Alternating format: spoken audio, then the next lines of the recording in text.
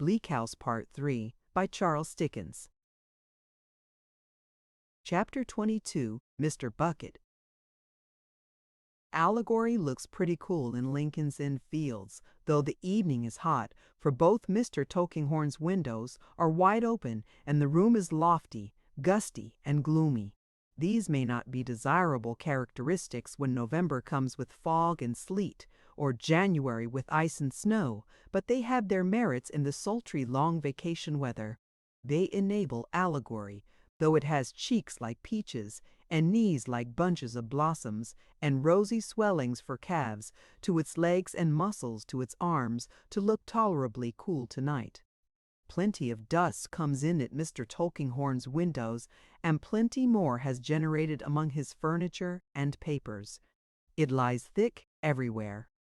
When a breeze from the country that has lost its way takes fright and makes a blind hurry to rush out again, it flings as much dust in the eyes of allegory as the law or Mr. Tulkinghorn, one of its trustiest representatives, may scatter, on occasion, in the eyes of the laity.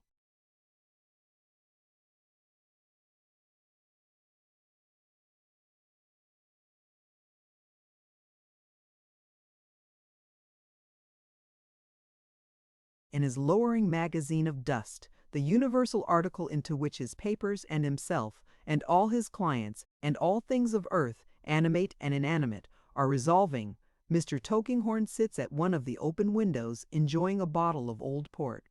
Though hard-grained man, close, dry, and silent, he can enjoy old wine with the best. He has a priceless bin of port in some artful cellar under the fields, which is one of his many secrets.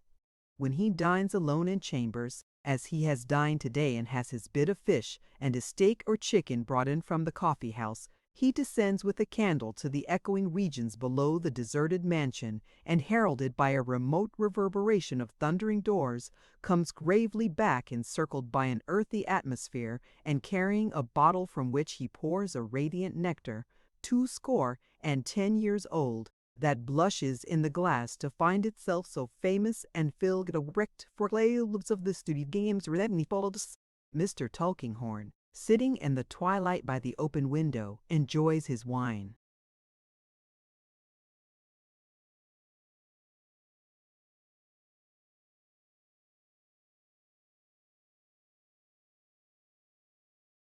As if it whispered to him of its 50 years of silence and seclusion, it shuts him up the closer. More impenetrable than ever, he sits and drinks, and mellows as it were as it one, impenetrable than other quife, than all, you see in town, and perhaps sparing a thought or two for himself, and his family history, and his money, and his wool, all a mystery to every one in Jelf, and his family history, and his money, and his wool, all a mystery to every one, and that one bachelor friend of his, a man of But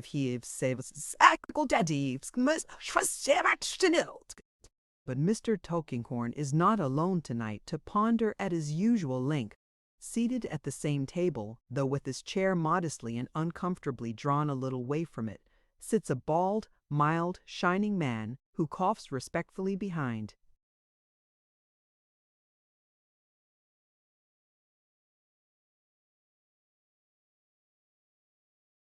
His hand when the lawyer bids him fill his glass.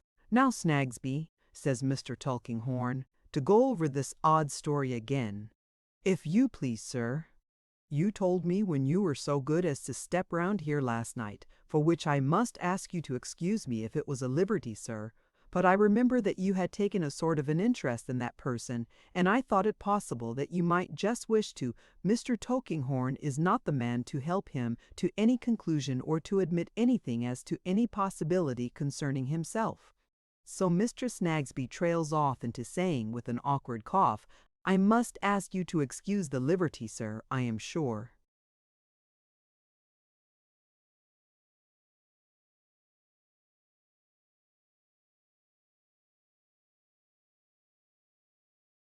"Not at all," says Mr. Tulkinghorn. "You told me, Snagsby, that you put on your hat and came round without mentioning your intention to your wife. That was prudent, I think, because it's not a matter of such importance that it requires to be mentioned." "Well, sir," returns Mr. Snagsby. You see, my little woman is not to put too fine a point upon it, inquisitive. She's inquisitive. Poor little thing. She's liable to spasms, and it's good for her to have her mind employed. In consequence of which she employs it, I should say, upon every individual thing she can lay hold of, whether it concerns her or not, especially not. My little woman has a very active mind, sir. Mr. Snagsby drinks and murmurs with an admiring cough behind his hand. Dear me, very fine wine indeed. Therefore you kept your visit to yourself last night, says Mr. Tulkinghorn.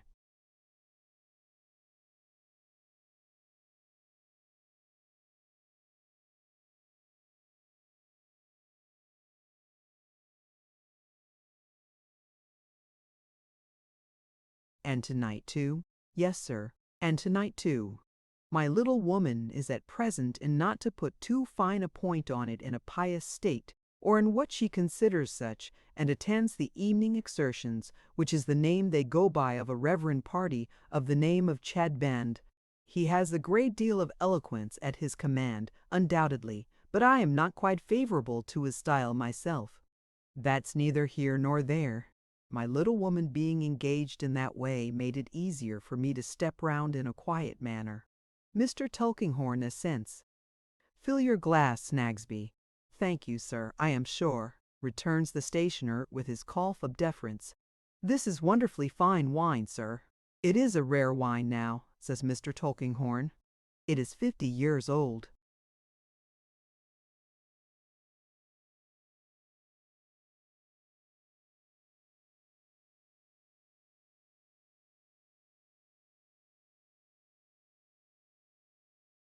Is it indeed, sir? But I am not surprised to hear it, I am sure. It might be any age almost. After rendering this general tribute to the port, Mr. Snagsby in his modesty coughs an apology behind his hand for drinking anything so precious. Will you run over once again what the boy said? Asked Mr. Tulkinghorn, putting his hands into the pockets of his rusty small clothes and leaning quietly back in his chair. With pleasure, sir. Then with fidelity, though with some prolixity, the law stationer repeats Jill's statement made to the assembled guests at his house. On coming to the end of his narrative, he gives a great start and breaks off with, Dear me, sir, I wasn't aware there was any other gentleman present. Mr. Snagsby is dismayed to see, standing with an attentive face between himself and the lawyer at a little distance from the table, a person with a hat and stick in his hand, who was not there when he himself came in and has not since entered by the door or by either of the windows. There is a press in the room, but its hinges have not creaked, nor has a step been audible upon the floor. Yet this third person stands there with his attentive face, and his hat and stick in his hands, and his hands behind him, a composed and quiet listener. He is a stoutly built, steady-looking, sharp-eyed man in black, of about the middle age. Except that he looks at Mr. Snagsby as if he were going to take his portrait, there is nothing remarkable about him at first sight, but his ghostly manner of appearing. Don't mind this gentleman, says Mr. Tulkinghorn in his quiet way. This is only Mr. Bucket. Oh, indeed, sir, returns the stationer, expressing by a cough that he is quite in the dark as to who Mr. Bucket may be.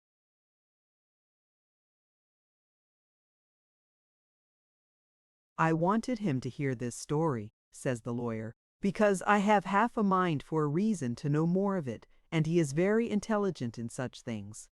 What do you say to this, Bucket? It's very plain, sir. Since our people have moved this boy on, and he's not to be found on his old lay, if Mr. Snagsby don't object to go down with me to Tom all alones and point him out, we can have him here in less than a couple of hours' time. I can do it without Mr. Snagsby, of course, but this is the shortest way. Mr. Bucket is a detective officer, Snagsby, says the lawyer in explanation. Is he indeed, sir? Says Mr. Snagsby with a strong tendency in his clump of hair to stand on end. And if you have no real objection to accompany Mr. Bucket to the place in question, pursues the lawyer, I shall feel obliged to you if you will do so.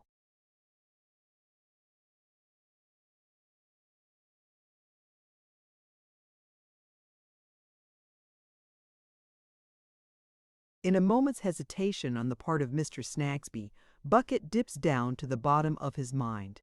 "Don't you be afraid of hurting the boy," he says. "You won't do that. It's all right as far as the boy's concerned. We shall only bring him here to ask him a question or so I want to put to him, and he'll be paid for his trouble and sent away again. It'll be a good job for him. I promise you, as a man, that you shall see the boy sent away all right. Don't you be afraid of hurting him. You ain't going to do that." "Very well, Mr. Tulkinghorn," cries Mr. Snagsby cheerfully, and reassured, since that's the case, yes. "And looky here, Mr. Snagsby," resumes Bucket, taking him aside by the arm, tapping him familiarly on the breast, and speaking in a confidential tone. "You're a man of the world, you know, and a man of business, and a man of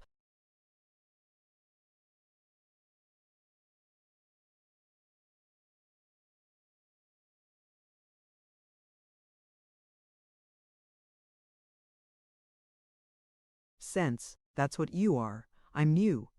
"I am sure I am much obliged to you for your good opinion," returns the stationer with his cough of modesty, "but that's what you are, you know," says Bucket. "Now, it is necessary to say to a man like you, engaged in your business, which is a business of trust, and requires a person to be wide awake and have his senses about him and his head screwed on tight. I had an uncle in your business. Once it is necessary to say to a man like you that it's the best and wisest way to keep little matters like this quiet. Don't you see? Quiet."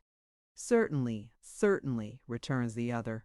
"I don't mind telling you," says Bucket with an engaging appearance of frankness, "that as far as I can understand it, there seems to be a doubt whether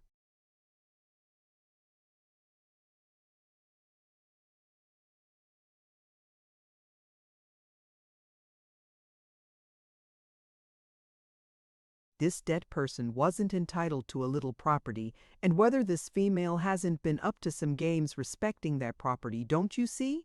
"Oh," says Mr. Snagsby, but not appearing to see quite distinctly. "Now, what you want," pursues Bucket, again tapping Mr. Snagsby on the breast in a comfortable and soothing manner, "is that every person should have their rights according to justice. That's what you want." "To be sure," returns Mr. Snagsby with a nod. "On account of which, and at the same time to oblige do you call it, in your business, customer or client?" "I forget how my uncle used to call it. Why, I generally say customer myself," replies Mr. Snagsby. "You're right," returns Mr. Bucket, shaking hands with him quite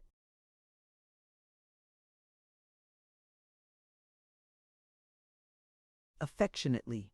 "On account of which, and at the same time to oblige a real good customer.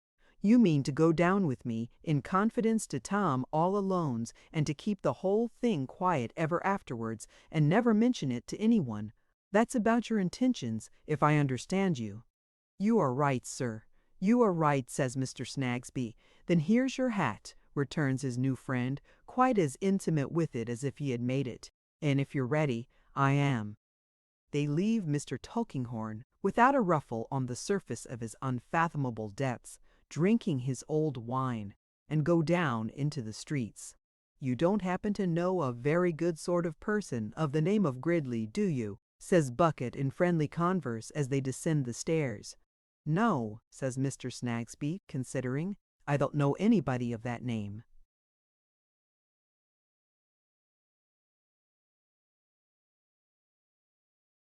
"Why?"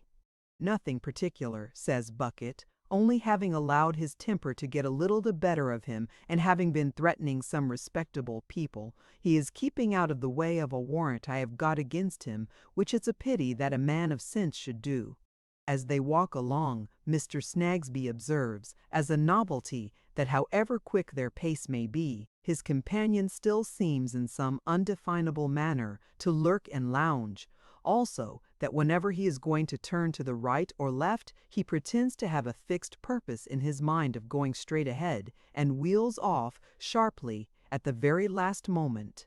Now and then, when they pass a police constable on his beat, Mr. Snagsby notices that both the constable and his guide fall into a deep abstraction as they come towards each other, and appear entirely to overlook each other, and to gaze into space. In a few instances, Mr. Bucket,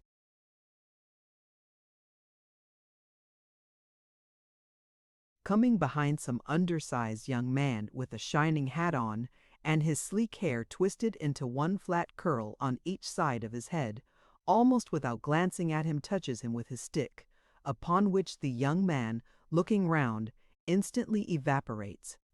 For the most part, Mr. Bucket notices things in general with a face as unchanging as the great mourning ring on his little finger or the brooch, composed of not much diamond and a good deal of setting, which he wears in his shirt.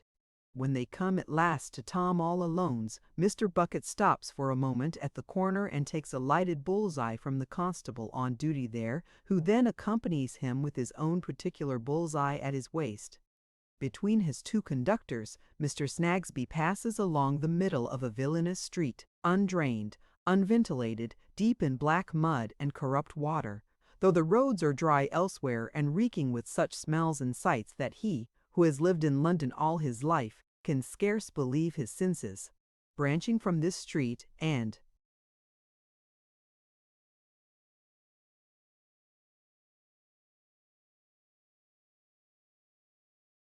its heaps of ruins are other streets and courts, so infamous that Mr. Snagsby sickens in body and mind, and feels as if he were going every moment deeper down into the infernal gulf. "Draw off a bit here, Mr. Snagsby," says Bucket as a kind of shabby palanquin is borne towards them, surrounded by a noisy crowd. "Here's the fever coming up the street." As the unseen wretch goes by, the crowd, leaving that object of attraction, hovers round the three visitors like a dream of horrible faces, and fades away up alleys and into ruins and behind walls, and with occasional cries and shrill whistles of warning, thenceforth flits about them until they leave the place. "Are those the fever houses, Darby?" Mr. Bucket coolly asks, as he turns his bull's eye on a line of stinking ruins.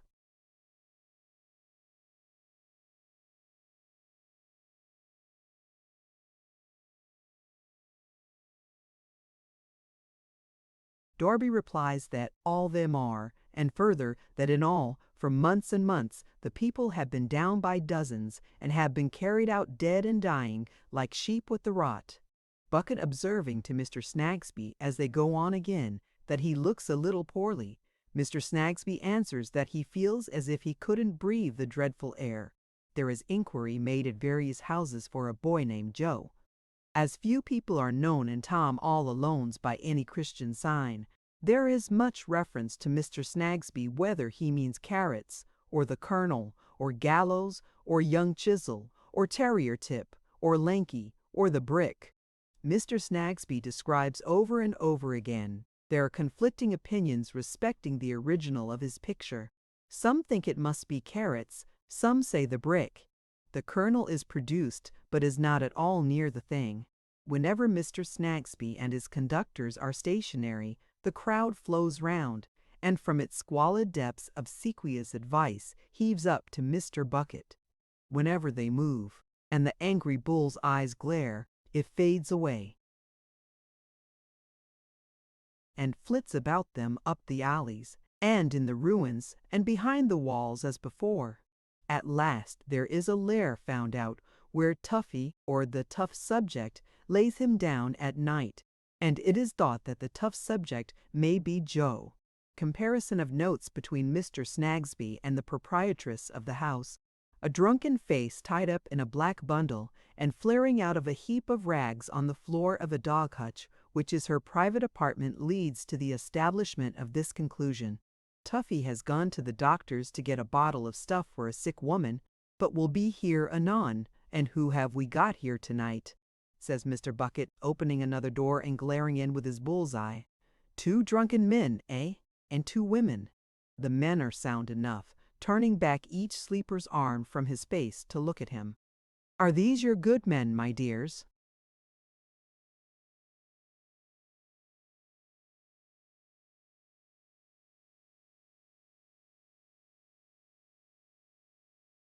"Yes, sir," returns one of the women. "They are our husbands." "Brickmakers, eh?" "Yes, sir."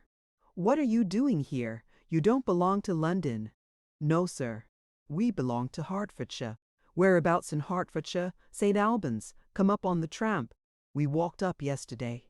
"There's no work down with us at present, though we have done no good by coming here, and shall do none, I expect."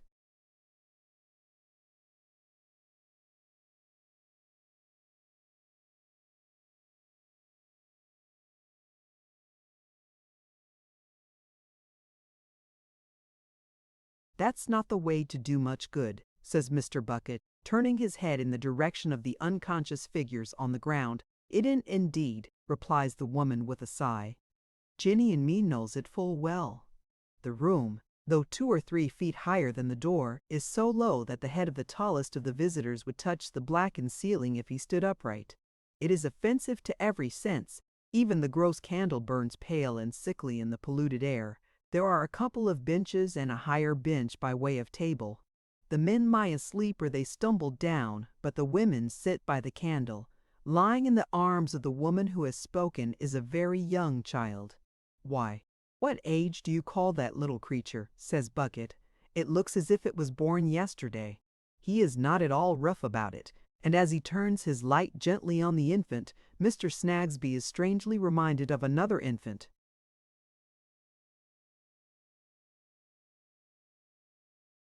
Encircled with light that he has seen in pictures.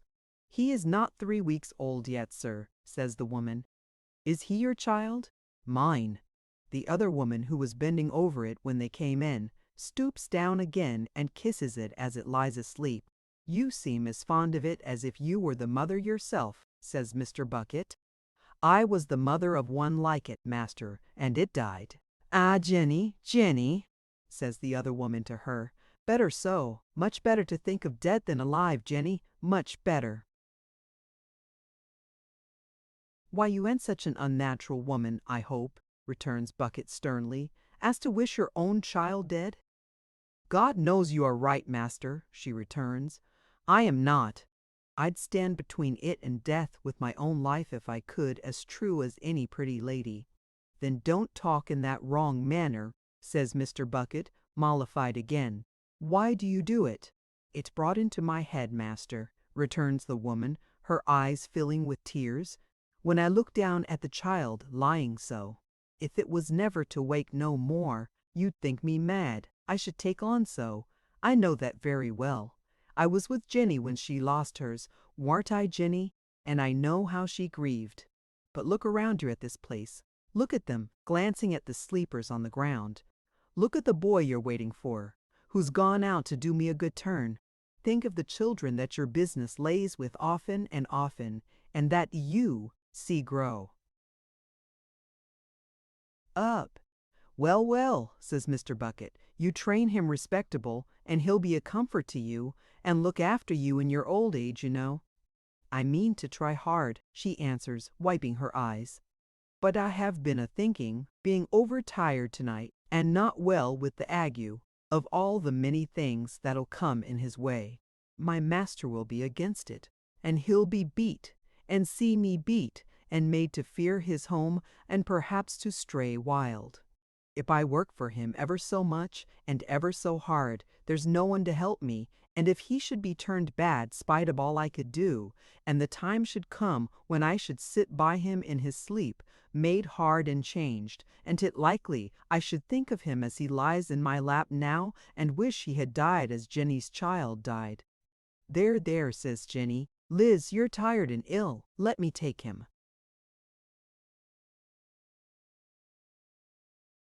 In doing so, she displaces the mother's dress, but quickly readjusts it over the wounded and bruised bosom where the baby has been lying. "It's my dead child," says Jenny, walking up and down as she nurses, "that makes me love this child so dear, and it's my dead child that makes her love it so dear too, as even to think of its being taken away from her now, while she thinks that, I think what fortune would I give to have my darling back. But we mean the same thing, if we knew how to say it, us two mothers does in our poor hearts." As Mr. Snagsby blows his nose and coughs his cough of sympathy, a step is heard without. Mr. Bucket throws his light into the doorway and says to Mr. Snagsby, "Now, what do you say to Tuffy? Will he ye do?" "That's Joe," says Mr. Snagsby. Joe stands amazed in the disk of light, like a ragged figure in a magic lantern, trembling to think that he has offended against the law in not having moved on far enough. Mr. Snagsby, however, giving him the consolatory assurance, "It's only a job you will be paid for, Joe," he recovers, and on being taken outside by Mr. Bucket for a little private confabulation, tells his tale satisfactorily, though out of breath. "I have squared it with the lad," says Mr. Bucket, returning, "and it's all right. Now, Mr. Snagsby, we're ready for you." First, Joe has to complete his errand of good nature by handing over the physic he has been to get, which he delivers with the laconic verbal direction that it's to be all took there tickly. Secondly, Mr. Snagsby has to lay upon the table half a crown, his usual panacea for an immense variety of afflictions. Thirdly, Mr. Bucket has to take Joe by the arm a little above the elbow and walk him on to fore. Him, without which observance neither the tough subject nor any other subject could be professionally conducted to Lincoln's Inn Fields. These arrangements completed, they give the women good night and come out once more into Black and Foul Tom all alones. By the noisome ways through which they descended into that pit, they gradually emerge from it, the crowd flitting and whistling and skulking about them, until they come to the verge where restoration of the bull's eyes is made to Derby. Here the crowd, like a concourse of imprisoned demons, turns back yelling and is seen no more. Through the clearer and fresher streets, never so clear and fresh to Mr. Snagsby's mind as now, they walk and ride until they come to Mr. Tulkinghorn's gate. As they ascend the dim stairs, Mr. Tulkinghorn's chambers being on the first floor, Mr. Bucket mentions that he has the key of the outer door in his pocket, and that there is no need to ring. For a man so expert in most things of that kind, Bucket takes time to open the door and make some noise too. It may be that he sounds a note of preparation. Howbeit, they come at last into the hall, where a lamp is burning, and so into Mr. Tulkinghorn's usual room, the room where he drank his old wine tonight. He is not there, but his 2 old-fashioned candlesticks are, and the room is tolerably light. Mr. Bucket, still having his professional hold of Joe and appearing to Mr. Snagsby to possess an unlimited number of eyes, makes a little way into this room when Joe starts and stops. "What's the matter?" says Bucket in a whisper. "There she is!" cries Joe.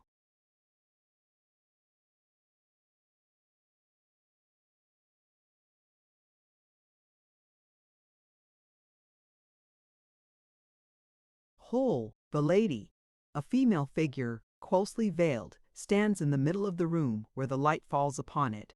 It is quite still and silent. The front of the figure is towards them, but it takes no notice of their entrance and remains like a statue. "Now tell me," says Bucket aloud, "how you know that to be the lady." "I know the wail," replies Joe, staring, "and the bonnet, and the gown." "Be quite sure of what you say, Tuff," returns Bucket, narrowly observant of him. "Look again." "I am a-looking as hard as ever I can look," says Joe with starting eyes, "and that there's the wail, the bonnet, and the gown."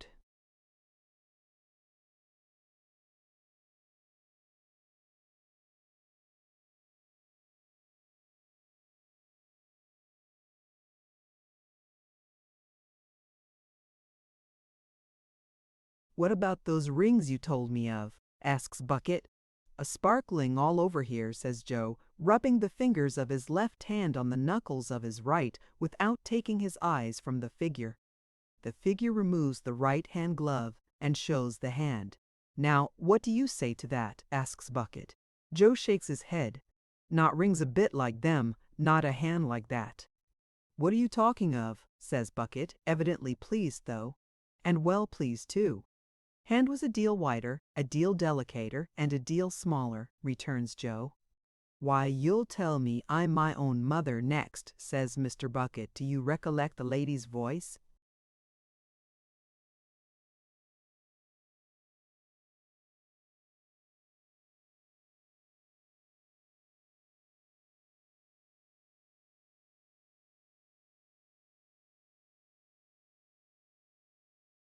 "I think I does," says Joe.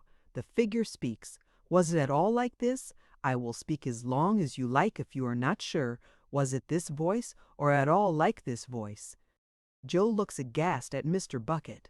"Not a bit." "Then what?" retorts that worthy, pointing to the figure. "Did you say it was the lady for?" "Cos," says Joe with a perplexed stare, but without being at all shaken in his certainty. "'Cause that there's the wail, the bonnet, and the gownd. It is her, and it in heart. It inherit her hand, nor yet her rings, nor yet her voice, but that there's the wail, the bonnet, and the gownd, and they're wore the same way which she wore 'em, and it's her height which she wore, and you jus, and she give me a sovereign and hooked it." "Well," says Mr. Bucket slightly, "we haven't got much good out of you, but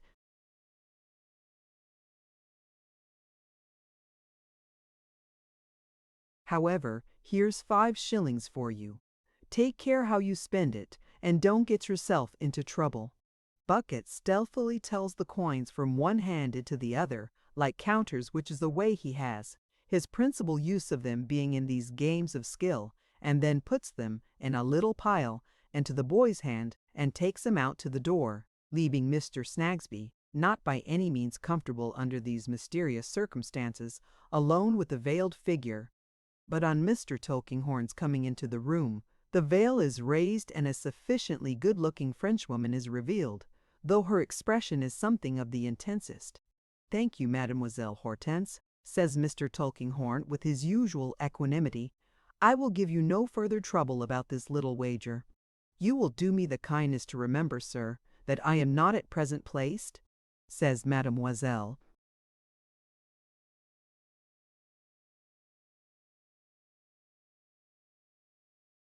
"Certainly, certainly, and to confer upon me the favor of your distinguished recommendation?" "By all means, Mademoiselle Hortense." A word from Mr. Tulkinghorn is so powerful. "It shall not be wanting, Mademoiselle. Receive the assurance of my devoted gratitude, dear sir. Good night." Mademoiselle goes out with an air of native gentility, and Mr. Bucket, to whom it is, on an emergency, as natural to be groom of the ceremonies as it is to be anything else, shows her downstairs, not without gallantry.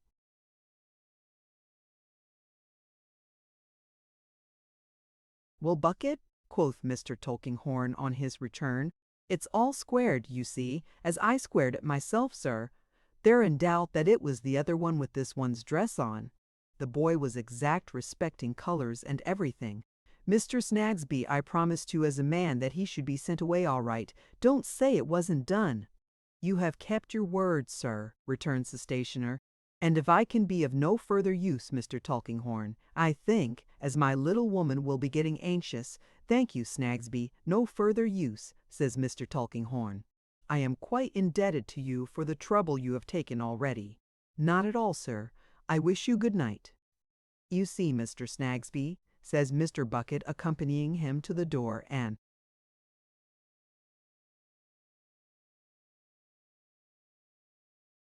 shaking hands with him over and over again, "what I like in you is that you're a man.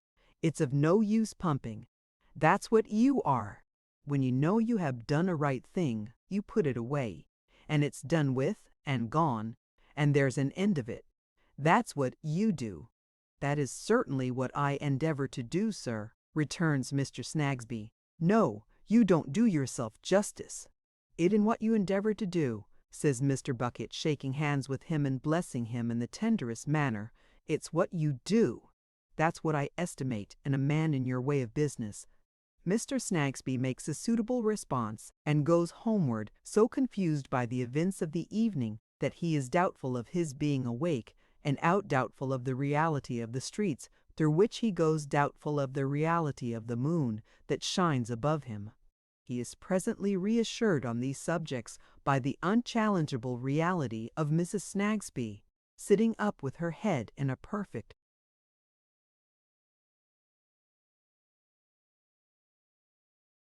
beehive of curl papers and nightcap, who has dispatched Guster to the police station with official intelligence of her husband's being made away with, and who, within the last 2 hours, has passed through every stage of swooning with the greatest decorum. But as the little woman feelingly says, many thanks she gets for it.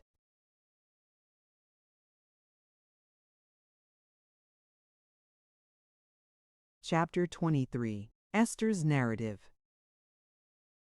We came home from Mr. Boythorn's after 6 pleasant weeks. We were often in the park and in the woods, and seldom passed the lodge where we had taken shelter without looking in to speak to the keeper's wife.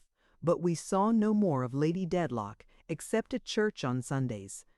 There was company at Chesney Wold, and although several beautiful faces surrounded her, her face retained the same influence on me as at first. I do not quite know even now whether it was painful or pleasurable, whether it drew me towards her or made me shrink from her. I think I admired her with a kind of fear, and I know that in her presence my thoughts always wandered back, as they had done at first, to that old time of my life. I had a fancy, on more than one of these Sundays, that what this lady so curiously was to me, I was to her. I mean, that I disturbed her thoughts as she influenced mine, though in some different way.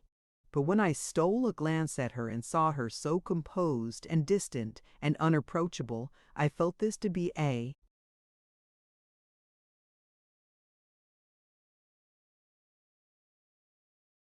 foolish weakness. Indeed, I felt the whole state of my mind in reference to her to be weak and unreasonable, and I remonstrated with myself about it as much as I could. One incident that occurred before we quitted Mr. Boythorn's house I had better mention in this place. I was walking in the garden with Ada when I was told that someone wished to see me. Going into the breakfast room where this person was waiting, I found it to be the French maid who had cast off her shoes and walked through the wet grass on the day when it thundered and lightened. "Mademoiselle," she began, looking fixedly at me with her two eager eyes, though otherwise presenting an agreeable appearance, and speaking neither with boldness nor servility, "I have taken a great liberty in coming here, but you know how to excuse it, being so amiable, mademoiselle."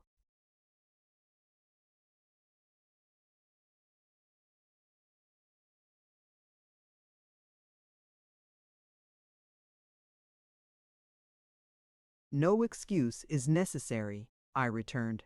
"If you wish to speak to me, that is my desire, mademoiselle. 1,000 thanks for the permission. I have your leave to speak, is it not?" she said in a quick, natural way. "Certainly," said I. "Mademoiselle, you are so amiable. Listen then, if you please. I have left my lady. We could not agree.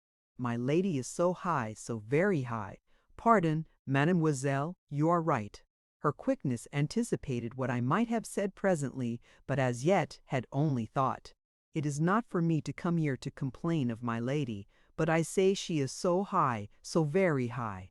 I will not say a word more. All the world knows that." "Go on, if you please," said I. "Assuredly, mademoiselle, I am thankful for your politeness. Mademoiselle, I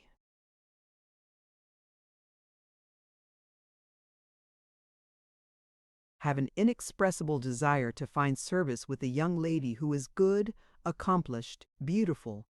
You are good, accomplished, and beautiful as an angel. Ah, could I have the honor of being your domestic? I am sorry I began."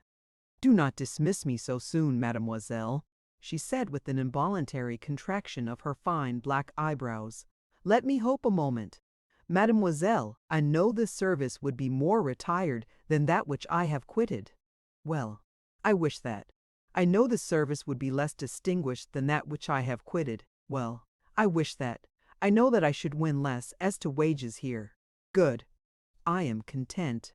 I assure you," said I, quite embarrassed by the mere idea of having such an attendant, "that I keep no maid." "Ah, mademoiselle, but why not?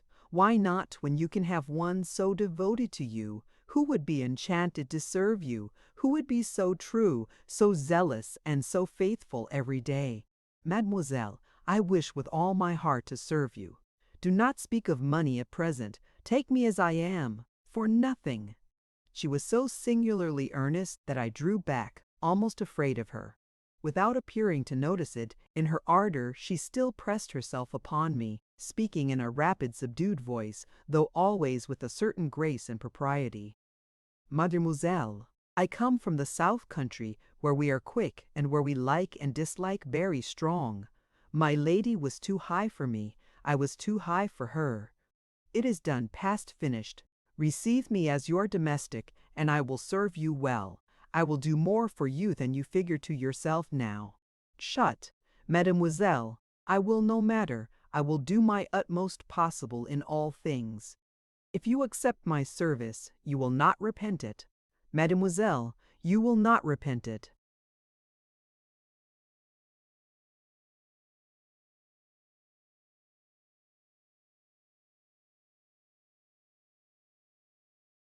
And I will serve you well. You don't know how well. There was a lowering energy in her face as she stood looking at me while I explained the impossibility of my engaging her, without thinking it necessary to say how very little I desired to do so, which seemed to bring visibly before me some woman from the streets of Paris in the reign of terror.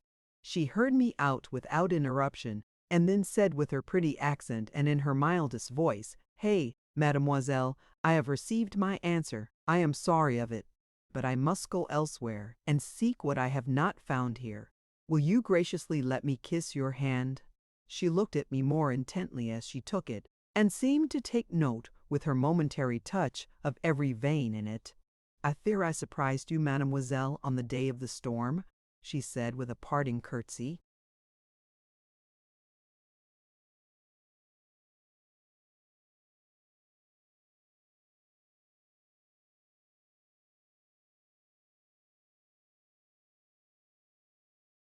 I confessed that she had surprised us all. "I took an oath, mademoiselle," she said, smiling, "and I wanted to stamp it on my mind so that I might keep it faithfully, and I will. Adieu, mademoiselle." So ended our conference, which I was very glad to bring to a close. I suppose she went away from the village, for I saw her no more, and nothing else occurred to disturb our tranquil summer pleasures until 6 weeks were out, and we returned home, as I began just now by saying. At that time, and for a good many weeks after that time, Richard was constant in his visits. Besides coming every Saturday or Sunday and remaining with us until Monday morning, he sometimes rode out on horseback unexpectedly and passed the evening with us and rode back again early next day. He was as vivacious as ever and told us he was very industrious, but I was not easy in my mind about him. It appeared to me that his industry was all misdirected. I could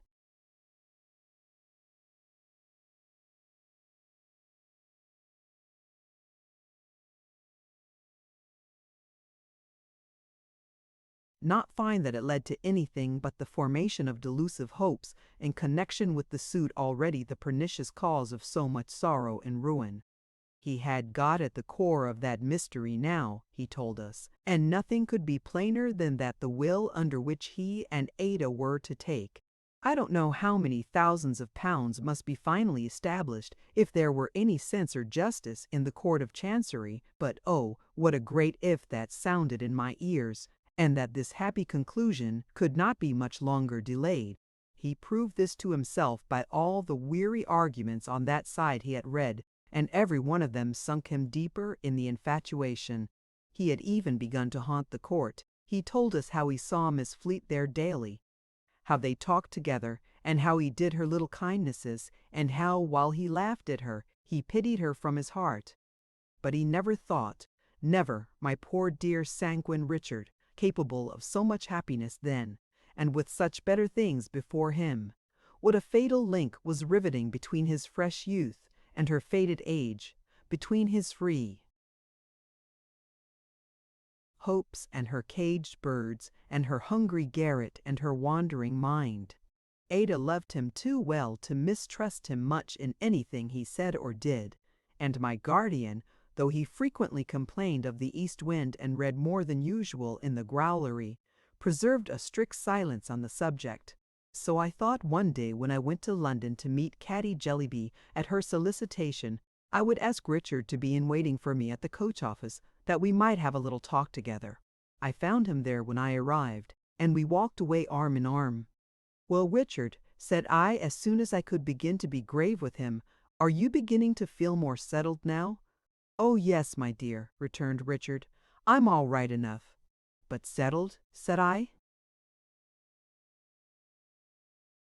"How do you mean, settled?" returned Richard with his gay laugh. "Settled in the law," said I. "Oh, aye," replied Richard. "I'm all right enough." "You said that before, my dear Richard, and you don't think it's an answer, eh? Well, perhaps it's not. Settled? You mean, do I feel as if I were settling down? Yes? Why, no, I can't say I'm settling down," said Richard, strongly emphasizing down, as if that expressed the difficulty, because one can't settle down while this business remains in such an unsettled state. When I say this business, of course I mean the forbidden subject.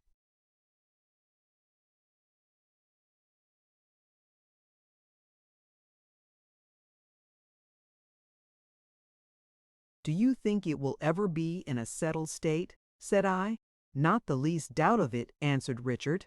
We walked a little way without speaking, and presently Richard addressed me in his frankest and most feeling manner, thus: "My dear Esther, I understand you, and I wish to heaven I were a more constant sort of fellow. I don't mean constant to Ada, for I love her dearly better and better every day, but constant to myself. Somehow, I mean something that I can't very well express, but you'll make it out. If I were a more constant sort of fellow, I should have held on either to Badger or to Kinge and Carboy like grim death, and should have begun to be steady and systematic by this time, and shouldn't be in debt, and— Are you in debt, Richard?" "Yes," said Richard, "I am a little so, my dear.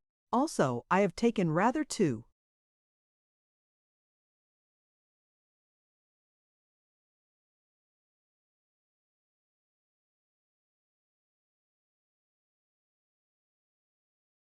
much to billiards and that sort of thing. Now the murder's out. You despise me, Esther, don't you?" "You know I don't," said I. "You are kinder to me than I often am to myself," he returned. "My dear Esther, I am a very unfortunate dog, not to be more settled, but how can I be more settled? If you lived in an unfinished house, you couldn't settle down in it. If you were condemned to leave everything you undertook unfinished, you would find it hard to apply yourself to anything. And yet that's my unhappy case. I was born into this unfinished contention with all its chances and changes, and it began to unsettle me before I quite knew the difference between a suit at law and a suit of clothes, and it has gone on unsettling me ever since, and here I am now, conscious sometimes that I am but a worthless fellow to love my confiding cousin Ada." We were in a solitary place, and he put his hands before his eyes and sobbed as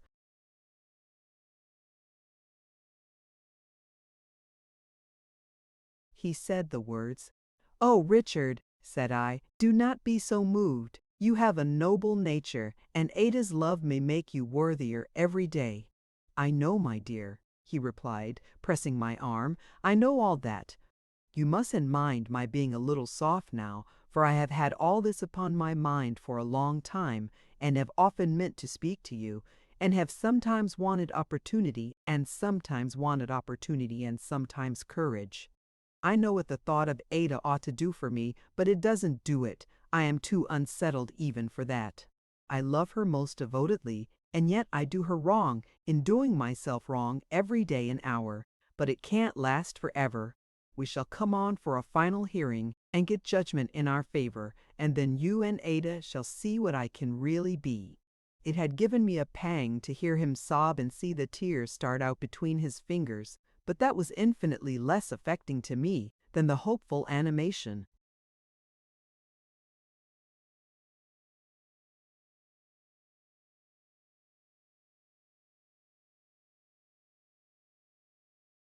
with which he said these words. "I have looked well into the papers, Esther. I have been deep in them for months," he continued, recovering his cheerfulness in a moment, "and you may rely upon it that we shall come out triumphant. As to years of delay, there has been no one of them, heaven knows, and there is the greater probability of our bringing the matter to a speedy close. In fact, it's on the paper now. It will be all right at last, and then you shall see." Recalling how he had just now placed Messrs. Kinge and Carboy in the same category with Mr. Badger, I asked him when he intended to be articled in Lincoln's Inn. There again. "I think not at all, Esther," he returned with an effort. "I fancy I have had enough of it. Having worked at Jarndyce and Jarndyce like a galley slave, I have slaked my thirst for the law and satisfied myself that I shouldn't like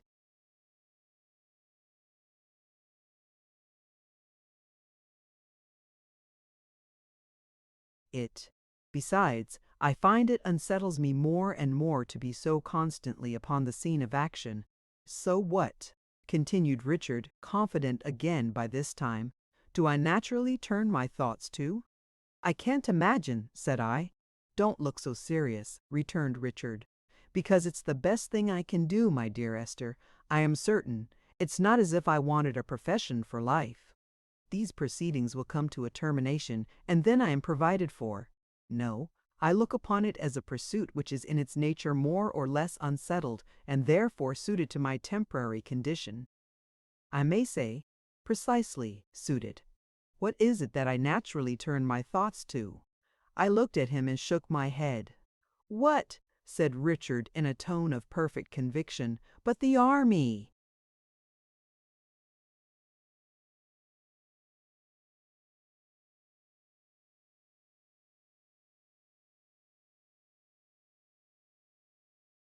"The army?" said I. "The army, of course. What I have to do is to get a commission, and there I am, you know," said Richard.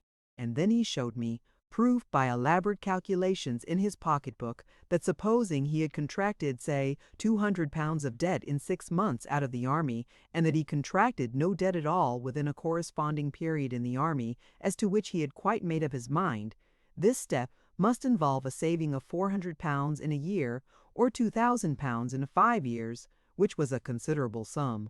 And then he spoke so ingenuously and sincerely of the sacrifice he made in withdrawing himself for a time from Ada, and of the earnestness with which he aspired, as in thought he always did, I know full well, to repay her love, and to ensure her happiness, and to conquer what was amiss in himself, and to acquire the very soul of decision, that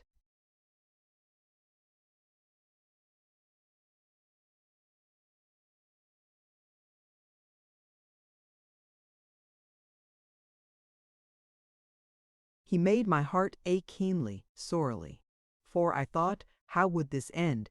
How could this end, when so soon and so surely all his manly qualities were touched by the fatal blight that ruined everything it rested on? I spoke to Richard with all the earnestness I felt, and all the hope I could not quite feel then, and implored him for Ada's sake not to put any trust in Chancery. To all I said, Richard readily assented, riding over the court and everything else in his easy way, and drawing the brightest pictures of the character he was to settle into. Alas, when the grievous suit should lose its hold upon him! We had a long talk, but it always came back to that in substance. At last we came to Soho Square, where Caddy Jellyby had appointed to wait for me as a quiet place in the neighbourhood of Newman Street. Caddy was in the garden in the centre and hurried out as soon as I appeared. After a few cheerful words, Richard left us together.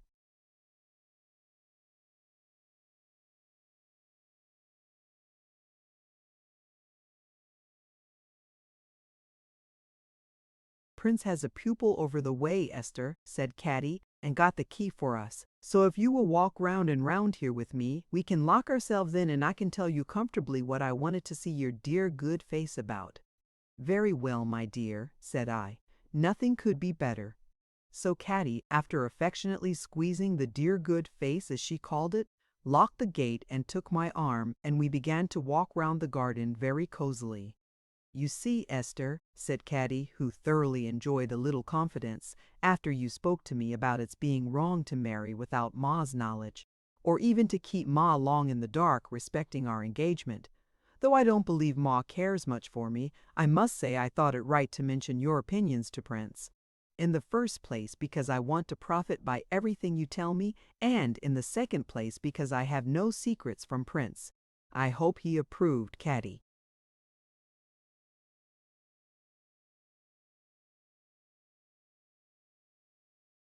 Oh, my dear, I assure you he would approve of anything you could say. You have no idea what an opinion he has of you. Indeed, Esther, it's enough to make anybody but me jealous, said Caddy, laughing and shaking her head. But it only makes me joyful, for you are the first friend I ever had, and the best friend I ever had, and the best friend I ever can have, and nobody can respect and love you too much to please me. Upon my word, Caddy, said I, you are in the general conspiracy to keep me in a good humor. Well, my dear, well, I'm going to tell you, replied Caddy, crossing her hands confidentially upon my arm. So we talked a good deal about it, and so I said to Prince, as Miss Summerson,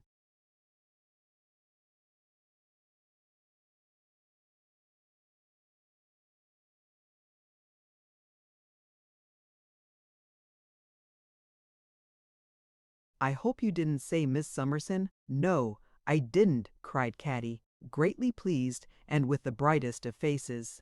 I said, Esther, I said to Prince, as Esther is decidedly of that opinion, Prince, and has expressed it to me, and always hints it when she writes those kind notes, which you are so fond of hearing me read to you. I am prepared to disclose the truth to Ma whenever you think proper. And I think, Prince, said I, that Esther thinks that I should be in a better and truer and more honorable position altogether if you did the same to your papa. Yes, my dear, said I. Esther certainly does think so. So I was right, you see, exclaimed Caddy. Well, this troubled Prince a good deal, not because he had the least doubt about it, but because he is so considerate of the feelings of old Mr. Turveydrop, and he had his apprehensions that old Mr. Turveydrop might break his heart, or faint away, or be very much overcome in some affecting manner or other if he made such an announcement. He feared old Mr. Turveydrop might consider it undutiful, and might receive too great a shock. For old Mr. Turveydrop's deportment is very beautiful, you know, Esther, said Caddy, and his feelings are extremely sensitive. Are they, my dear? Oh, extremely sensitive. Prince says so. Now, this has caused my darling child. I didn't mean to use the expression to you, Esther. Caddy apologized, her face suffused with blushes. But I generally call Prince my darling child. I laughed, and Caddy laughed and blushed, and went on. This has caused him, Esther. Caused whom, my dear?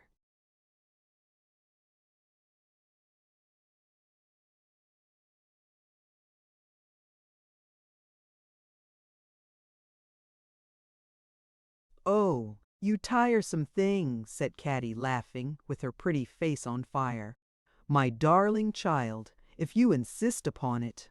This has caused him weeks of uneasiness, and has made him delay, from day to day, in a very anxious manner. At last he said to me, Caddy, if Miss Summerson, who was a great favorite with my father, could be prevailed upon to be present when I broke the subject, I think I could do it. So I promised I would ask you. And I made up my mind. Besides, said Caddy, looking at me hopefully but timidly, that if you consented, I would ask you afterwards to come with me to Ma. This is what I meant when I said in my note that I had a great favor and a great assistance to beg of you. And if you thought you could grant it, Esther, we should both be very grateful. Let me see, Caddy, said I, pretending to consider. Really, I think I could do a greater thing than that if the need were pressing.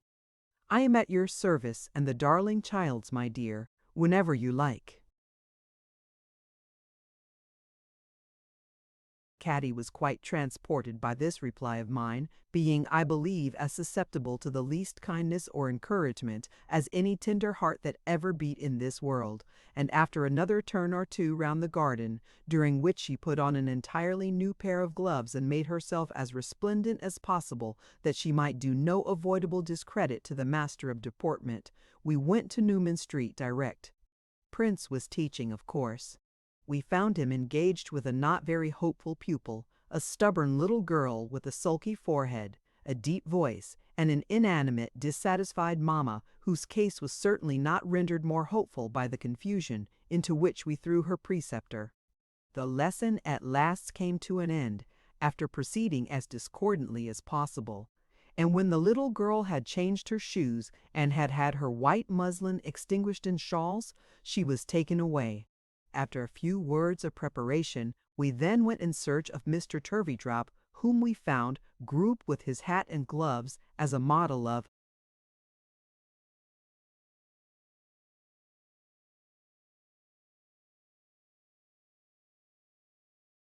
deportment on the sofa in his private apartment, the only comfortable room in the house. He appeared to have dressed at his leisure in the intervals of a light collation, and his dressing case, brushes, and so forth, all of quite an elegant kind, lay about. Father, Miss Summerson, Miss Jellyby. Charmed, enchanted, said Mr. Turveydrop, rising with his high-shouldered bow. Permit me, handing chairs, be seated, kissing the tips of his left fingers. Overjoyed, shutting his eyes and rolling. My little retreat is made a paradise. Recomposing himself on the sofa, like the second gentleman in Europe. Again you find us, Miss Summerson, said he, using our little arts to polish. Polish! Again the sex stimulates us and rewards us by the condescension of its lovely presence. It is much in these times, and we have made an awfully degenerating business of it since the days of His Royal Highness the Prince.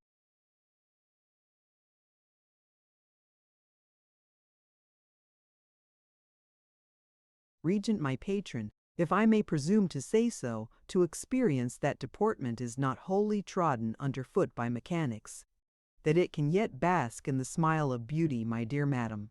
I said nothing, which I thought a suitable reply, and he took a pinch of snuff. My dear son, said Mr. Turveydrop, you have 4 scones this afternoon. I would recommend a hasty sandwich. Thank you, father, returned Prince. I will be sure to be punctual. My dear father, may I beg you to prepare your mind for what I am going to say? Good heaven! Exclaimed the model, pale and aghast as Prince and Caddy, hand in hand, bent down before him. What is this? Is this lunacy? Or what is this? Father, returned Prince with great submission, I love this young lady, and we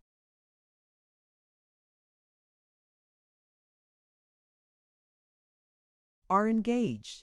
Engaged, cried Mr. Turveydrop, reclining on the sofa, and shutting out the sight with his hand. An arrow launched at my brain by my own child! We have been engaged for some time, father, faltered Prince, and Miss Summerson, hearing of it, advised that we should declare the fact to you, and was so very kind as to attend on the present occasion. Miss Jellyby is a young lady who deeply respects you, father. Mr. Turveydrop uttered a groan. No, pray don't, father, urged his son. Miss Jellyby is a young lady who deeply respects you, and our first desire is to consider your comfort, Mr. Turveydrop sobbed.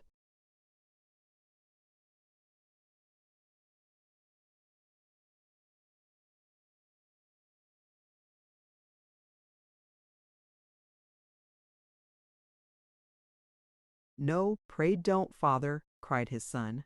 Boy, said Mr. Turveydrop, it is well that your sainted mother is spared this pang. Strike deep and spare not. Strike home, sir, strike home. Pray don't say so, father, implored Prince in tears. It goes to my heart. I do assure you, father, that our first wish and intention is to consider your comfort. Caroline and I do not forget our duty.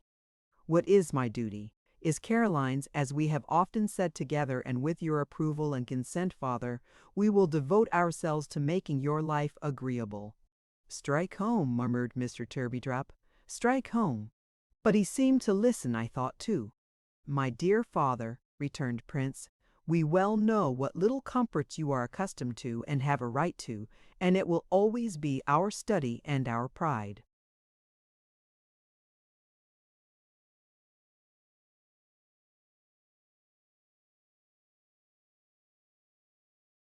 To provide those before anything. If you will bless us with your approval and consent, father, we shall not think of being married until it is quite agreeable to you. And when we are married, we shall always make you, of course, our first consideration. You must ever be the head and master here, father. And we feel how truly unnatural it would be in us if we failed to know it or if we fail to exert ourselves in every possible way to please you." Mr. Turveydrop underwent a severe internal struggle, and came upright on the sofa again with his cheeks puffing over his stiff cravat. A perfect model of parental deportment. "My son," said Mr. Turveydrop, "my children, I cannot resist your prayer. Be happy." His benignity as he raised his future daughter-in-law and stretched out his hand to his son, who kissed it with affectionate respect and gratitude, was the most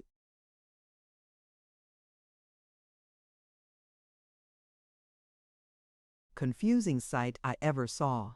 "My children," said Mr. Turveydrop, paternally encircling Caddy with his left arm as she sat beside him and putting his right hand gracefully on his hip. "My son and daughter, your happiness shall be my care. I will watch over you. You shall always live with me," meaning, of course, I will always live with you. "This house is henceforth as much yours as mine. Consider it your home. May you long live to share it with me." The power of his deportment was such that they really were as much overcome with thankfulness as if, instead of quartering himself upon them for the rest of his life, he were making some munificent sacrifice in their favor. "For myself, my children," said Mr. Turveydrop, "I am falling into the sere and yellow leaf, and it is impossible to say how long the last feeble traces of gentlemanly deportment may linger in this weaving and spinning age. But so long I will do my duty to society and will show myself, as usual, about town. My wants are few and simple. My little apartment here, my few essentials for the toilet, my frugal morning meal, and my little dinner will suffice. I charge your dutiful affection with the supply of these requirements, and I charge myself with all the rest." They were overpowered afresh by his uncommon generosity. "My son," said Mr. Turveydrop, "for those little points in which you are deficient, points of deportment, which are born with a man, which may be improved by cultivation, but can never be originated, you may still rely on me. I have been faithful to my post since the days of His Royal Highness the Prince Regent, and I will not desert it now. No, my son, if you have ever contemplated your father's poor position with a feeling of pride, you may rest assured that he will do nothing to tarnish it. For yourself, Prince, whose character is different,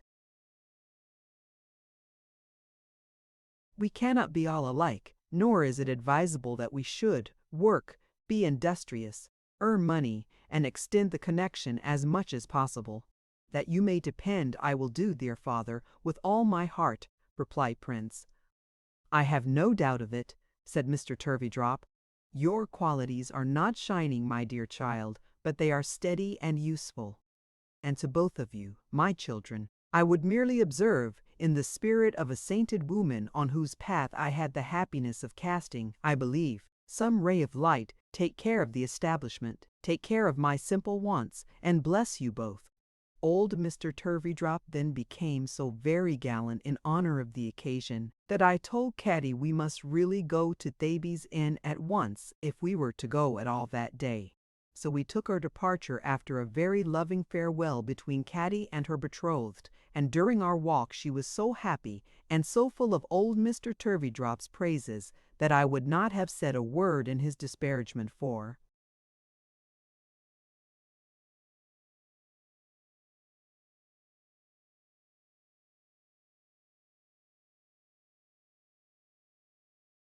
any consideration. The house in Thavy's Inn had bills in the windows announcing that it was to let, and it looked dirtier and gloomier and ghastlier than ever. The name of poor Mr. Jellyby had appeared in the list of bankrupts but a day or two before, and he was shut up in the dining room with two gentlemen and a heap of blue bags, account books, and papers, making the most desperate endeavors to understand his affairs.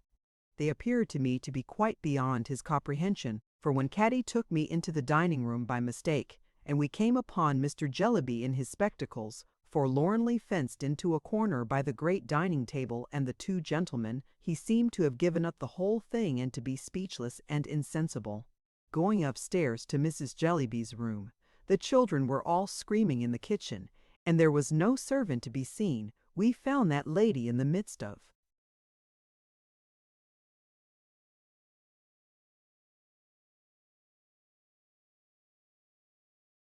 a voluminous correspondence, opening, reading, and sorting letters, with a great accumulation of torn covers on the floor. She was so preoccupied that at first she did not know me, though she sat looking at me with that curious, bright-eyed, far-off look of hers. "Ah, Miss Summerson," she said at last. "I was thinking of something so different. I hope you are well. I am happy to see you. Mr. Jarndyce and Miss Clare quite well." I hoped in return that Mr. Jellyby was quite well. "Why not quite, my dear?" said Mrs. Jellyby in the calmest manner. "He has been unfortunate in his affairs and is a little out of spirits. Happily for me, I am so much engaged that I have no time to think about it. We have, at the present moment, 170 families, Miss Summerson, averaging 5 persons in each, either gone or going to the left bank of the Niger."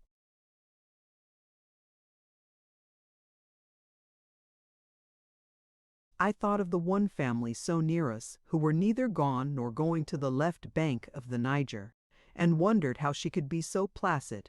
"You have brought Caddy back, I see," observed Mrs. Jellyby with a glance at her daughter. "It has become quite a novelty to see her here. She has almost deserted her old employment and in fact obliges me to employ a boy." "I am sure, ma," began Caddy. "Now you know, Caddy," her mother mildly interposed, "that I do employ a boy, who is now at his dinner. What is the use of your contradicting?" "I was not going to contradict, ma," returned Caddy. "I was only going to say that surely you wouldn't have me be a mere drudge all my life." "I believe, my dear," said Mrs. Jellyby, still opening her letters, casting her bright eyes smilingly over them, and sorting them as she spoke, "that you have a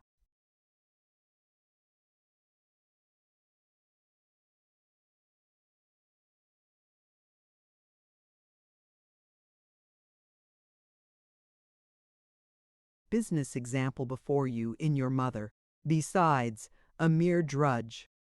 If you had any sympathy with the destinies of the human race, it would raise you high above any such idea. But you have none. I have often told you, Caddy, you have no such sympathy. Not if it's Africa, ma. I have not. Of course you have not. Now, if I were not happily so much engaged, Miss Summerson," said Mrs. Jellyby, sweetly casting her eyes for a moment on me, and considering where to put the particular letter she had just opened, "this would distress and disappoint me. But I have so much to think of in connection with Borrioboola, and it is so necessary I should concentrate myself that there is my remedy, you see."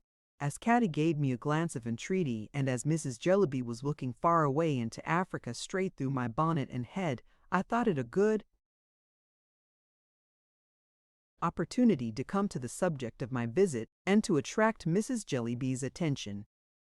"Perhaps," I began, "you will wonder what has brought me here to interrupt you." "I am always delighted to see Miss Summerson," said Mrs. Jellyby, pursuing her employment with a placid smile, "though I wish," and she shook her head, "she was more interested in the Borrioboolan project." "I have come with Caddy," said I, "because Caddy justly thinks she ought not to have a secret from her mother, and fancies I shall encourage and aid her, though I am sure I don't know how in imparting one." "Caddy," said Mrs. Jellyby, pausing for a moment in her occupation, and then serenely pursuing it after shaking her head, "you are going to tell me some."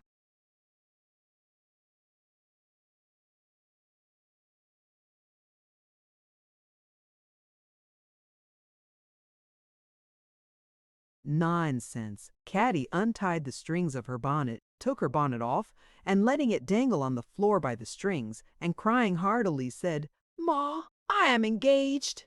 "Oh, you ridiculous child," observed Mrs. Jellyby with an abstracted air as she looked over the dispatch last opened. "What a goose you are!"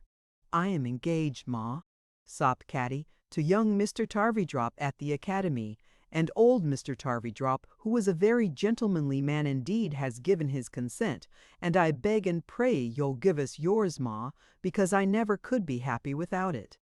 "I never, never could," sobbed Caddy, quite forgetful of her general complainings and of everything but her natural affection. "You see again, Miss Summerson," observed Mrs. Jellyby serenely, What a happiness it is to be so much occupied as I am, and to have this necessity for self.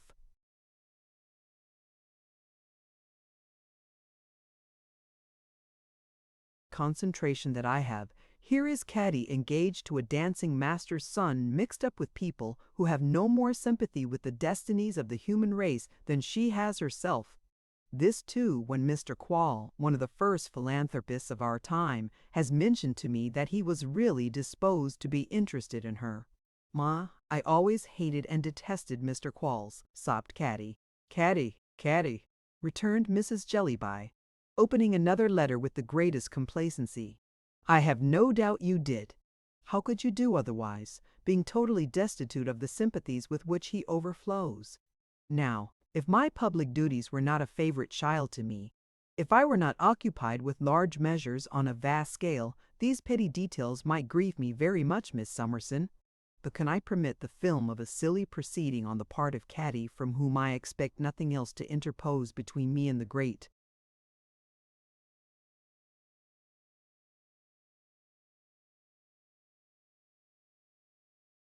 African continent? No, no, repeated Mrs. Jellyby in a calm, clear voice, and with an agreeable smile as she opened more letters and sorted them. No, indeed.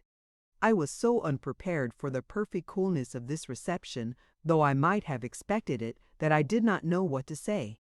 Caddy seemed equally at a loss. Mrs. Jellyby continued to open and sort letters, and to repeat occasionally in quite a charming tone of voice, and with a smile of perfect composure, "No, indeed."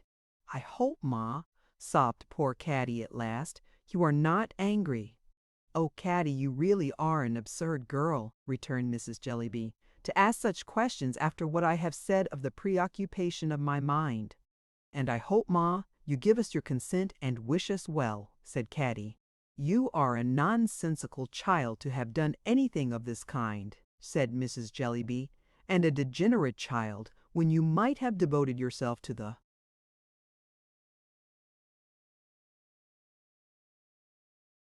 great public measure.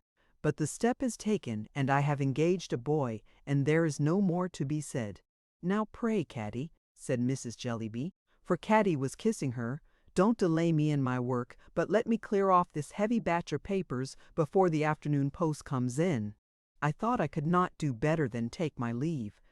I was detained for a moment by Caddy saying, "You will object to my bringing him to see you, Ma?" "Oh, dear me, Caddy," cried Mrs. Jellyby, who had relapsed into that distant contemplation. "Have you begun again? Bring home? Him, Ma? Him, Caddy? Caddy?" said Mrs. Jellyby, quite weary of such little matters. "Then you must bring him some evening which is not a parent society night, or a branch night, or a ramification night. You must accommodate the visit to the demands."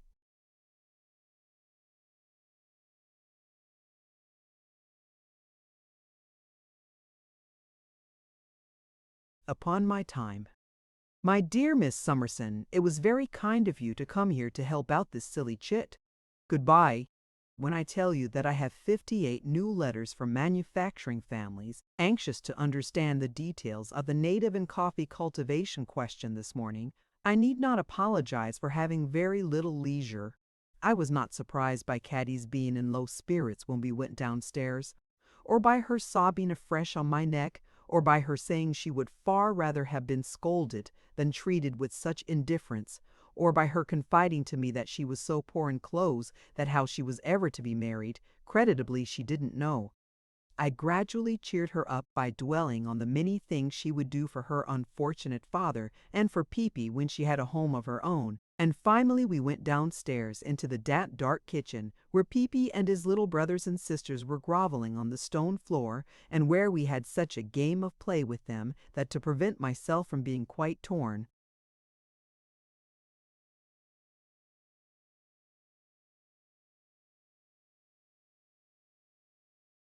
to pieces, I was obliged to fall back on my fairy tales. From time to time I heard loud voices in the parlor overhead, and occasionally a violent tumbling about of the furniture. The last effect, I am afraid, was caused by poor Mr. Jellyby's breaking away from the dining table and making rushes at the window with the intention of throwing himself into the area whenever he made any new attempt to understand his affairs. As I rode quietly home at night after the day's bustle, I thought a good deal of Caddy's engagement, and felt confirmed in my hopes, in spite of the elder Mr. Turveydrop, that she would be the happier and better for it. And if there seemed to be but a slender chance of her and her husband ever finding out what the model of deportment really was, why, that was all for the best too, and who would wish them to be wiser? I did not wish them to be any wiser, and indeed was half ashamed of not entirely believing in him myself.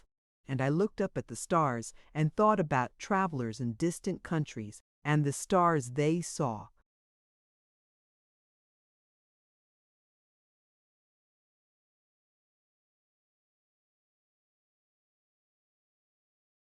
And hoped I might always be so blessed and happy as to be useful to someone in my small way. They were so glad to see me when I got home, as they always were, that I could have sat down and cried for joy, if that had not been a method of making myself disagreeable. Everybody in the house, from the lowest to the highest, showed me such a bright face of welcome, and spoke so cheerily, and was so happy to do anything for me, that I suppose there never was such a fortunate little creature in the world. We got into such a chatty state that night, through Ada and my guardian drawing me out to tell them all about Caddy, that I went on prosing for a length of time. At last I got up to my own room, quite red to think how I had been holding forth, and then I heard a soft tap at my door. So I said, "Come in." And there came in a pretty little girl, neatly dressed in mourning, who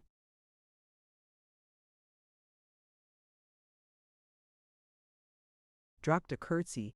"If you please, miss," said the little girl in a soft voice, "I am Charlie."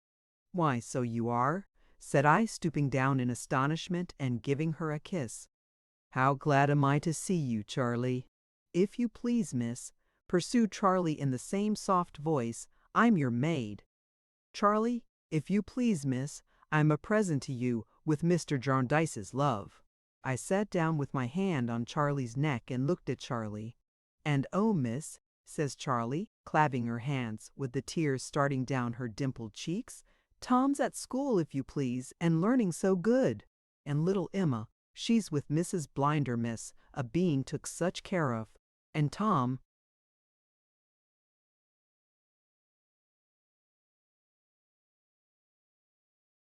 he would have been at school, and Emma, she would have been left with Mrs. Blinder and me. I should have been here all a deal sooner, miss. Only Mr. Jarndyce thought that Tom and Emma and me had better get a little used to parting first. We was so small." "Don't cry, if you please, miss. I can't help it, Charlie." "No, miss, nor I can't help it," says Charlie. "And if you please, miss, Mr. Jarndyce's love, and he thinks you'll like to teach me now and then. And if you please, Tom and Emma and me is to see each other once a month. And I'm so happy and so thankful, miss," cried Charlie with a heaving heart, "and I'll try to be such a good maid." "Oh, Charlie dear, never forget who did all this." "No, miss, I never will, nor Tom won't, nor yet Emma. It was all you, miss."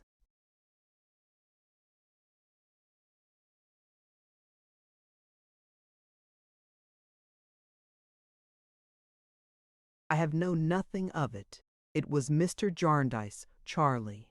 "Yes, miss, but it was all done for the love of you, and that you might be my mistress. If you please, miss, I am a little present with his love, and it was all done for the love of you. Me and Tom was to be sure to remember it." Charlie dried her eyes and entered on her functions, going in her matronly little way about and about the room, and folding up everything she could lay her hands upon. Presently Charlie came creeping back to my side and said, "Oh, don't cry, if you please, miss." And I said again, "I can't help it, Charlie." And Charlie said again, "No, miss, nor I can't help it." And so, after all, I did cry for joy indeed, and so did she. Chapter 24. An Appeal Case. As soon as Richard and I had held the conversation of which I have given an account, Richard communicated the state of his mind to Mr. Jarndyce. I doubt if my guardian were altogether taken by surprise when he received the representation, though it caused him much uneasiness and disappointment. He and Richard were often closeted together, late at night and early in the morning, and passed whole days in London, and had innumerable appointments with Mr. Kenge, and labored through a quantity of disagreeable business. While they were thus employed, my guardian, though he underwent considerable inconvenience from the state of the wind, and rubbed his head so constantly that not a single hair upon it ever rested in its right place, was as genial with Ada and me as at any other time, but maintained a steady reserve on these matters. And as our utmost endeavors could only elicit from Richard himself sweeping assurances that everything was going on capitally, and that it really was all right at last, our anxiety was not much relieved by him.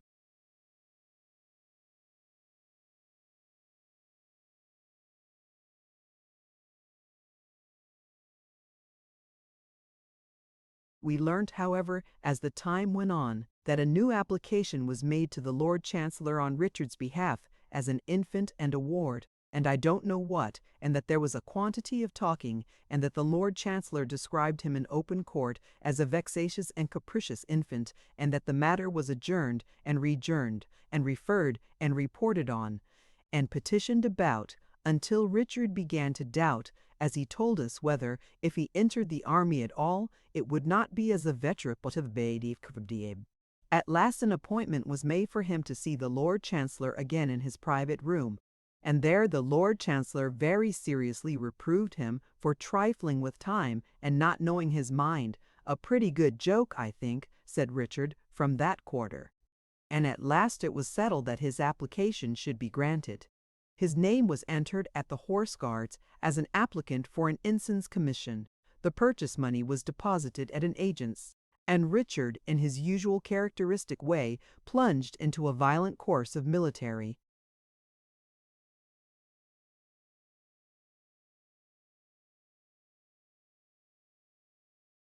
Study, and got up at 5 o'clock every morning to practice the broadsword exercise. Thus, vacation succeeded term, and term succeeded vacation.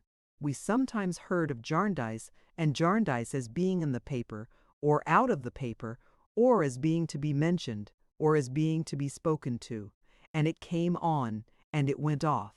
Richard, who was now in a professor's house in London, was able to be with us less frequently than before. My guardian still maintained the same reserve, and so time passed until the commission was obtained, and Richard received directions with it to join a regiment in Ireland. He arrived post-haste with the intelligence one evening, and had a long conference with my guardian. Upwards of an hour elapsed before my guardian put his head into the room where Ada and I were sitting, and said, "Come in, my dears." We went in and found Richard, whom we had last seen in high spirits,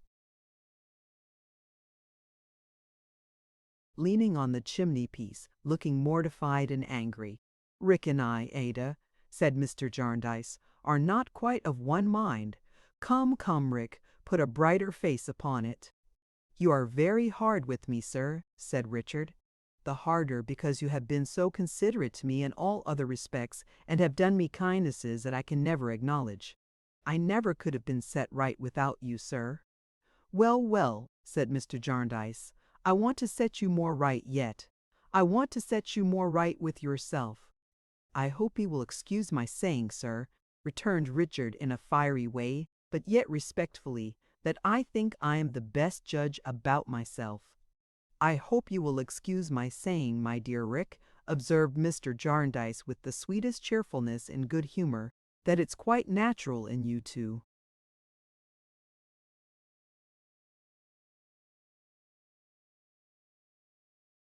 "Think so, but I don't think so. I must do my duty, Rick, or you could never care for me in cool blood, and I hope you will always care for me, cool and hot." Ada had turned so pale that he made her sit down in his reading chair and sat beside her. "It's nothing, my dear," he said. "It's nothing. Rick and I have only had a friendly difference, which we must state to you, for you are the theme. Now you are afraid of what's coming. I am not indeed, Cousin John, replied Ada with a smile, if it is to come from you. Thank you, my dear. Do you give me a minute's calm attention without looking at Rick? And little woman, do you likewise? My dear girl, putting his hand on hers as it lay on the side of the easy chair, you recollect the talk we had.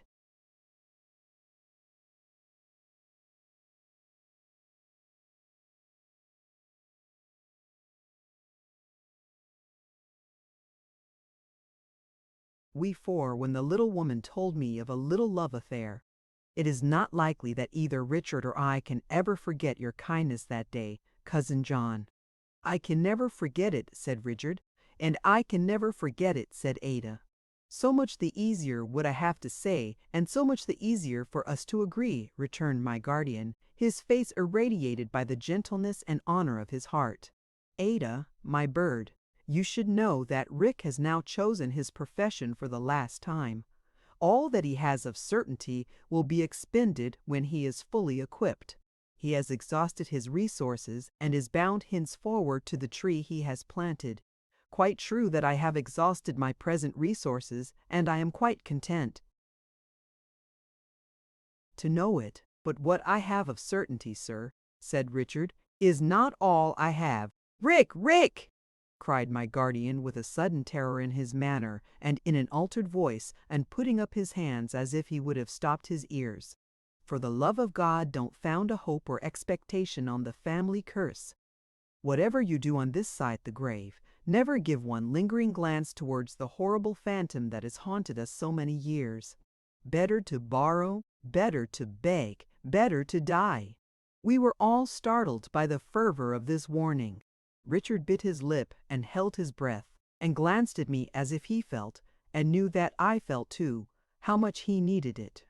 Ada, my dear, said Mr. Jarndyce, recovering his cheerfulness, these are strong words of advice. But I live in Bleak House, and have seen a sight here. Enough of that. All Richard had to start him in the race of life is ventured. I recommend to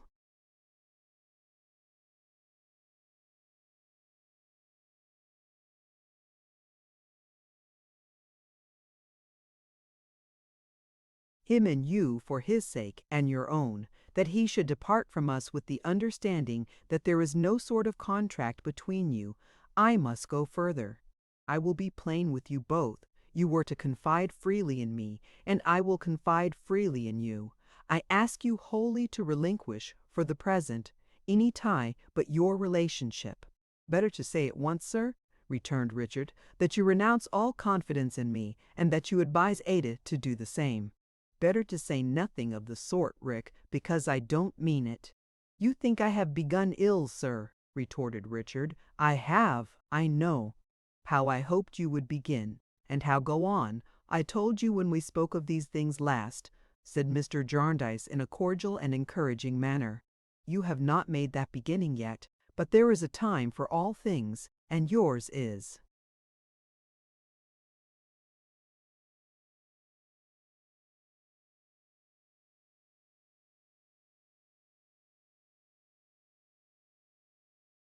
Not gone by. Rather, it is just now fully come. Make a clear beginning altogether. You two very young, my dears, are cousins. As yet, you are nothing more. What more may come must come of being worked out, Rick, and no sooner. You are very hard with me, sir, said Richard. Harder than I could have supposed you would be. My dear boy, said Mr. Jarndyce, I am harder with myself when I do anything that gives you pain. You have your remedy in your own hands. Ada, it is better for him that he should be free, and that there should be no youthful engagement between you. Rick, it is better for her, much better. You owe it to her. Come, each of you will do what is best for the other, if not what is best for yourselves. Why is it best, sir? Returned Richard hastily. It was not when we opened our hearts to you. You did not say so then.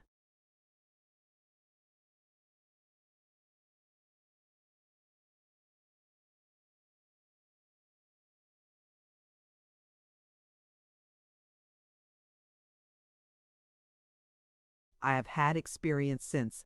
I don't blame you, Rick, but I have had experience since. You mean of me, sir? Well, yes, of both of you, said Mr. Jarndyce kindly. The time is not come for your standing pledge to one another. It is not right, and I must not recognize it. Come, come, my young cousins, begin afresh. Bygones shall be bygones, and a new page turned for you to write your lives in. Richard gave an anxious glance at Ada, but said nothing. I have avoided saying one word to either of you or to Esther, said Mr. Jarndyce, until now, in order that we might be open as the day, and all on equal terms. I now affectionately advise, I now most earnestly entreat, you two to part as you came here. Leave all else to time, truth, and steadfastness. If you do,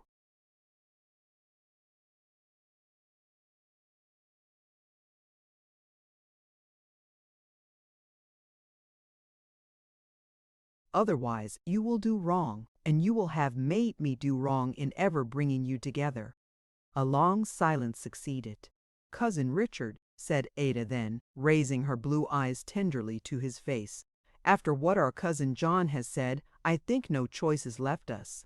Your mind may be quite at ease about me, for you will leave me here under his care and will be sure that I can have nothing to wish for, quite sure if I guide myself by his advice. I don't doubt, Cousin Richard, said Ada, a little confused, that you are very fond of me, and I don't think you will fall in love with anybody else, but I should like you to consider well about it too, as I should like you to be in all things very happy. You may trust in me, Cousin Richard. I am not at all changeable, but I am not unreasonable, and should never blame you. Even cousins may be sorry to part, and in truth I am very, very sorry, Richard, though.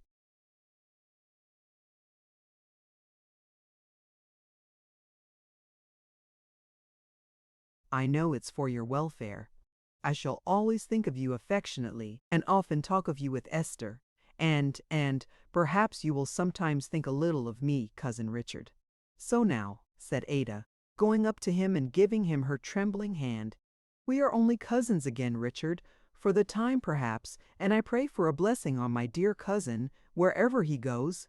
It was strange to me that Richard should not be able to forgive my guardian for entertaining the very same opinion of him which he himself had expressed of himself in much stronger terms to me. But it was certainly the case. I observed with great regret that from this hour he never was as free and open with Mr. Jarndyce as he had been before. He had every reason given him to be so, but he was not, and solely on his side, an estrangement began to arise between them. In the business of preparation and equipment, he soon lost himself, and even his grief at parting from Ada, who remained in Hertfordshire while he, Mr. Dent,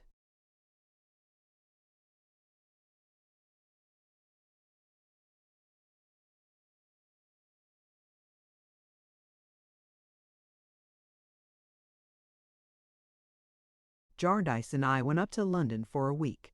He remembered her by fits and starts, even with bursts of tears, and at such times would confide to me the heaviest self-reproaches.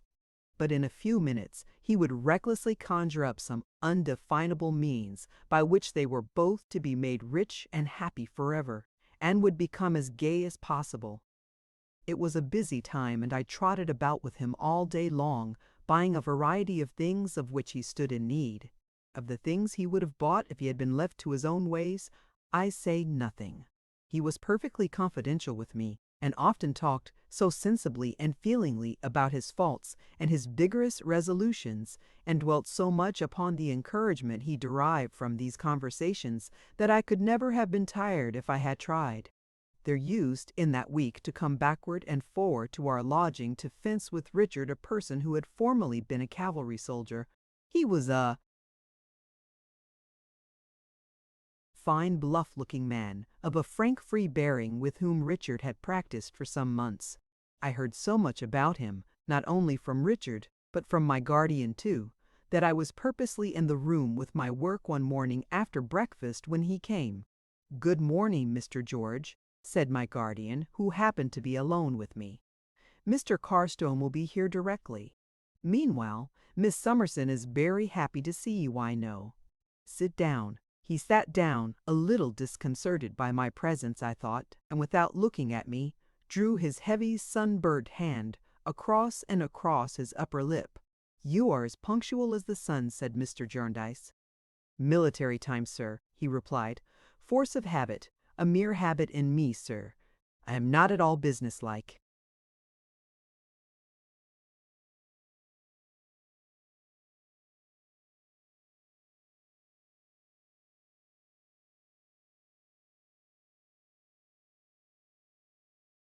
"Yet you have a large establishment, too, I am told," said Mr. Jarndyce.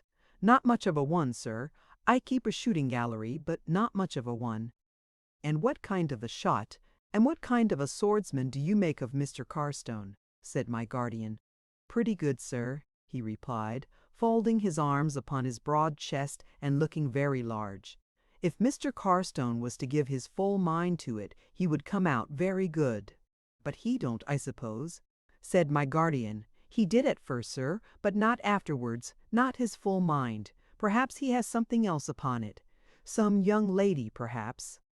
His bright dark eyes glanced at me for the first time.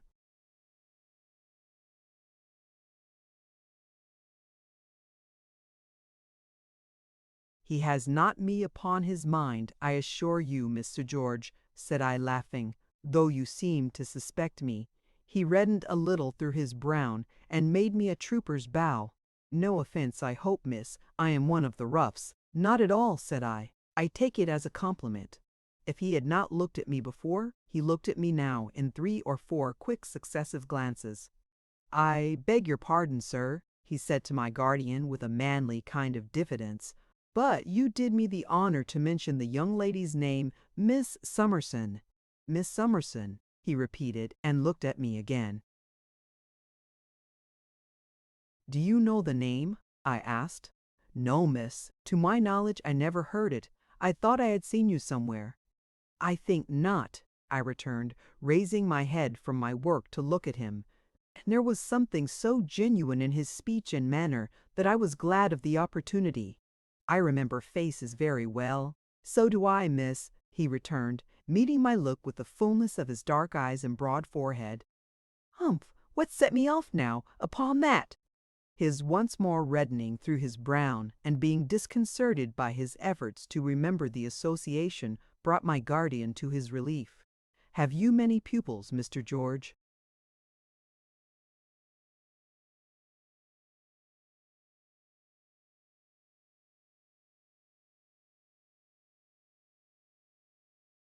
"They vary in their number, sir. Mostly they're but a small lot to live by." "And what classes of chance people come to practice at your gallery?" "All sorts, sir. Natives and foreigners, from gentlemen to 'prentices. I have had French women come before now, and show themselves dabs at pistol shooting. Mad people out of number, of course, but they go everywhere where the doors stand open." "People don't come with grudges and schemes of finishing their practice with live targets, I hope?" said my guardian, smiling. "Not much of that, sir, though that has happened. Mostly they come for skill or idleness. 6 of one and half a dozen of the other." "I beg your pardon," said Mr. George, sitting stiffly upright and squaring an elbow on each knee. "But I believe you're a chancery suitor, if I have heard correct."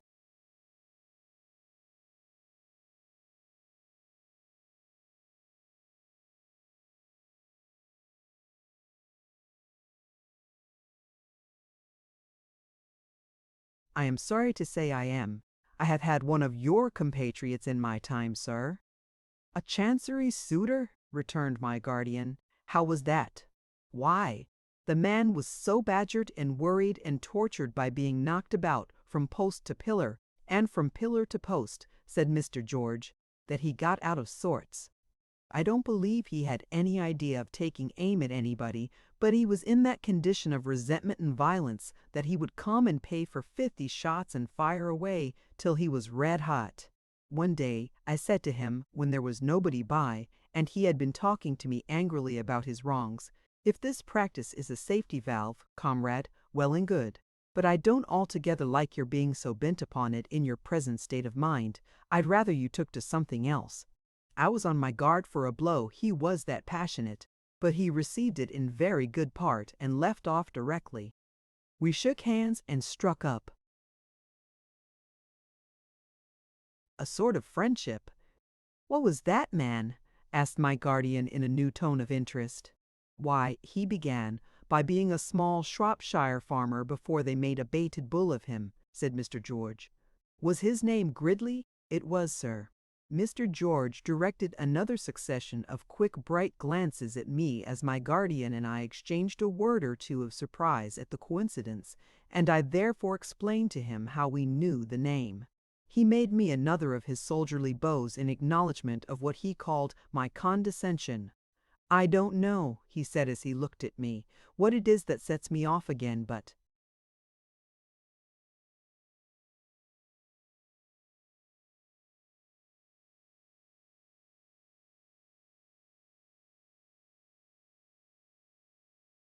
posh, what's my head running against?"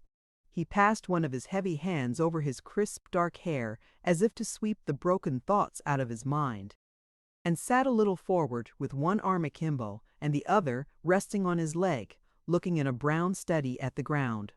"I am sorry to learn that the same state of mind has got this Gridley into new troubles and that he is in hiding," said my guardian.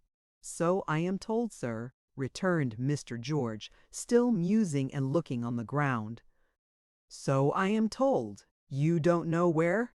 "No, sir," returned the trooper, lifting up his eyes and coming out of his reverie. "I can't say anything about him. He will be worn out soon, I expect. You may file a strong man's heart away for a good many years, but it will tell all of a sudden at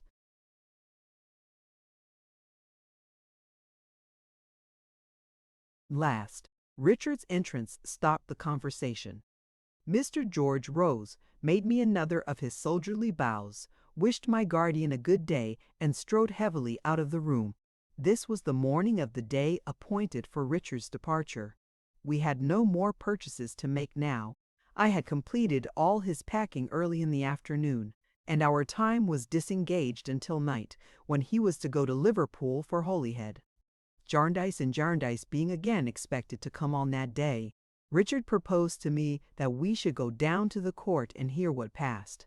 As it was his last day and he was eager to go and I had never been there, I gave my consent and we walked down to Westminster where the court was then sitting. We beguiled the way with arrangements concerning the letters that Richard was to write to me and the letters that I was to write to him, and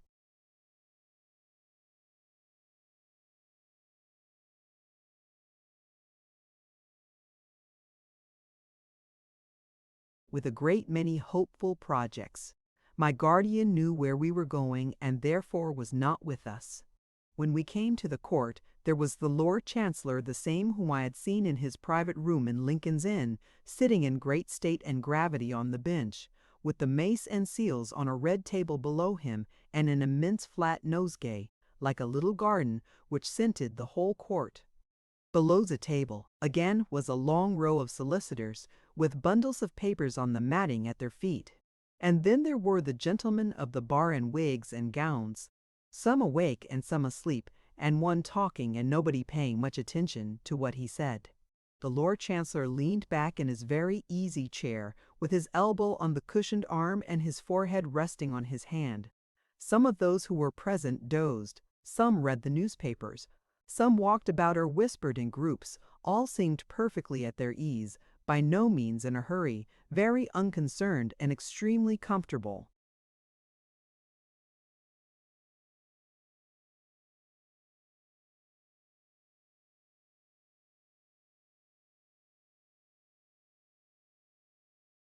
To said it's emptied of who would have aided this purple which is at rage barrier it.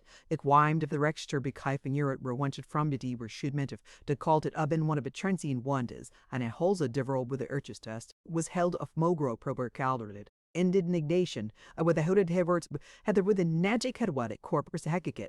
I sat where Richard put me and tried to listen and looked about me. But there seemed to be no reality in the whole scene except poor little Miss Fleet, the madwoman,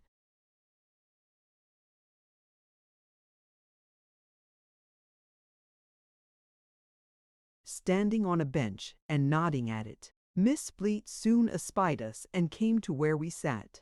She gave me a gracious welcome to her domain and indicated, with much gratification and pride, its principal attractions. Mr. Kenge also came to speak to us and did the honors of the place in much the same way, with the bland modesty of a proprietor. It was not a very good day for a visit, he said. He would have preferred the first day of term. But it was imposing.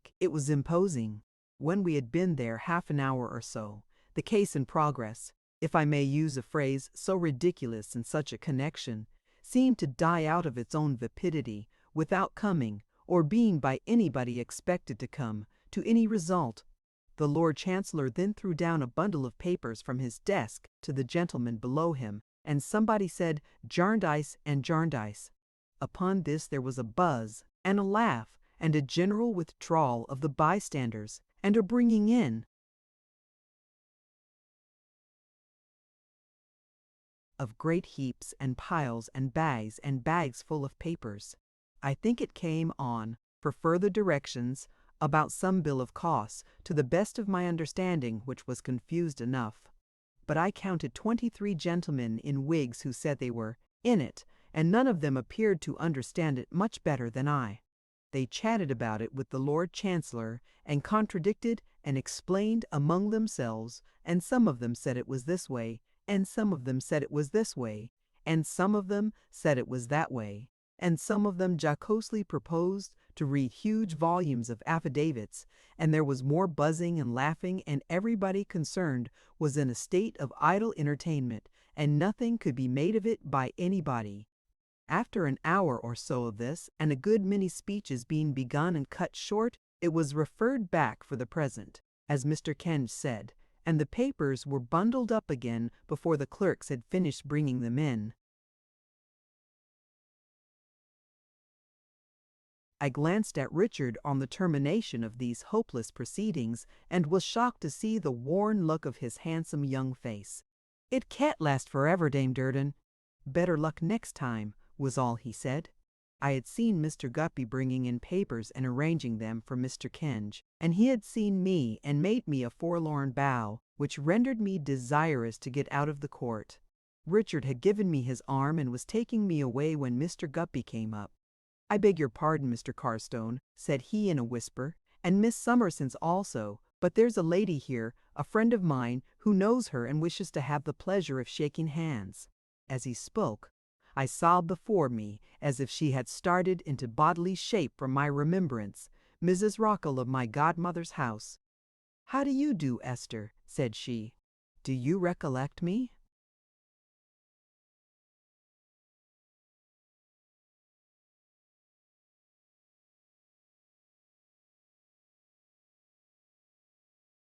I gave her my hand and told her yes, and that she was very little altered.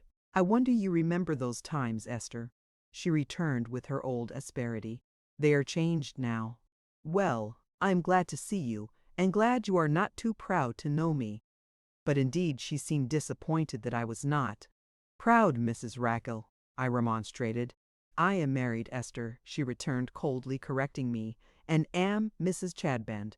"Well, I wish you good day, and I hope you'll do well." Mr. Guppy, who had been attentive to this short dialogue, heaved a sigh in my ear and elbowed his own and Mrs. Rackall's way through the confused little crowd of people coming in and going out, which we were in the midst of, and which the change in the business had brought together. Richard and I were making our way through it, and I was yet in the first chill of the late unexpected.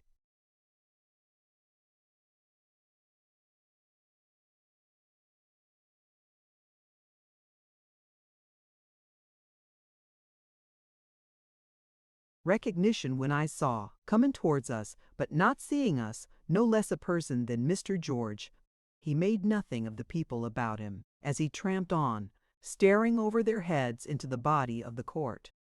"George!" said Richard, as I called his attention to him. "You're well met, sir," he returned. "And you, miss, could you point a person out for me? I don't understand these places." Turning as he spoke and making an easy way for us, he stopped when we were out of the press, in a corner behind a great red curtain. "There's a little cracked old woman," he began, "that I put up my finger, for Miss Fleet was close by me, having kept beside me all the time, and having called the attention of several of her legal acquaintance to me, as I had overheard to my confusion by whispering in their ears, 'Hush, Fitz.'"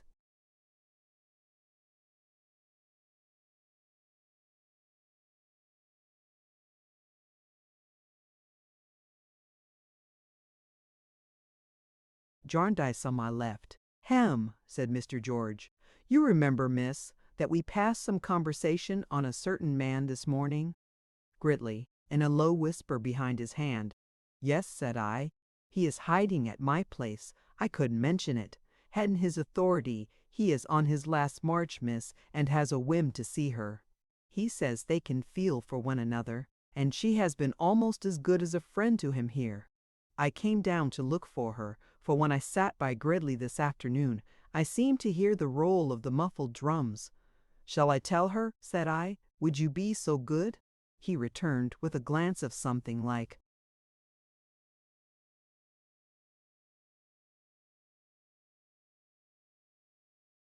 apprehension at Miss Fleet. 'It's a providence I met you, miss. I doubt if I should have known how to get on with that lady.' And he put one hand in his breast and stood upright in a martial attitude as I informed little Miss Flight in her ear of the purport of his kind errand. My angry friend from Shropshire, almost as celebrated as myself, she exclaimed. Now really, my dear, I will wait upon him with the greatest pleasure. He is living concealed at Mr. George's, said I. Hush, this is Mr. George. Indeed, returned Miss Fleet, very proud to have the honor. A military man, my dear. You know, a perfect general, she whispered to me. Poor Miss Fleet deemed it necessary to be so courtly and polite, as a mark of her respect for the army, and to curtsy so very often that it was no easy matter to get.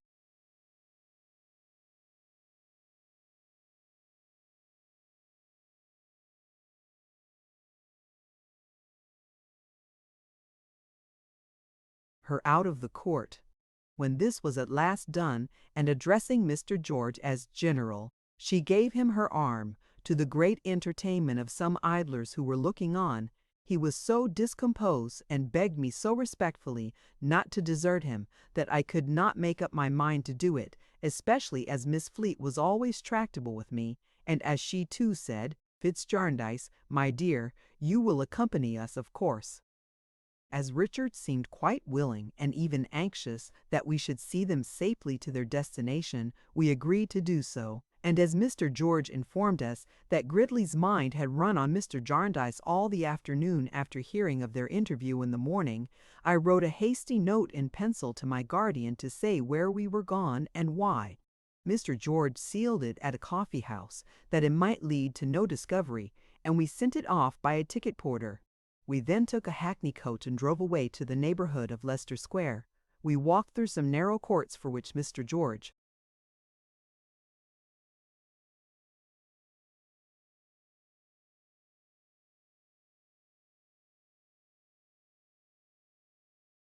apologized, and soon came to the shooting gallery, the door of which was closed. As he pulled a bell handle which hung by a chain to the doorpost, a very respectable old gentleman with gray hair, wearing spectacles and dressed in a black spencer and gaiters and a broad-brimmed hat, and carrying a large gold-beaded cane, addressed him. "I ask your pardon, my good friend," said he, "but is this George's shooting gallery?" "It is, sir," returned Mr. George, glancing up at the great letters in which that inscription was painted on the whitewashed wall. "Oh, to be sure," said the old gentleman, following his eyes. "Thank you. Have you rung the bell?" "My name is George, sir, and I have rung the bell."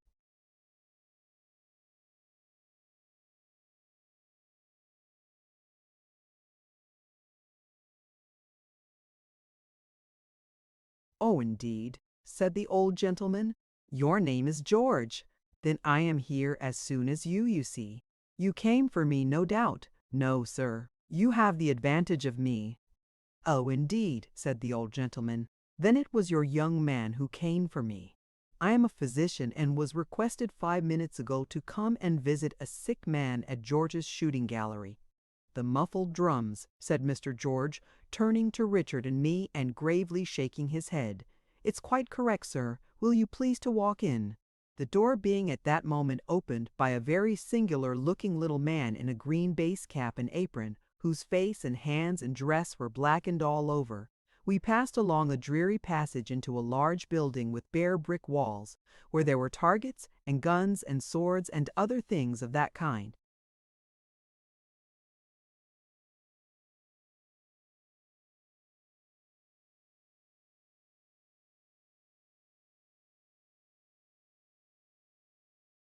When we had all arrived here, the physician stopped, and taking off his hat appeared to vanish by magic and to leave another and quite a different man in his place.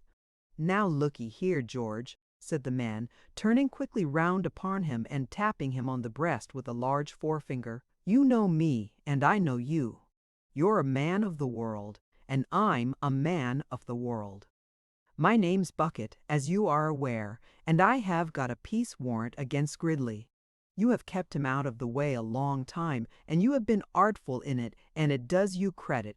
Mr. George, looking hard at him, bit his lip and shook his head. "Now, George," said the other, keeping close to him, "you're a sensible man and a well-conducted man, that's what you are beyond a doubt. And mind you, I don't talk to you as a common character, because you have served your country.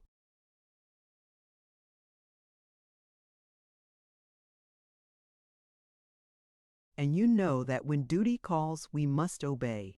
Consequently, you're very far from wanting to give trouble. If I required assistance, you'd assist me. That's what you do. Phil Squad, don't you go a-sidling round the gallery like that." The dirty little man was shuffling about with his shoulder against the wall and his eyes on the intruder in a manner that looked threatening. "Because I know you and won't have it." "Phil," said Mr. George. "Yes, guv'nor, be quiet." The little man, with a low growl, stood still.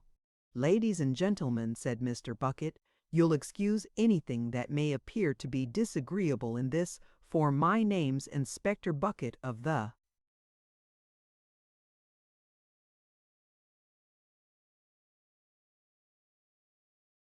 detective, and I have a duty to perform. George, I know where my man is because I was on the roof last night and saw him through the skylight, and you along with him. He is in there, you know," pointing. "That's where H.E. is on a sofy. Now I must see my man, and I must tell my man to consider himself in custody. But you know me, and you know I don't want to take any uncomfortable measures. You give me your word, as from one man to another, and an old soldier, mind you, likewise, that it's honorable between us two, and I'll accommodate you to the utmost of my power." "I give it," was the reply, "but it wasn't handsome in you, Mr. Bucket." "Gammon, George, not handsome," said Mr. Bucket, tapping him on his broad breast again and shaking hands with him. "I don't say it wasn't handsome in you to keep my man so close, do I? Be equally good-tempered to me, old boy. Old William Tell, old Shaw, the Life-Guardsman. Why, he's a model of the whole."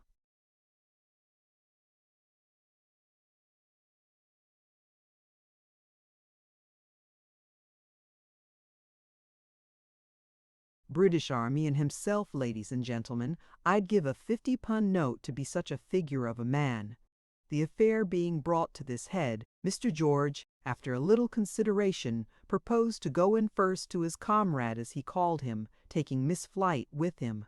Mr. Bucket agreeing, they went away to the further end of the gallery, leaving us sitting and standing by a table covered with guns.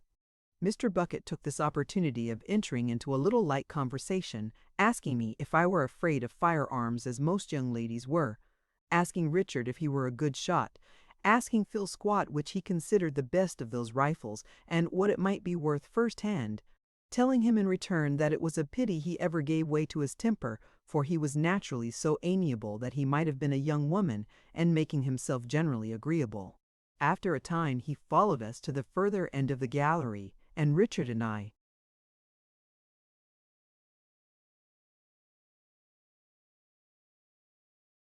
were going quietly away when Mr. George came after us. He said that if we had no objection to see his comrade, he would take a visit from us very kindly.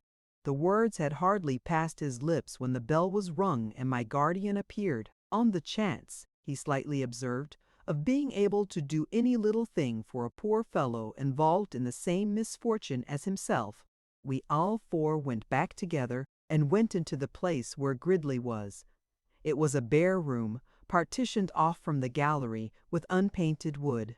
As the screening was not more than 8 or 10 feet high and only enclosed the sides, not the top, the rafters of the high gallery roof were overhead, and the skylight through which Mr. Bucket had looked down.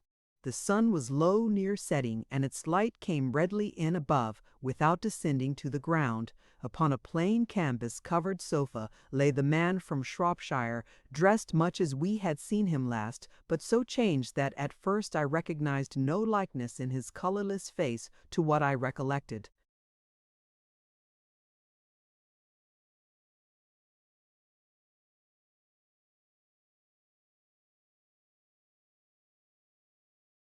He had been still writing in his hiding place, and still dwelling on his grievances hour after hour. A table and some shelves were covered with manuscript papers and with worn pens and a medley of such tokens. Touchingly and awfully drawn together, he and the little madwoman were side by side and, as it were, alone. She sat on a chair holding his hand, and none of us went close to them. His voice had faded, with the old expression of his face, with his strength, with his anger, with his resistance to the wrongs that had at last subdued him. The faintest shadow of an object full of form and color is such a picture of it as he was of the man from Shropshire whom we had spoken with before. He inclined his head to Richard and me and spoke to my guardian. "Mr. Jarndyce, it is very kind of you to come to see me. I am not long to be seen, I think." "I am very glad to take your hand, sir. You are a good man, superior to—"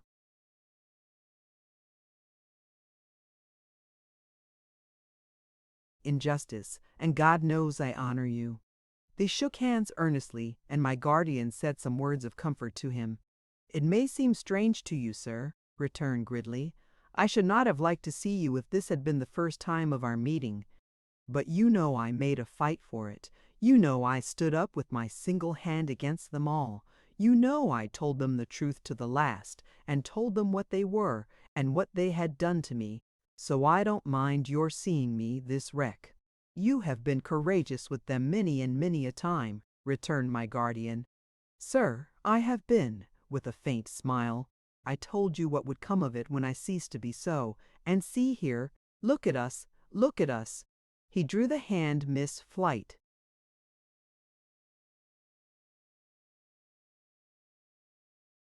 held through her arm and brought her something near to him. "This ends it. Of all my old associations, of all my old pursuits and hopes, of all the living and the dead world, this one poor soul alone comes natural to me, and I am fit for. There is a tie of many suffering years between us two, and it is the only tie I ever had on earth that Chancery has not broken." "Accept my blessing, Gridley," said Miss Flight in tears. "Accept my blessing. I thought, boastfully, that they never could break my heart, Mr. Jarndyce. I was resolved that they should not.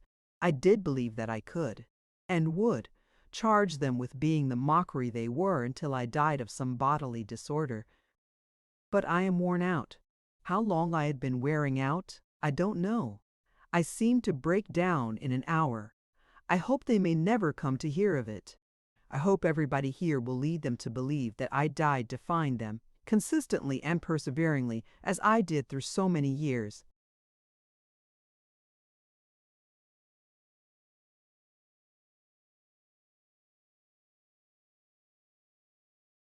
Here Mr. Bucket, who was sitting in a corner by the door, good-naturedly offered such consolation as he could administer.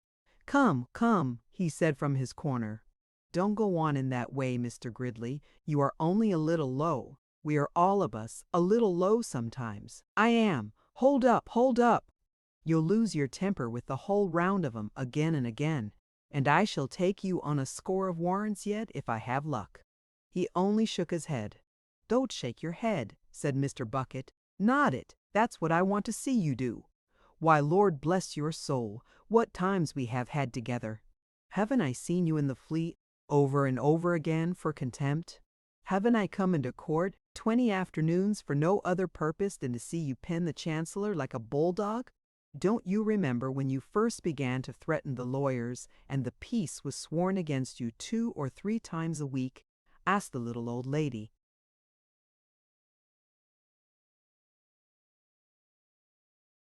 There, she has been always present. "Hold up, Mr. Gridley, hold up, sir." "What are you going to do about him?" asked George in a low voice. "I don't know yet," said Bucket in the same tone. Then resuming his encouragement, he pursued aloud. "Worn out, Mr. Gridley? After dodging me for all these weeks and forcing me to climb the roof here like a tomcat and to come to see you as a doctor? That ain't like being worn out." "I should think not. Now I tell you what you want. You want excitement, you know, to keep you up. That's what you want. You're used to it, and you can't do without it.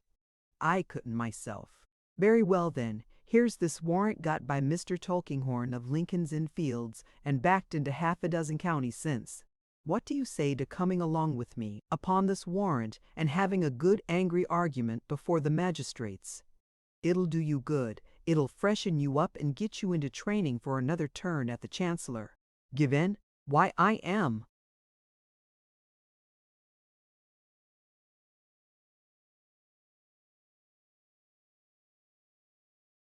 "Surprised to hear a man of your energy talk of giving in. You mustn't do that. You're half the fun of the fair in the Court of Chancery.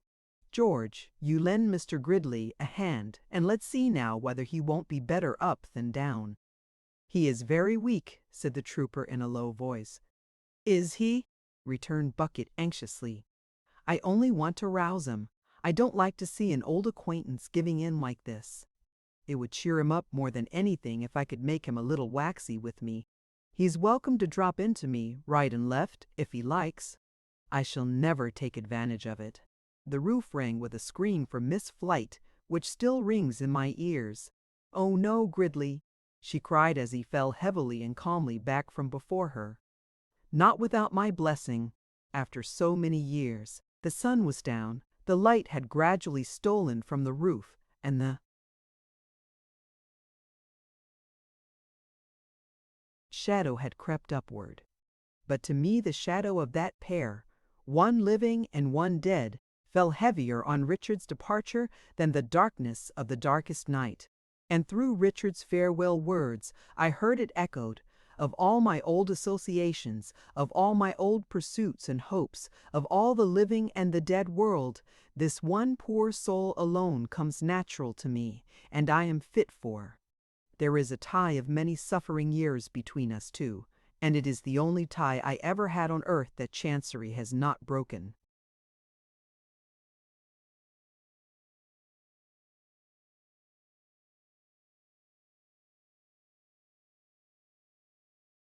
Chapter 25.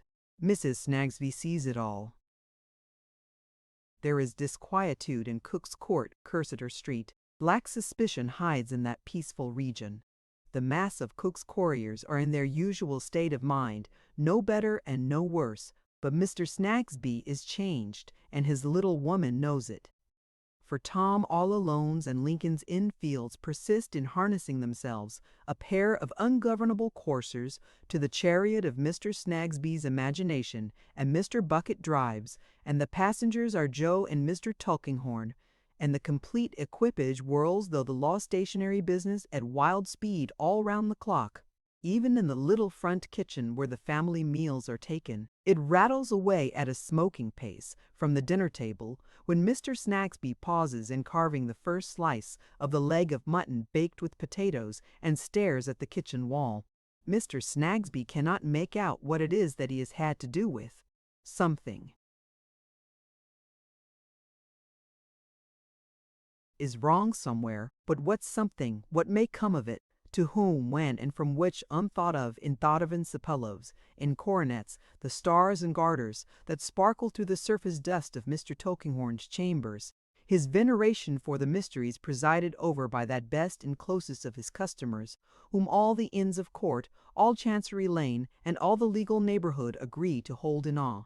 His remembrance of Detective Mr. Bucket, with his forefinger, and his papat with his daily, and it is the fearful peculiarity of this condition that, at any hour of his daily life, at any opening of the shop door, at any pull of the bell, at any entrance of a messenger, or any delivery of a letter, the secret may take air and fire, explode, and blow up Mr. Bucket, only knows whom.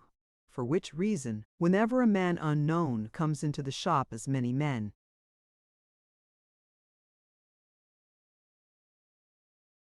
unknown do and says, "Is Mr. Snagsby in?"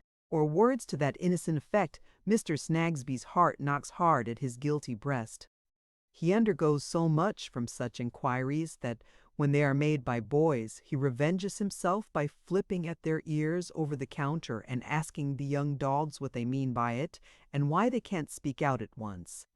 More impracticable men and boys persist in walking into Mr. Snagsby's sleep and terrifying him with unaccountable questions, so that often when the cock at the little dairy in Cursitor Street breaks out in his usual absurd way about the morning, Mr. Snagsby finds himself in a crisis of nightmare, with his little woman shaking him and saying, "What's the matter with the man?"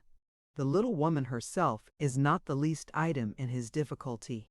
To know that he is always keeping a secret from her, that he has under all circumstances to conceal and hold fast a tender double tooth which her sharpness is ever ready to twist out of his head, gives Mr. Snagsby in her dentistical presence much of the air of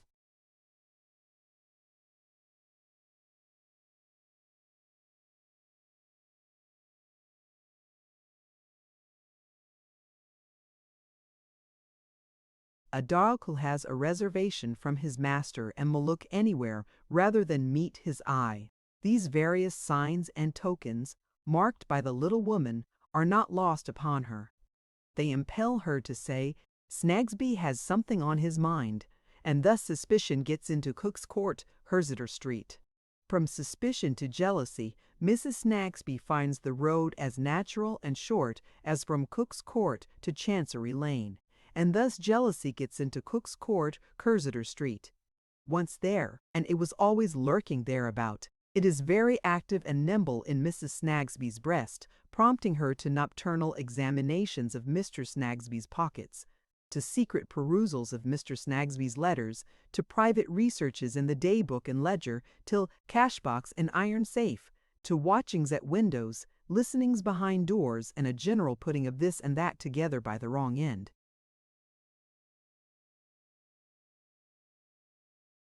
Mrs. Snagsby is so perpetually on the alert that the house becomes ghostly with creaking boards and rustling garments. The prentices think somebody may have been murdered there in bygone times.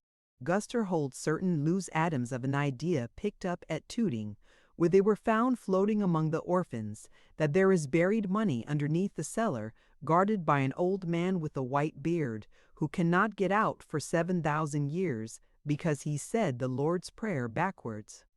Who was Nimrod? Mrs. Snagsby repeatedly inquires of herself. Who was that lady, that creature, and who is that boy? Now Nimrod being as dead as the mighty hunter whose name Mrs. Snagsby has appropriated, and the lady being unproducible, she directs her mental eye, for the present, with redoubled vigilance to the boy. "And who," quoth Mrs. Snagsby for the 1,001st time, "is that boy? Who is that?" And there Mrs. Snagsby is seized with an inspiration.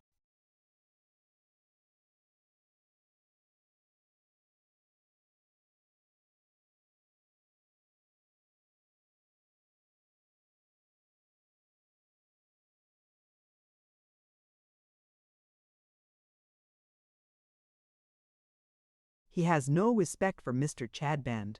No, to be sure, and he wouldn't have, of course. Naturally he wouldn't, under those contagious circumstances. He was invited and appointed by Mr. Chadband. Why, Mrs. Snagsby heard it herself with her own ears. to come back and be told where he was to go, to be addressed by Mr. Chadband, and he never came. Why did he never come? Because he was told not to come. Who told him not to come? Who? Ha, ha! Mrs. Snagsby sees it all. But happily, and Mrs. Snagsby tightly shakes her head and tightly smiles, that boy was met by Mr. Chadband yesterday in the streets, and that boy, as affording a subject which Mr. Chadband desires to improve for the spiritual delight of a select congregation, was seized by Mr. Chadband and threatened with being delivered over to the police unless he showed the reverend gentleman where he lived, and unless he entered into and fulfilled an undertaking to appear in Cook's Court tomorrow night, tomorrow eated fretbeds, hint.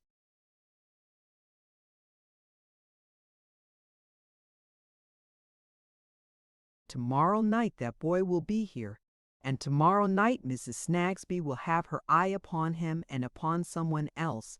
And oh, you may walk a long while in your secret ways, says Mrs. Snagsby with haughtiness and scorn, but you can't blind 'im. Mrs. Snagsby sounds no timbrel in anybody's ears, but holds her purpose quietly and keeps her counsel. Tomorrow comes. The savory preparations for the oil tray come. The evening comes. Comes Mr. Snagsby in his black coat. Come the Chadbands. Come when the gorging vessel is replete, the prentices in Guster to be edified. Comes at last with his slouching head, and his shuffle backward, and his shuffle forward, and his shuffle to the right, and his shuffle to the right, and his shuffle to the left, and his bit of fur cap in his muddy hand, which he picks as if it were some mangy bird he had caught and was plucking before eating raw. Joe, the very death-airy tough subject Mr. Chadband is to improve.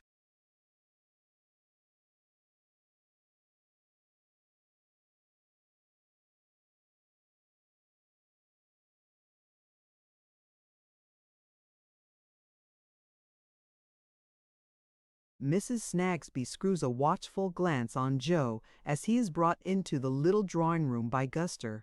He looks at Mr. Snagsby the moment he comes in.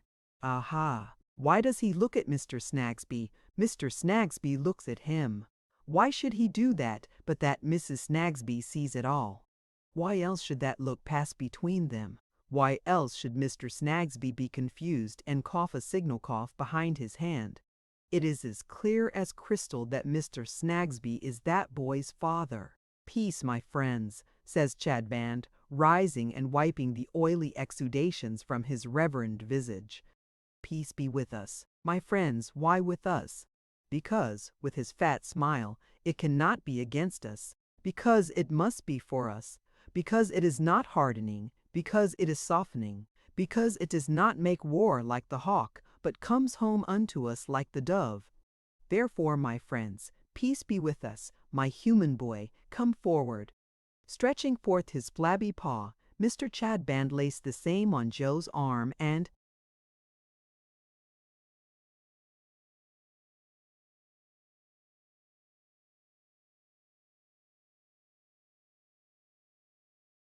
considers where to station him. Joe, very doubtful of his reverend friend's intentions and not at all clear but that something practical and painful is going to be done to him, mutters, "You let me alone. I never said nothing to you. You let me alone." "No, my young friend," says Chadband smoothly, "I will not let you alone." "And why?" "Because I am a harvest laborer, because I am a toiler and a moiler, because you are delivered over unto me, and are become as a precious instrument in my hands. My friends, may I so employ this instrument as to use it to your advantage, to your profit, to your gain, to your welfare, to your enrichment. My young friend, sit upon this stool." Joe, apparently possessed by an impression that the reverend gentleman wants to cut his hair, shields his head with both arms and is got into the required position with great difficulty in every possible manifestation of reluctance.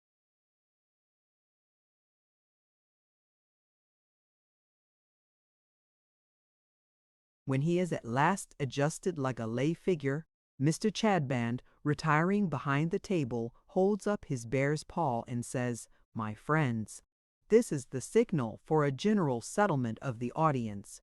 The prentices giggle internally and nudge each other. Guster falls into a staring and vacant state, compounded of a stunned admiration of Mr. Chadband and pity for the friendless outcast whose condition touches her nearly. Mrs. Snagsby silently lays trains of gunpowder. Mrs. Chadband composes herself grimly by the fire and warms her knees, finding that sensation favorable to the reception of eloquence. It happens that Mr. Chadband has a pulpit habit of fixing some member of his congregation with his eye and fatly arguing his points with that particular person, who is understood to be expected to be moved to an occasional grunt, groan, gasp, or other audible expression of inward working, which expression of inward working being echoed by some elderly lady in the next pew, and so communicated like a game of forfeits through a circle of the more fermentable.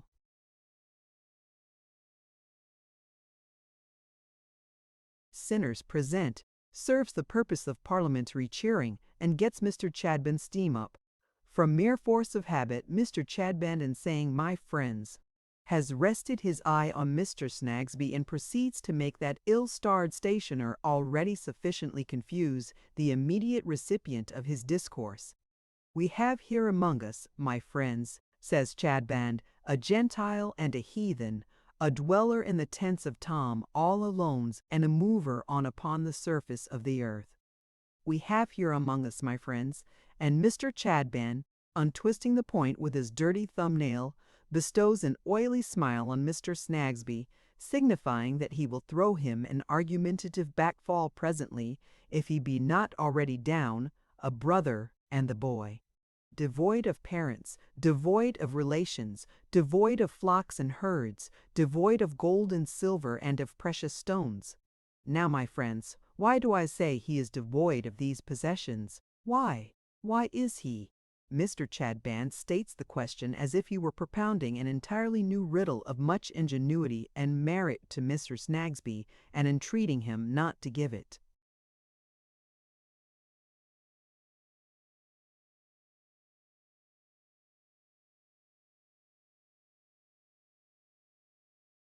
Up. Mr. Snagsby, greatly perplexed by the mysterious look he received just now from his little woman, and about the period when Mr. Chadband mentioned the word parents, is tempted into modestly remarking, "I don't know, I'm sure, sir."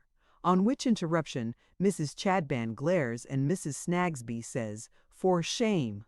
"I hear a voice," says Chadband. "Is it a still small voice, my friends?" "I fear not, though I fain would hope so." "Ah," from Mrs. Snagsby, which says, "I don't know." "Then I will tell you why.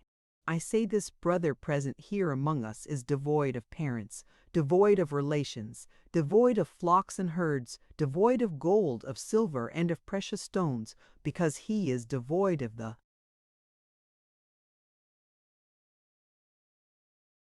light that shines in upon some of us. What is that light? What is it? I ask you, what is that light?" Mr. Chadband draws back his head and pauses, but Mr. Snagsby is not to be lured on to his destruction again. Mr. Chadband, leaning forward over the table, pierces what he has got to follow directly into Mr. Snagsby with the thumbnail already mentioned. "It is," says Chadband, "the ray of rays, the sun of suns, the moon of moons, the star of stars. It is the light of truth." Mr. Chadband draws himself up again and looks triumphantly at Mr. Snagsby, as if he would be glad to know how he feels after that. "Of truth," says Mr. Chadband, hitting him again, "say not to me that it is not the lamp of lamps. I say to you it is. I say to you 1,000,000 of times over it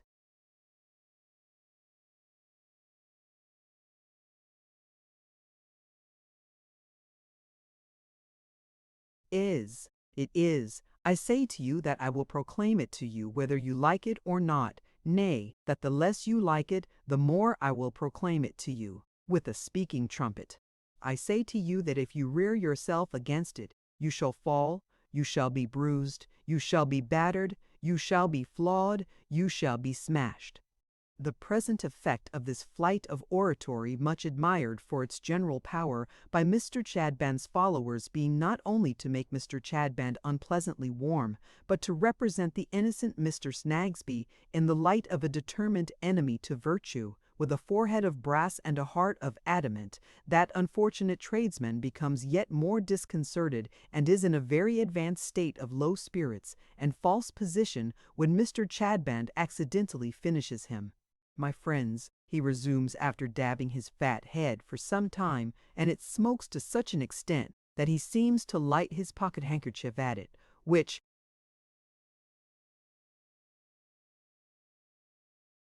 smokes too, after every dab. To pursue the subject we are endeavoring with our lowly gifts to improve, let us in a spirit of love inquire, what is that truth to which I have alluded? For, my young friends, suddenly addressing the prentices and Guster, to their consternation, if I am told by the doctor that calomel or castor oil is good for me, I may naturally ask what is calomel and what is castor oil. I may wish to be informed of that before I dose myself with either or with both. Now, my young friends, what is this truth then? Firstly, in a spirit of love, what is the common sort of truth the working clothes, the everyday wear, my young friends? Is it deception? Ah, from Mrs. Snagsby. Is it suppression? A shiver in the negative from Mrs. Snagsby.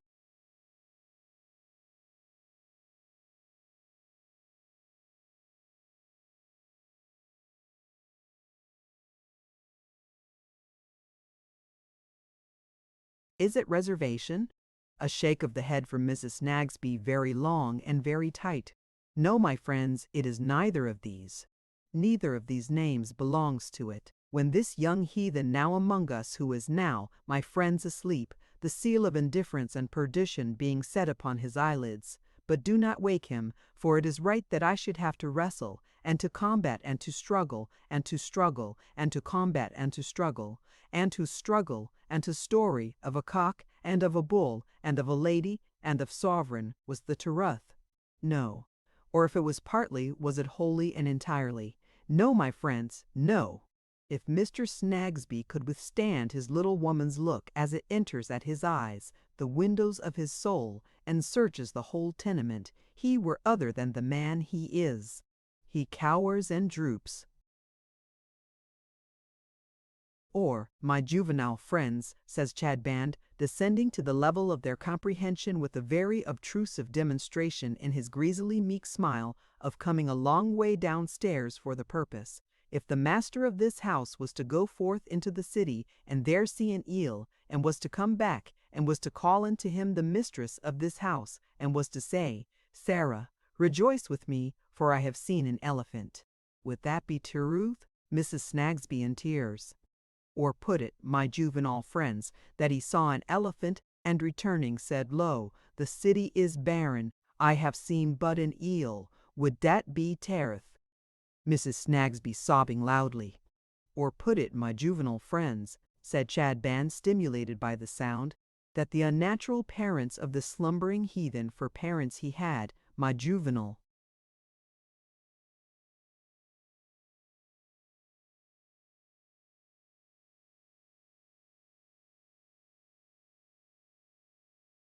friends, beyond a doubt, after casting him forth to the wolves and the vultures, and the wild dogs and the young gazelles, and the serpents, went back to their dwellings, and had their pipes, and their pots, and their pots, and their putsings, and their dancings, and their malt liquors, and their butcher's meat and poultry. Would that be truth? Mrs. Snagsby replies by delivering herself a prey to spasms, not an unresisting prey, but a crying and a tearing one, so that Cook's Court re-echoes with her shrieks. Finally, becoming cataleptic, she has to be carried up the narrow staircase like a grand piano. After unspeakable suffering, productive of the utmost consternation, she is pronounced by expresses from the bedroom free from pain, though much exhausted, in which state of affairs Mr. Snagsby, trampled and crushed in the piano-forte removal, and extremely timid and feeble, ventures to come out from behind the door in the drawing-room.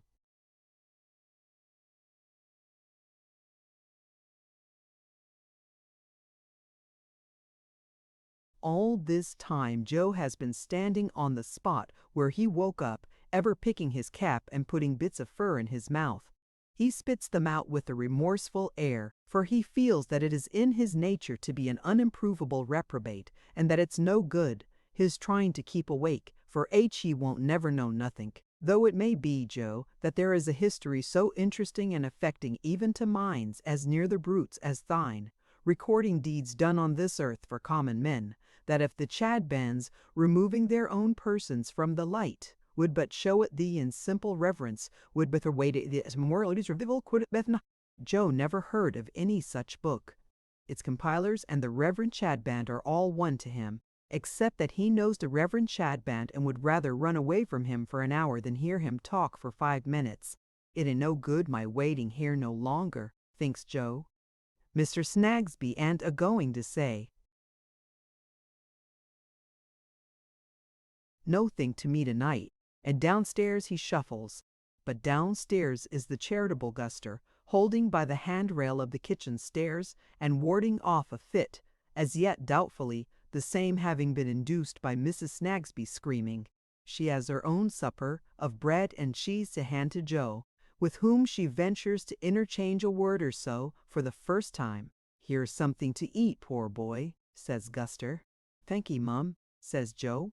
"Are you hungry?" "Jist," says Joe. "What's gone of your father and your mother, eh?" Joe stops in the middle of a bite and looks petrified. For this orphan charge of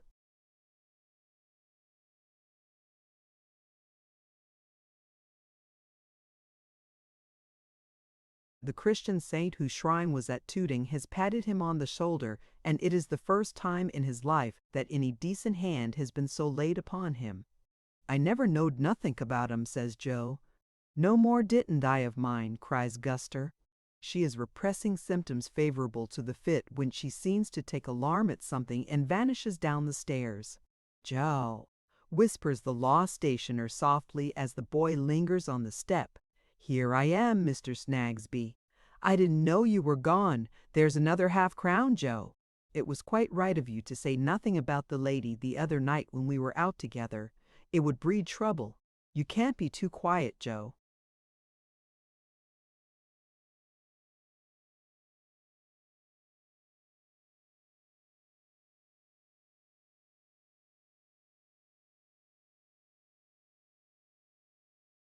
"I am fly, master.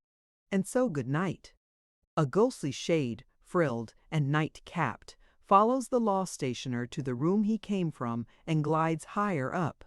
And henceforth he begins, go where he will, to be attended by another shadow than his own, hardly less constant than his own, hardly less quiet than his own.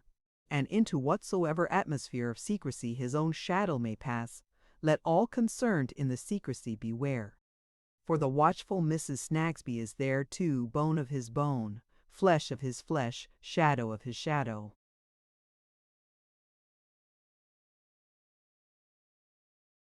Chapter 26. Sharpshooters. Wintry morning, looking with dull eyes and sallow face upon the neighborhood of Leicester Square, finds its inhabitants unwilling to get out of bed. Many of them are not early risers at the brightest of times, being birds of night who roost when the sun is high and are wide awake and keen for prey when the stars shine out. Behind dingy blind and curtain, in upper story and garret, skulking more or less under false names, false hair, false titles, false jewelry, and false histories, a colony of brigands lie in their first sleep, gentlemen of the Green Baize Road who could discourse from personal experience of foreign galleys and home treadmills, spies of strong governments that eternally quake with weakness and miserable fear, broken traitors, cowards, bullies, gamesters, swindlers, some munmot by Curtiden sing. For howsoever bad the devil can be in fustian or smock frock, and he can be very bad in both, he is a Moor.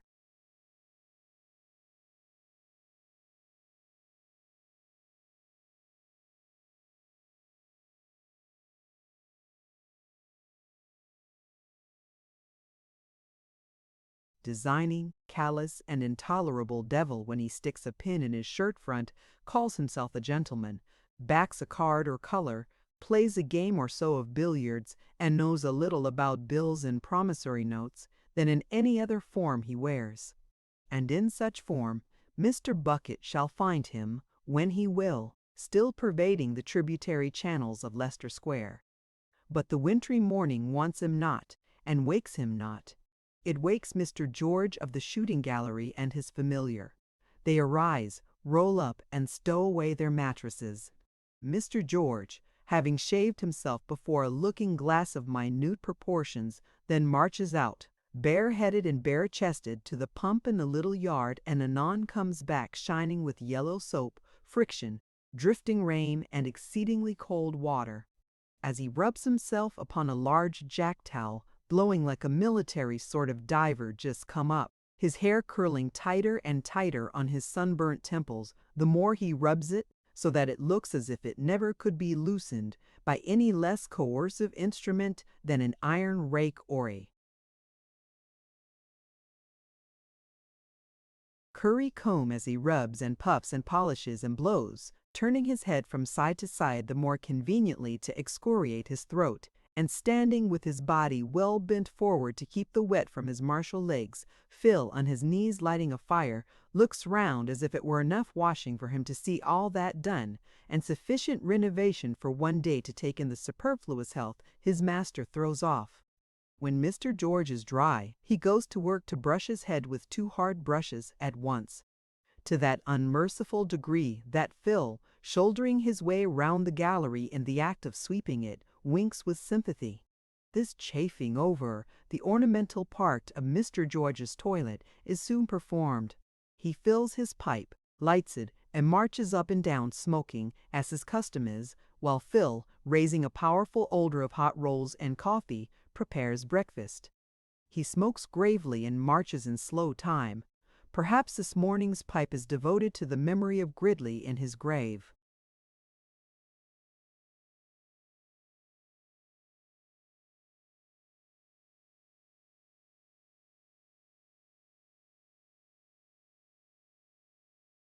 "And so, Phil," says George of the shooting gallery after several turns in silence, "you were dreaming of the country last night."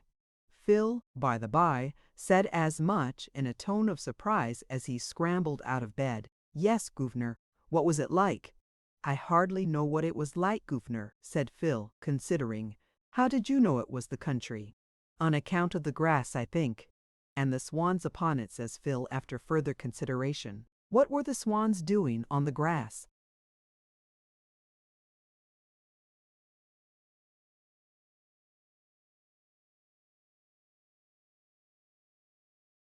"They was a-eating of it, I expect," says Phil. The master resumes his march, and the man resumes his preparation of breakfast.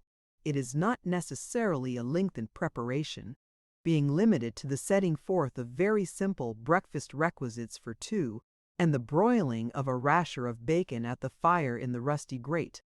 But as Phil has to sidle round a considerable part of the gallery for every object he wants, and never brings 2 objects at once, it takes time under the circumstances. At length the breakfast is ready. Phil announcing it, Mr. George knocks the ashes out of his pipe on the hob, stands his pipe itself in the chimney corner, and sits down to the meal. When he has helped himself, Phil follows suit, sitting at the extreme end of the little oblong table and taking his plate on his knees, either in humility or to hide his blackened hands, or because it is his natural manner of eating. "The country," says Mr. George, plying his knife and fork. "Why, I suppose you—"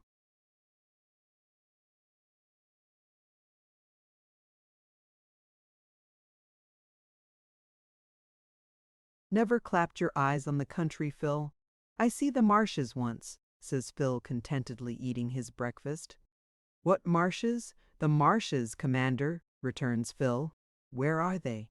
"I don't know where they are," says Phil, "but I see 'em, guv'nor." They was flat and misty. Governor and commander are interchangeable terms with Phil, expressive of the same respect and deference, and applicable to nobody but Mr. George. "I was born in the country, Phil."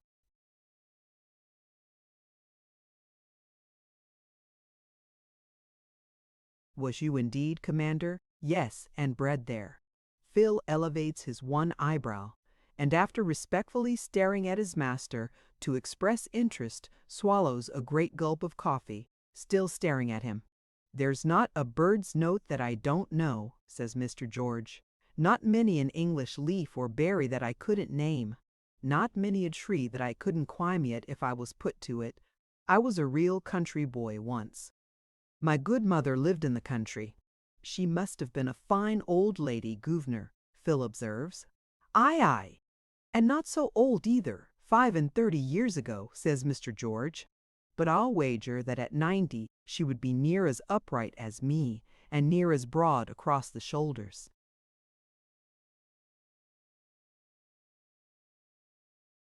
"Did she die at 90, governor?" inquires Phil. "No, bosh! Let her rest in peace, God bless her," says the trooper. "What set me on about country boys and runaways and good-for-nothings? You, to be sure, so you never clapped your eyes upon the country marshes and dreams, excepted." Phil shakes his head. "Do you want to see it?" No, I don't know as I do. Particular," says Phil. "The town's enough for you, eh?" "Why, you see, Commander," says Phil, "I ain't acquainted with anything else, and I doubt if I ain't a getting too old to take to novelties."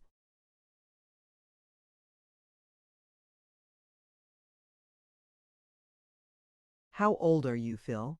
asks the trooper, pausing as he conveys his smoking saucer to his lips. "I'm something with a 8 in it," says Phil. "It can't be 80, nor yet 18. It's betwixt 'em somewheres." Mr. George, slowly putting down his saucer without tasting its contents, is laughingly beginning, "Why, what the deuce, Phil," when he stops, seeing that Phil is counting on his dirty fingers. "I was just 8, says Phil, "agreeable to the parish calculation, when I went with the tinker. I was sent on a errand, and I see him a-sittin' under a old buildin' with the fire all to himself wery comfortable, and he says, 'Would you like to come along o' me, my man?' I says, 'Yes,' and him and me and the fire goes home to Clerkenwell together. That was April Fool Day. I was able to count up to 10, and when April Fool Day come round again, I says to myself, 'Now, old chap, you're 1 and a 8 in it.' April Fool Day after that, I says, 'Now, old chap, you're 2 and a 8 in it.' In course of time, I come to 10 and a 8 in it, 2 10s and 8 in it. When it got so high, it got the upper hand of me, but this is how I always know there's a 8 in it." "Ah," says Mr. George, resuming his breakfast. "And where's the tinker?" "Drink put him in the hospital, guv'nor, and the hospital put him in a glass case. I have heerd," Phil replies mysteriously. "By that means you got promotion?" "Took the business, Bill? Yes, Commander, I took the business, such as it was. It wasn't much of a beat round Saffron Hill, Hatton Garden, Clerkenwell, Smithfield, and their poor neighborhood, where they uses up the kettles till they're past mending. Most of the tramping tinkers used to come and lodge at our place. That was the best part."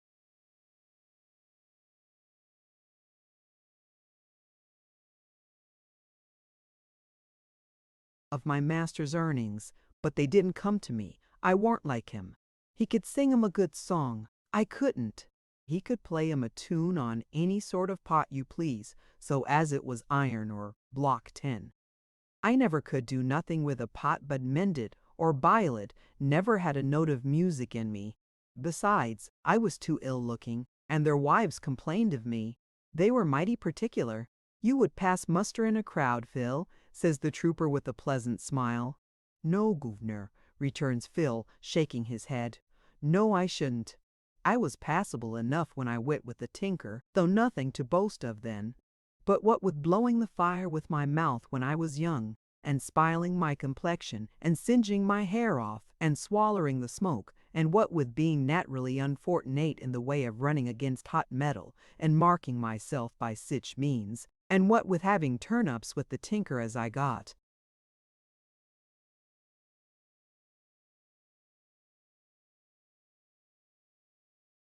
older, almost whenever he was too far gone and drink, which was almost always my beauty, was queer, wery queer, even at that time. As to since, What with a dozen years in a dark forge where the men was given to larking, and what with being scorched in an accident at a gasworks, and what with being blowed out of window case filling at the firework business, I am ugly enough to be made a show on. Resigning himself to which condition with a perfectly satisfied manner, Phil begs the favor of another cup of coffee. While drinking it, he says, "It was after the case filling blow-up when I first see you, Commander. You remember?" "I remember, Phil. You were walking along in the sun." "Crawling, guv'nor. Again a wall. True, Phil, shouldering your way on, in a nightcap," exclaims Phil, excited.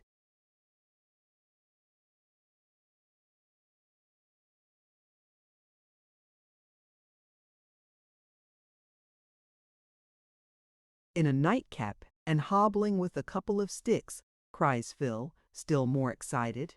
"With a couple of sticks.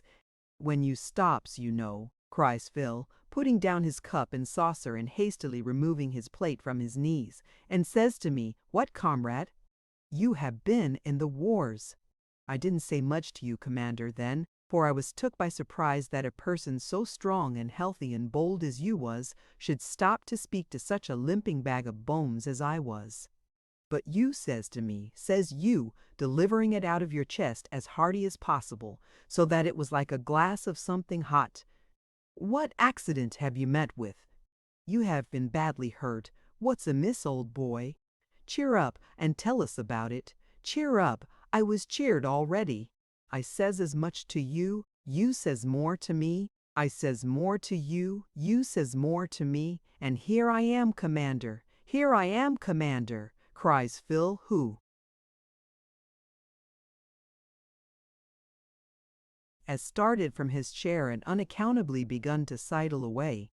"If a mark's wanted, or if it will improve the business, let the customers take aim at me. They can't spoil Embrioti. I'm all right. Come on. If they want a man to box at, let 'em box at me. Let 'em knock me well about the head. I don't mind. If they want a light weight to be throwed for practice, Cornwall, Devonshire or Lancashire, let 'em throw me. They won't hurt me. I've been throwed all sorts of styles all my life." With this unexpected speech, energetically delivered and accompanied by action illustrative of the various exercises referred to, Phil's squad shoulders his way round three sides of the gallery, and abruptly tacking off at his commander, makes a butt at him with his head, intended to express devotion to his service. He then begins to clear away the breakfast. Mr. George, after laughing cheerfully and clapping him on the shoulder, assists in these arrangements and helps to get the gallery into business order. That done, he takes a turn at the dumbbells, and afterwards weighing himself and opining that he is getting too fleshy, engages with great gravity in solitary broadsword practice. Meanwhile, Phil has fallen to work at his usual table, where he screws and unscrews, and cleans and files, and whistles into small apertures, and blackens himself more and more, and seems to do and undo everything that can be done and undone about a gun. Master and man are at length disturbed by footsteps in the passage, where they make an unusual sound, denoting the arrival of unusual company. These steps, advancing nearer and nearer to the gallery, bring into it a group, at first sight scarcely reconcilable with any day in the year but the 5th of November. It consists of a limp and ugly figure carried in a chair by two bearers and attended by a lean female with a face like a pinched mask who might be expected.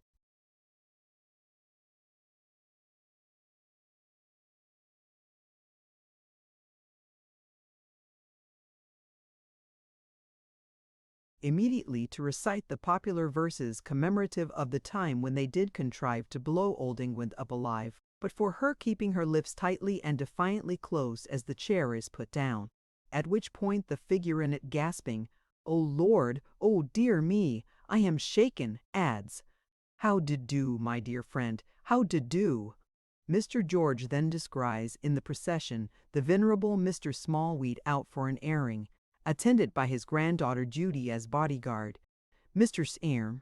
George, my dear friend, says Grandfather Smallweed, removing his right arm from the neck of one of his bearers, whom he has nearly throttled, coming along.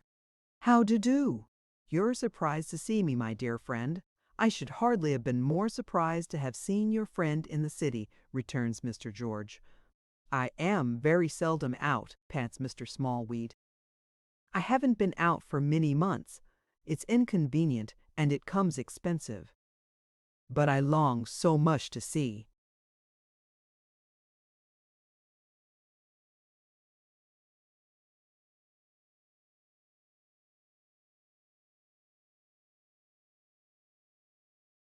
"You, my dear Mr. George, howdy-do, sir?" "I am well enough," says Mr. George. "I hope you are the same. You can't be too well, my dear friend." Mr. Smallweed takes him by both hands. "I have brought my granddaughter Judy. I couldn't keep her away. She longed so much to see you." "Hume, she bears it calmly," mutters Mr. George. So we got a hackney cab, and put a chair in it, and just round the corner they lifted me out of the cab and into the chair, and carried me here, that I might see my dear friend in his own establishment. "This," says Grandfather Smallweed, alluding to the bearer, who has been in danger of strangulation, and who withdraws adjusting his windpipe, "is the driver of the cab.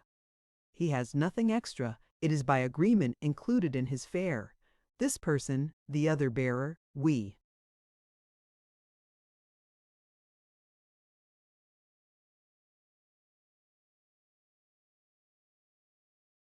Engaged in the street outside for a pint of beer, which is tuppence. "Judy, give the person tuppence. I was not sure you had a workman of your own here, my dear friend, or we needn't have employed this person." Grandfather Smallweed refers to Phil with a glance of considerable terror and a half-subdued, "Oh Lord, oh dear me," nor in his apprehension, on the surface of things, without some reason, for Phil, who has never beheld the apparition in the black velvet cap before, has stopped short with a gun in his hand, with much of the air of a dead shot intent on picking Mr. Smallweed off as an ugly old bird of the crow species. "Judy, my child," says Grandfather Smallweed, "give the person his tuppence. It's a great deal for what he has done." The person, who is one of those extraordinary specimens of human fungus that spring up spontaneously in the western streets of London, ready dressed in an old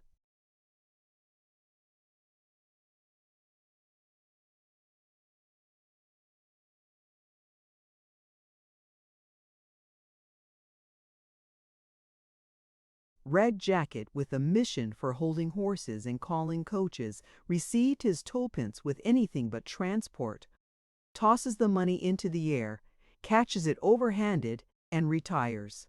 "My dear Mr. George," says Grandfather Smallweed, "would you be so kind as help to carry me to the fire? I am accustomed to a fire, and I am an old man, and I soon chill. Oh dear me!" His closing exclamation is jerked out of the venerable gentleman by the suddenness with which Mr. Squad, like a genie, catches him up, chair and all, and deposits him on the hearthstone. "Oh Lord," says Mr. Smallweed, panting. "Oh dear me, oh my stars! My dear friend, your workman is very strong and very prompt. Oh Lord, he is very prompt. Judy, draw me back a little. I'm being scorched in the legs," which indeed is testified to the noses of all present by the smell of his worsted stockings.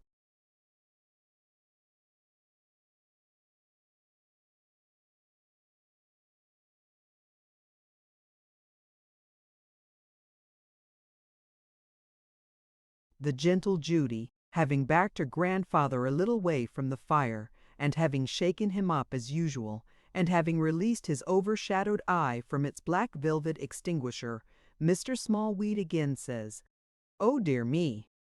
Oh Lord!" and looking about and meeting Mr. George's glance, again stretches out both hands.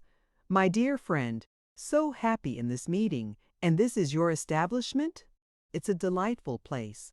It's a picture. You never find that anything goes off here accidentally, do you, my dear friend?" adds Grandfather Smallweed, very ill at ease. "No, no, no fear of that, and your workman. He, oh dear me, he never lets anything off without meaning it, does he, my dear friend?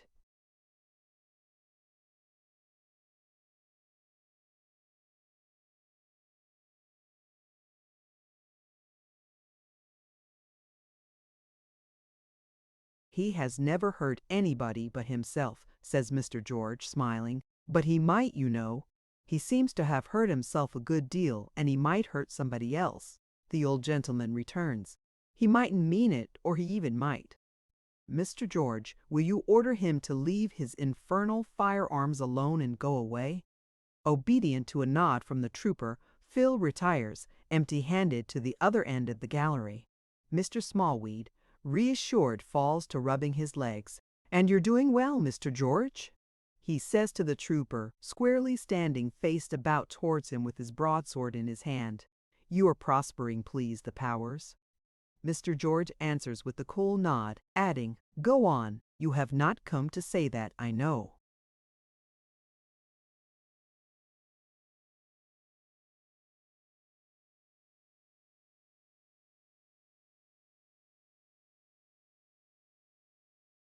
"You are so sprightly, Mr. George," returns the venerable grandfather.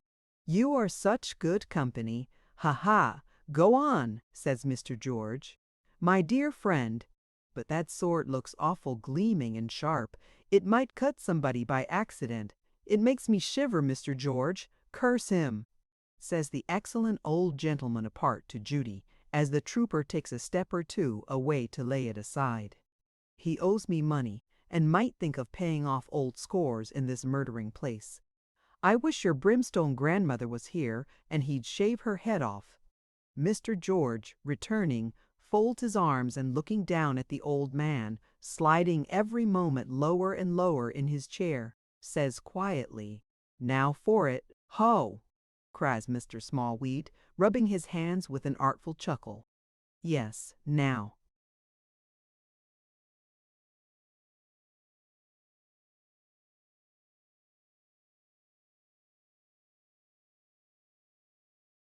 "For it.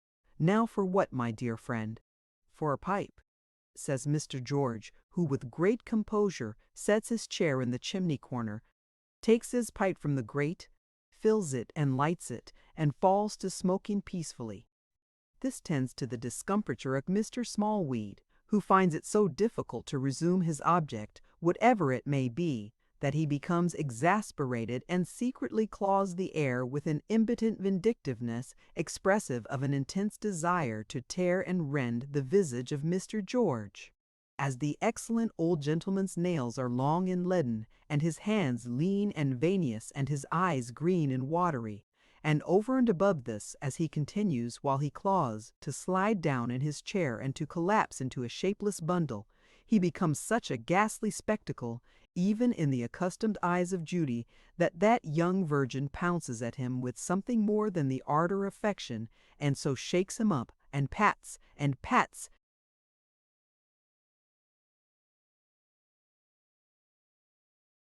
pokes him in divers parts of his body, but particularly in that part which the science of self-defense would call his wind, that in his grievous distress he utters enforced sounds like a paviour's rammer. When Judy has by these means set him up again in his chair, with a white face and a frosty nose, but still clawing, she stretches out her weazen forefinger and gives Mr. George one poke in the back. The trooper raising his head, she makes another poke at her esteemed grandfather, and having thus brought them together, stares rigidly at the fire. "Aye, aye, ho, ho, ho, chatters grandfather Smallweed, swallowing his rage. My dear friend, still clawing. "I tell you what," says Mr. George, "if you want to converse with me, you must speak out. I am one of the roughs, and I can't go about and about. I haven't the art to do it. I am not clever enough. It don't suit me. When you go winding—"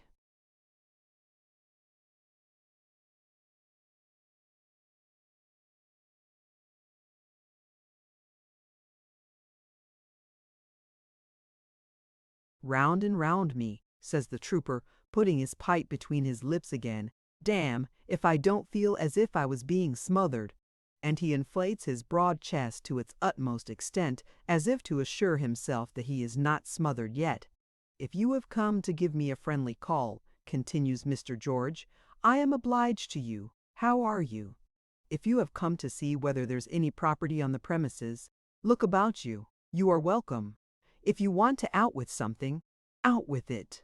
The blooming Judy, without removing her gaze from the fire, gives her grandfather one ghostly poke. "You see, it's her opinion too. And why the devil that young woman won't sit down like a Christian," says Mr. George with his eyes musingly fixed on Judy. "I can't comprehend. She keeps at my side to attend to me, sir," says Grandfather Smallweed. "I am an old man, my dear Mr. George, and I need some attention. I can carry my years. I am not a brimstone poll parrot, snarling and looking unconsciously for the cushion. But I need attention, my dear friend." "Well," returns the trooper, wheeling his chair to face the old man. "Now then, my friend in the city, Mr. George, has done a little business with a pupil of yours."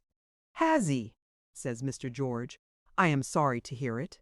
"Yes, sir, grandfather." Smallweed rubs his legs. "He is a fine young soldier now, Mr. George, by the name of Cornerstone."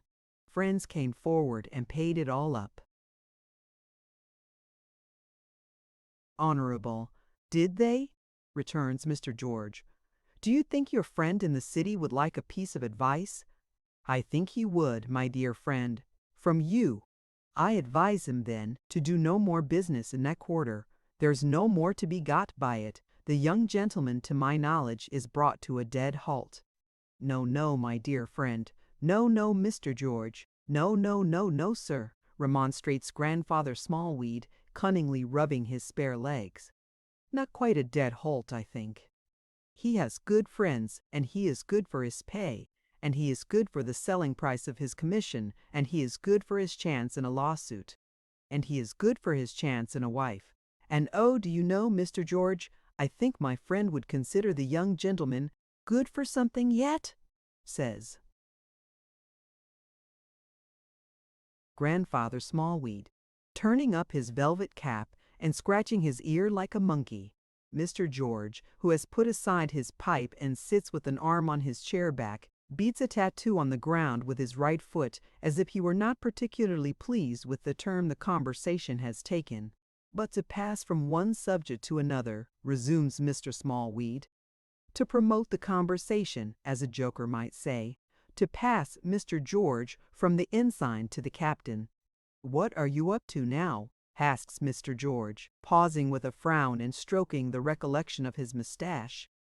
"What captain?" "Our captain. The captain we know of."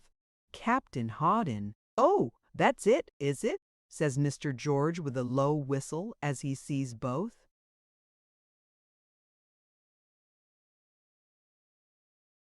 Grandfather and granddaughter looking hard at him. "You are there. Well, what about it? Come, I won't be smothered any more. Speak." "My dear friend," returns the old man, "I was applied—" "Judy, shake me up a little." "I was applied to yesterday about the captain, and my opinion still is that the captain is not dead." "Bosh!" observes Mr. George. "What was your remark, my dear friend?" inquires the old man with his hand to his ear. "Bosh! Ho!" says Grandfather Smallweed. "Mr. George, of my opinion you can judge for yourself according to the questions asked of me, and the reasons given for asking 'em. Now, what do you think the lawyer making the inquiries wants?" "A job," says Mr. George. "Nothing of the kind." "Can't be a lawyer then," says Mr. George, folding his arms with an air of confirmed resolution. "My dear friend, he is a lawyer, and a famous one. He wants to see some fragment in Captain Hawdon's writing. He don't want to keep it. He only wants to see it and compare it with a writing in his possession." "Well, well, Mr. George?" Happening to remember the advertisement concerning Captain Hawdon, and any information that could be given respecting him, he looked it up and came to me just as you did, my dear friend. "Will you shake hands? So glad you came that day. I should have missed forming such a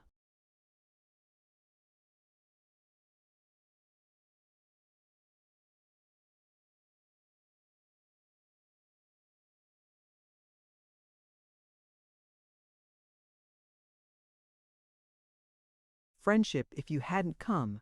Well, Mr. Smallweed, says Mr. George again after going through the ceremony with some stiffness, I had no such thing. I have nothing but his signature.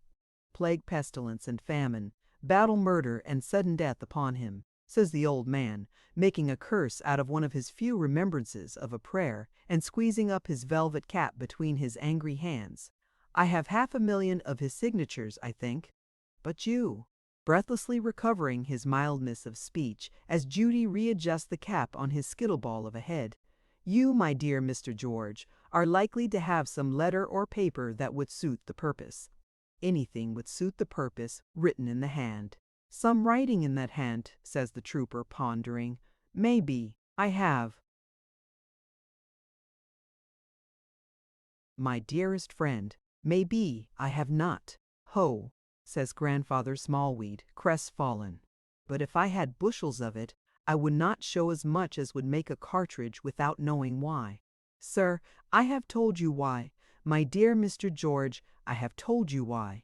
Not enough, says the trooper, shaking his head. I must know more and approve it. Then will you come to the lawyer? My dear friend, will you come and see the gentleman? Urges Grandfather Smallweed, pulling out a lean old silver watch with hands like the leg of a skeleton. I told him it was probable I might call.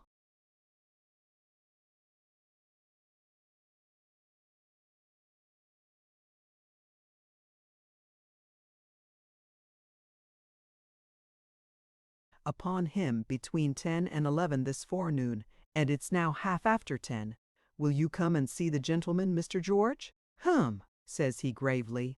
I don't mind that. Though why this should concern you so much, I don't know. Everything concerns me that has a chance in it of bringing anything to light about him. Didn't he take us all in? Didn't he owe us immense sums all round? Concern me? Who can anything about him concern more than me? Not my dear friend, says Grandfather Smallweed, lowering his tone, that I want you to betray anything. Far from it. Are you ready to come, my dear friend? Aye, aye. I'll come in a moment. I promise nothing, you know. No, my dear Mr. George, no. And you mean to say you're going to give me a lift to this place, wherever it is?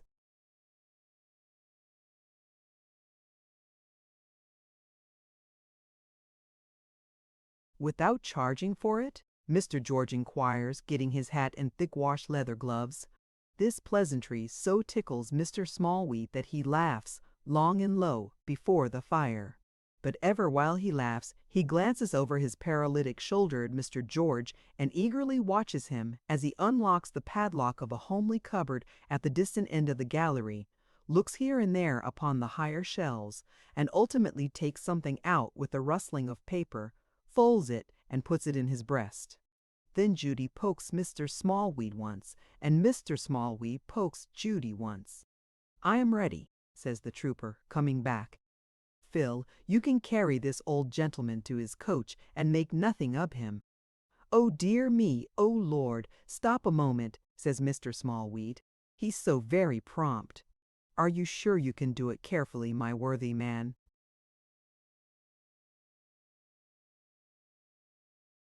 Phil makes no reply, but seizing the chair and its load, sidles away, tightly hugged by the now speechless Mr. Smallweed, and bolts along the passage as if he had an acceptable commission to carry the old gentleman to the nearest volcano. His shorter trust, however, terminating at the cab, he deposits him there, and the fair Judy takes her place beside him, and the chair embellishes the roof, and Mr. George takes the vacant place upon the box.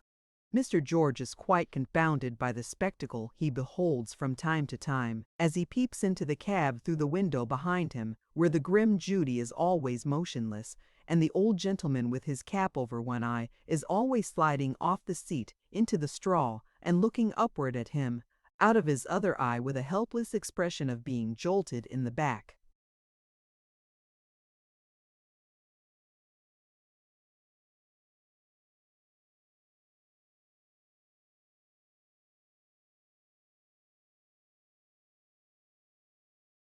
Chapter 27. More Old Soldiers Than One. Mr. George has not far to ride with folded arms upon the box, for their destination is Lincoln's Inn Fields. When the driver stops his horses, Mr. George alights and looking in at the window says, "What, Mr. Tulkinghorn's your man, is he?" "Yes, my dear friend." "Do you know him, Mr. George?" "Why, I have heard of him, seen him too, I think. But I don't know him, and he don't know me." There ensues the carrying of Mr. Smallweed upstairs, which is done to perfection with the trooper's help. He is borne into Mr. Tulkinghorn's great room and deposited on the Turkey rug before the fire. Mr. Tulkinghorn is not within at the present moment, but will be back directly. The occupant of the pew in the hall, having said thus much, stirs the fire and leaves the triumvirate to warm themselves.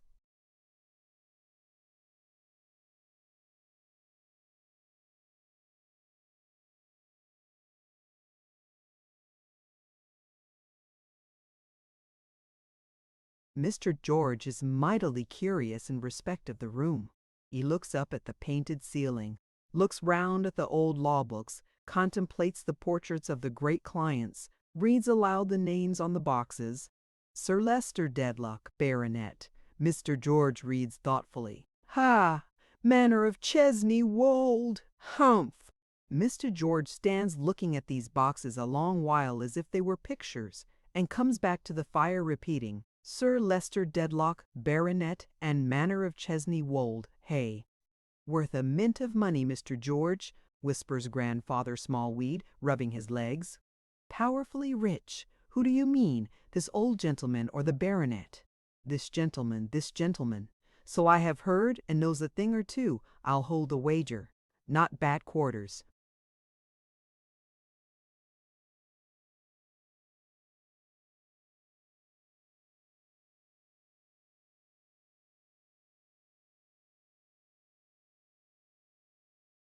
"Either," says Mr. George, looking round again. "See the strong box yonder." This reply is cut short by Mr. Tulkinghorn's arrival. There is no change in him, of course, rustily dressed, with his spectacles in his hand, and their very case worn threadbare. In manner, close and dry. In voice, husky and low. In face, watchful behind a blind, habitually not uncensorious and contemptuous perhaps. The peerage may have warmer worshippers and faithfuler believers than Mr. Tulkinghorn, after all, if everything were known. "Good morning, Mr. Smallweed. Good morning," he says as he comes in. "You have brought the sergeant, I see. Sit down, sergeant." As Mr. Tulkinghorn takes off his gloves and puts them in his hat, he looks with half-closed eyes across the room to where the trooper stands and says within himself, "Perchance you'll do, my friend." "Sit down, sergeant," he repeats as he comes to his table, which is set on one side of the fire, and takes his easy chair. "Cold and raw this morning, cold and raw, Mr. Ross."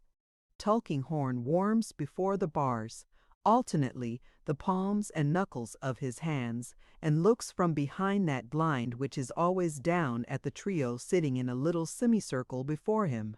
Now I can feel what I am about, as perhaps he can in two senses, Mr. Smallweed. The old gentleman is newly shaken up by Judy to bear his part in the conversation.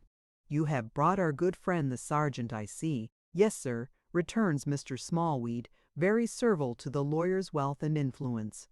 "And what does the sergeant say about this business?" "Mr. George," says Grandfather Smallweed with a tremulous wave of his,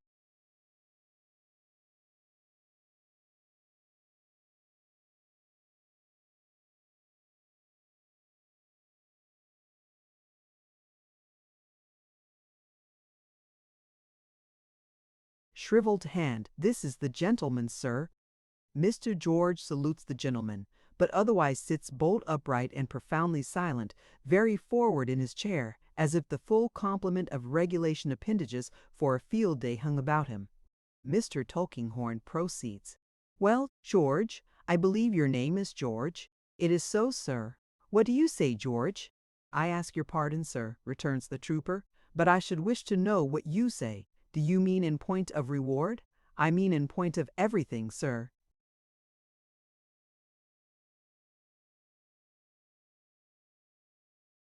This is so very trying to Mr. Smallweed's temper that he suddenly breaks out with, You're a brimstone beast.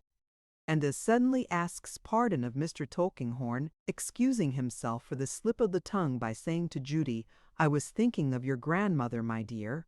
"I supposed, Sergeant," Mr. Tulkinghorn resumes as he leans on one side of his chair and crosses his legs, "that Mr. Smallweed might have sufficiently explained the matter. It lies in the smallest compass, however. You served under Captain Hawdon at one time, and were his attendant in illness, and rendered him many little services, and were rather in his confidence, I am told." "That is so, is it not?" "Yes, sir, that is so," says Mr. George with military brevity. "Therefore you may happen to have in your possession something, anything, no matter what. Accounts, instructions, orders, a letter, anything in Captain Hawdon's writing. I wish to compare his writing with some that I have. If you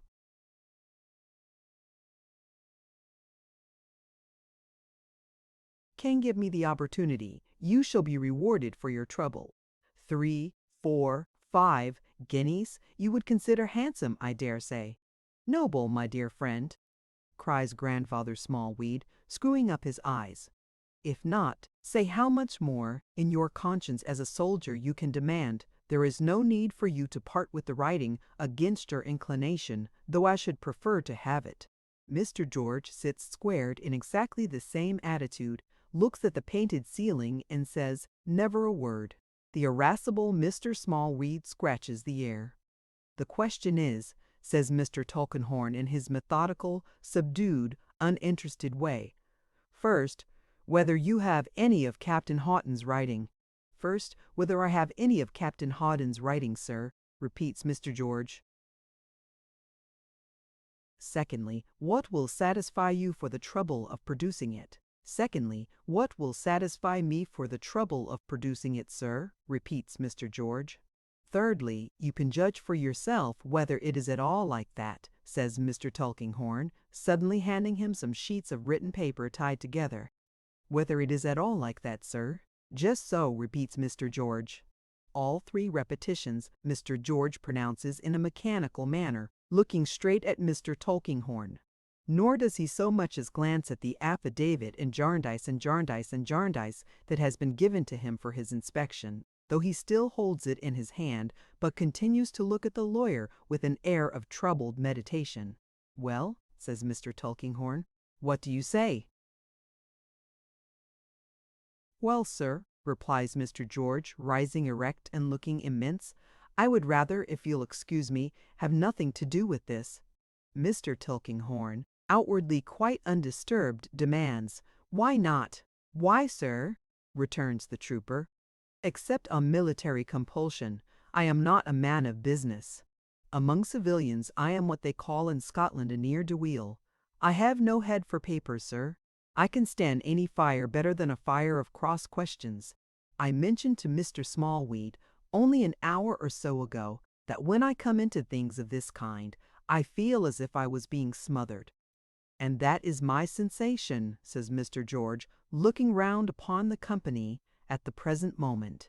With that he takes 3 strides forward to replace the papers on the lawyer's table, and 3 strides backward to resume his former station, where he stands perfectly upright, now looking at the ground, and now at the painted ceiling, with his hands behind him, as if to prevent himself from accepting any other document whatever. Under this provocation, Mr. Smallweed's favorite adjective of disparagement is so close to his tongue that he begins the words "my dear friend" with the monosyllable "brim," thus converting the possessive pronoun into brimmy and appearing to have an impediment in his speech. Once past this difficulty, however, he exhorts his dear friend in the tenderest manner not to be rash, but to do what so eminent a gentleman requires, and to do it with a good grace, confident that it must be unobjectionable as well as profitable. Mr. Tulkinghorn merely utters an occasional sentence as, "You are the best judge of your own interest, Sergeant. Take care you do no harm by this. Please yourself, please yourself.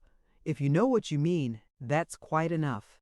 These he utters with an appearance of perfect indifference as he looks over the papers on his table and prepares to write a letter. Mr. George looks distrustfully from the painted ceiling to the ground, from the ground to Mr. Smallweed, from Mr. Smallweed, from Mr. Smallweed to Mr. Tulkinghorn, and from Mr. Tulkinghorn to the painted ceiling again, often in his perplexity changing the leg on which he rests. "I do assure you, sir," says Mr. George, "not to say it offensively, that between you and Mr. Smallweed here, I really am being smothered 50 times over. I really am, sir. I am not a match for you gentlemen. Will you allow me to ask why you want to see the captain's hand, in the case that I could find any specimen of it?" Mr. Tulkinghorn quietly shakes his head. "No. If you were a man of business, Sergeant, you would not need to be informed that there are confidential reasons, very harmless in themselves, for many such wants in the profession to which I belong. But if you are afraid of doing any injury to Captain Hawdon, you may set your mind at rest about that."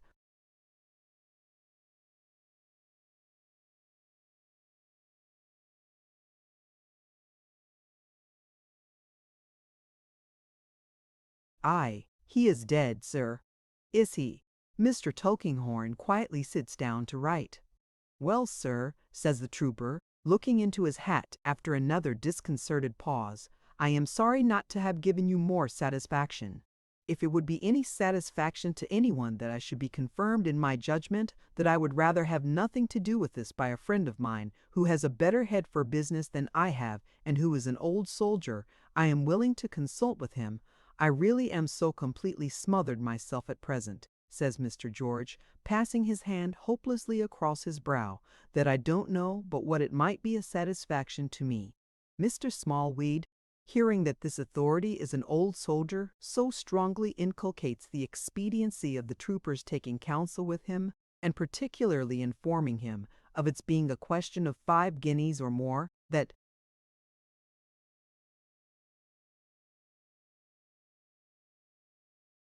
Mr. George engages to go and see him. Mr. Tulkinghorn says nothing either way. "I'll consult my friend then, by your leave, sir," says the trooper, "and I'll take the liberty of looking in again with the final answer in the course of the day. Mr. Smallweed, if you wish to be carried downstairs—" "In a moment, my dear friend, in a moment. Will you first let me speak half a word with this gentleman in private?" "Certainly, sir. Don't hurry yourself on my account." The trooper retires to a distant part of the room and resumes his curious inspection of the boxes, strong and otherwise. "If I wasn't as weak as a brimstone baby, sir," whispers Grandfather Smallweed, drawing the lawyer down to his level by the lapel of his coat and flashing some half-quenched green fire out of his angry eyes, "I'd tear the writing away from him. He's got it buttoned in his breast. I saw him put it there. Judy saw him put it there. Speak up, you crabbed image for the sign of a walking stick shop, and say you saw him put it there." This vehement conjuration the old gentleman accompanies with such a thrust at his granddaughter that it is too much for his strength, and he slips away out of his chair, drawing Mr. Tulkinghorn with him, until he is arrested by Judy and well shaken. "Violence will not do for me, my friend," Mr. Tulkinghorn then remarks coolly. "No, no, I know, sir. But it's chafing and galling. It's worse than your smattering, chattering magpie of a grandmother," to the imperturbable Judy, who only looks at the fire, "to know he has got what's wanted and won't give it up. He not to give it up. He, a vagabond. But never mind, sir, never mind. At the most he has only his own way for a little while. I have him." Periodically in a vice. "I'll twist him, sir. I'll screw him, sir. If he won't do it with a good grace, I'll make him do it with a bad one, sir." "Now, my dear Mr. George," says Grandfather Smallweed, winking at the lawyer hideously as he releases him, "I am ready for your kind assistance, my excellent friend." Mr. Tulkinghorn, with some shadowy sign of amusement manifesting itself through his self-possession, stands on the hearth rug with his back to the fire, watching the disappearance of Mr. Smallweed and acknowledging the trooper's parting salute with one slight nod. It is more difficult to get rid of the old gentleman, Mr. George finds, than to bear a hand in carrying him downstairs, for when he is replaced in his conveyance, he is so loquacious on the subject of the guineas, and retains such an affectionate hold of his button, having, in truth, a secret longing to rip his coat open and rob him, that some degree of force is necessary on the trooper's part. 2.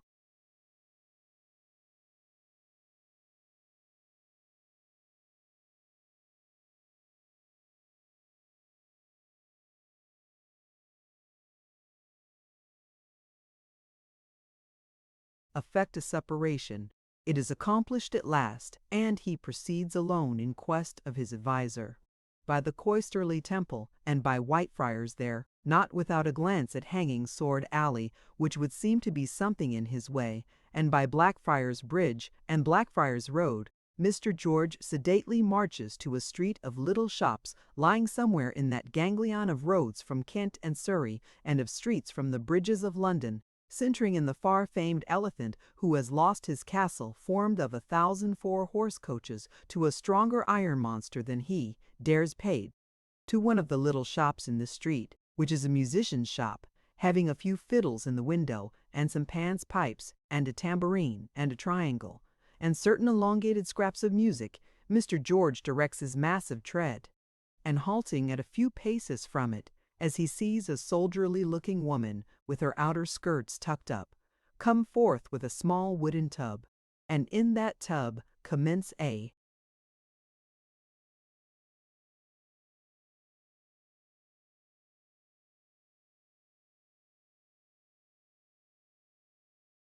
whisking and a splashing on the margin of the pavement. Mr. George says to himself, "She's as usual, washing greens. I never saw her, except upon a baggage wagon, when she was a-washing greens." The subject of this reflection is at all events so occupied in washing greens at present, that she remains unsuspicious of Mr. George's approach until, lifting up herself and her tub together, when she has poured the water off into the gutter, she finds him standing near her. Her reception of him is not flattering. "George, I never see you but I wish you was 100 mile away." The trooper, without remarking on this welcome, follows into the musical instrument shop, where the lady places her tub of greens upon the counter, and having shaken hands with him, rests her arms upon it. "I never," she says, "George, consider Matthew Bagnet safe a minute when."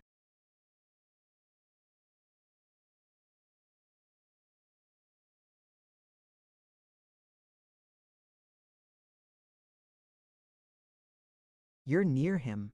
You are that restless and that roving?" "Yes, I know I am, Mrs. Bagnet. I know I am." "You know you are," says Mrs. Bagnet. "What's the use of that? Why are you—" "The nature of the animal, I suppose," returns the trooper good-humoredly. "Ah!" cries Mrs. Bagnet, something shrilly. "But what satisfaction will the nature of the animal be to me when the animal shall have tempted my Mat away from the musical business to New Zealand or Australia?"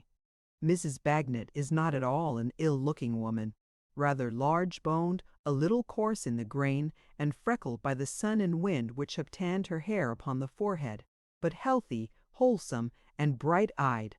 A strong, busy, active, honest-faced woman of from 45 to 50, clean, hearty, and so economically dressed, though substantially that the only article of ornament of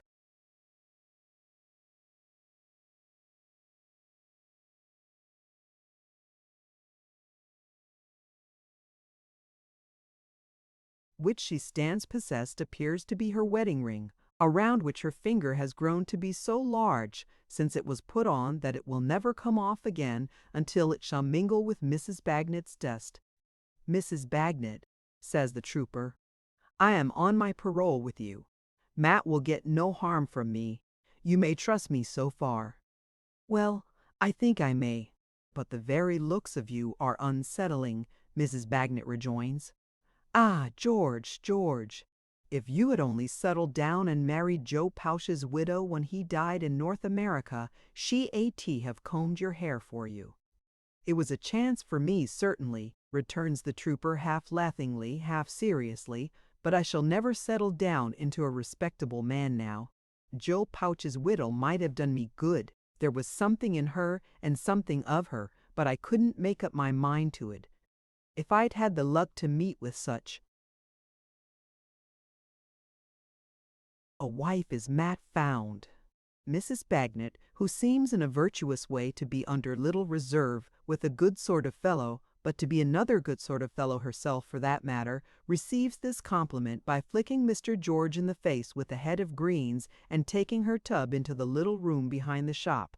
"Why, Quebec, my poppet," says George, following on invitation into that department. "And little Malta, too. Come and kiss your Bluffy." These young ladies, not supposed to have been actually christened by the names applied to them, though always so called in the family from the places of their birth in barracks, are respectively employed on three-legged stools, the younger, some 5 or 6 years old, in learning her letters out of a penny primer, the elder 8 or 9 perhaps in teaching her and sewing with great assiduity. Both hail Mr. George with acclamations as an old friend, and after some kissing and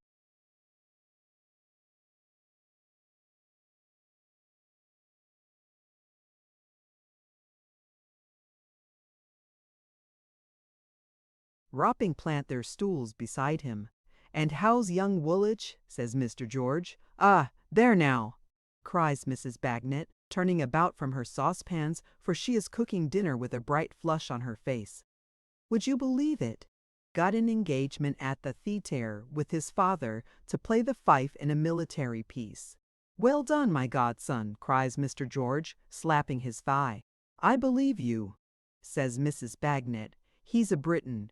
That's what Woolwich is, a Briton.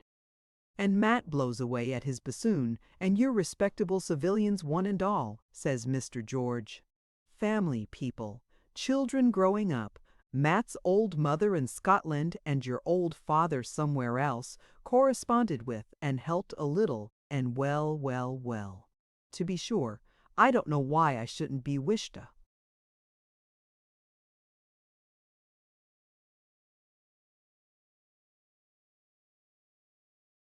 100 mile away, for I have not much to do with all this." Mr. George is becoming thoughtful, sitting before the fire in the whitewashed room, which has a sanded floor and a barrack smell, and contains nothing superfluous, and has not a visible speck of dirt or dust in it, from the faces of Quebec and Malta to the bright tin pots and pannikins upon the dresser shelves. Mr. George is becoming thoughtful, sitting here while Mrs. Bagnet is busy, when Mr. Bagnet and young Woolwich opportunely come home. Mr. Bagnet is an ex-artilleryman, tall and upright, with shaggy eyebrows and whiskers like the fibers of a cocoa-nut, not a hair upon his head, and a torrid complexion. His voice, short, deep, and resonant, is not at all unlike the tones of the instrument to which he is devoted. Indeed, there may be generally observed in him an unbending, unyielding, brass-bound air, as if he were himself the bassoon of the human orchestra. Young Woolwich is the type and model of a young drummer.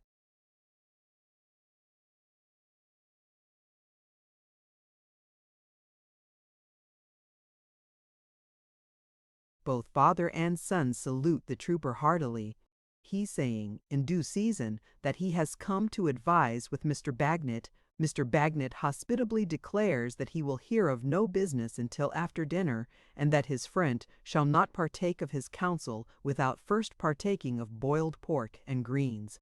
The trooper yielding to this invitation, he and Mr. Bagnet, not to embarrass the domestic preparations, go forth to take a turn up and down the little street, which they promenade with measured tread and folded arms, as if it were a rampart. "George," says Mr. Bagnet, "you know me. It's my old girl that advises. She has the head, but I never owned to it before her. Discipline must be maintained. Wait till the greens is off her mind, then we'll consult. Whatever the old girl says, do it." "I intend to, Matt," replies the other. "I would sooner take her opinion than that of a college."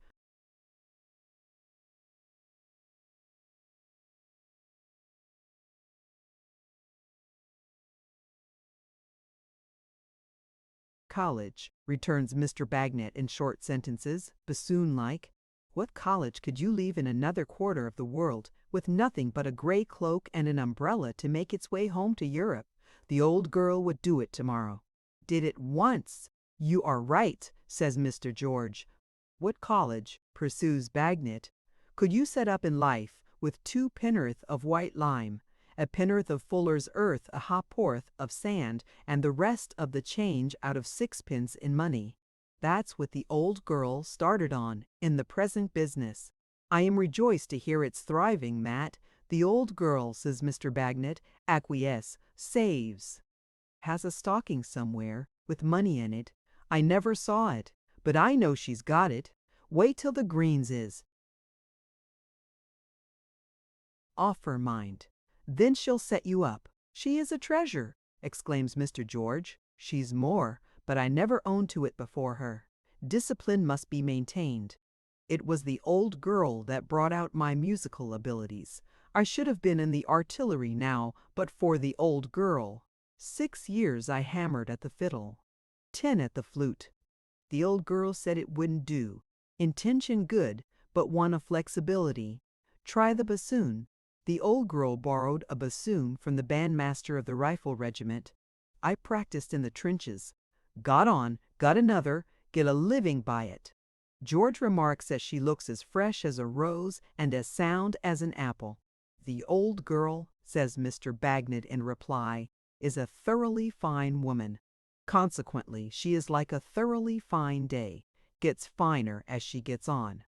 I never saw the old girl's equal, but I never owned to it before her. Discipline must be maintained. Proceeding to converse on indifferent matters, they walk up and down the little street, keeping step and time, until summoned by Quebec and Malta to do justice to the pork and greens, over which Mrs. Bagnet, like a military chaplain, says a short grace. In the distribution of these comestibles, as in every other household duty, Mrs. Bagnet develops an exact system, sitting with every dish before her, allotting to every portion of pork its own portion of pot liquor, greens, potatoes, and even mustard, and serving it out complete. Having likewise served out the beer from a can, and thus supplied the mess with all things necessary, Mrs. Bagnet proceeds to satisfy her own hunger, which is in a healthy state. The kit of the mess, if the table furniture may be so denominated, is chiefly composed of utensils of horn and tin that have done duty in several parts of the world. Young Woolwich's knife, in particular, which is of the oyster kind, with the additional feature of a strong shutting-up movement, which frequently bulks the appetite of that young musician, is mentioned as having gone in various hands the complete round of foreign service.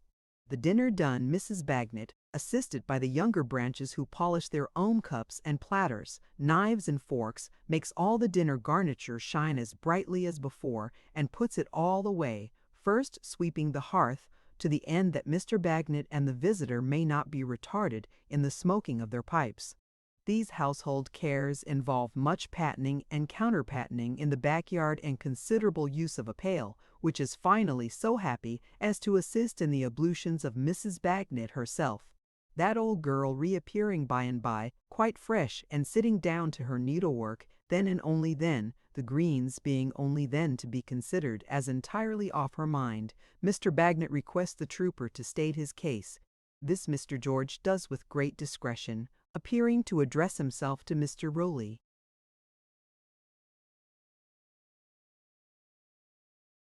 Bagnet, but having an eye solely on the old girl all the time, as Bagnet has himself. She, equally discreet, busies herself with her needlework. The case fully stated, Mr. Bagnet resorts to his standard artifice for the maintenance of discipline. "That's the whole of it, is it, George?" says he. "That's the whole of it. You act according to my opinion." "I shall be guided," replies George, "entirely by it." "Old girl," says Mr. Bagnet, "give him my opinion. You know it. Tell him what it is." It is that he cannot have too little to do with people who are too deep for him, and cannot be too careful of interference with matters he does not understand.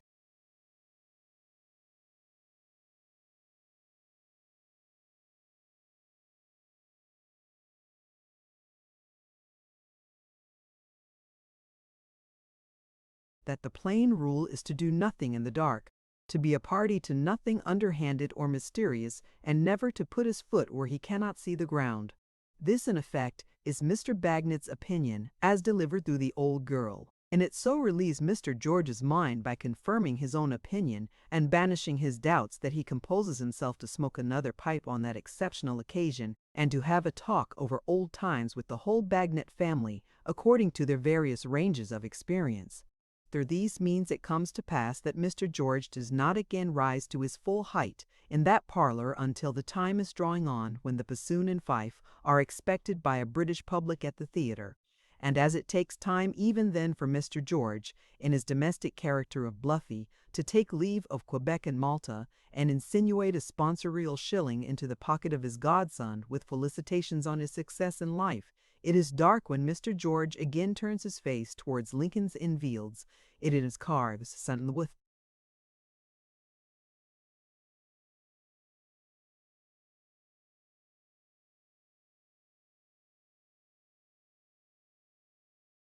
a family home, he ruminates as he marches along.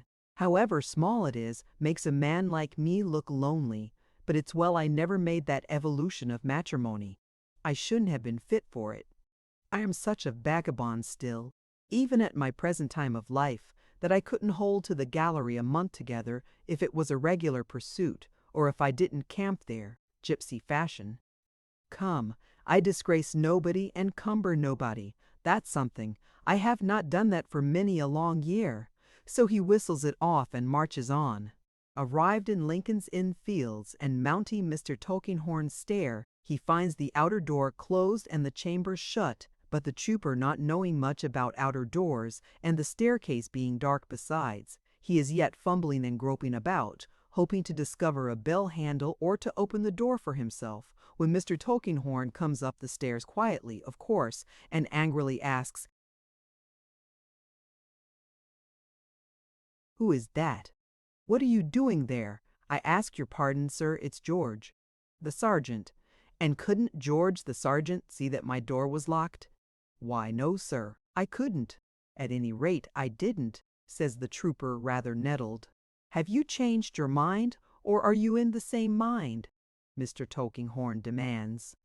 But he knows well enough at a glance. "In the same mind, sir." "I thought so. That's sufficient. You can go." "So you are the man," says Mr. Tulkinghorn, opening his door with the key, in whose hiding place Mr. Gridley was found. "Yes, I am the man," says the trooper, stopping 2 or 3 stairs down.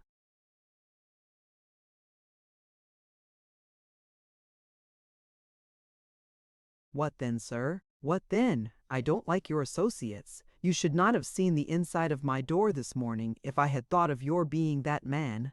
Gridley? A threatening, murderous, dangerous fellow."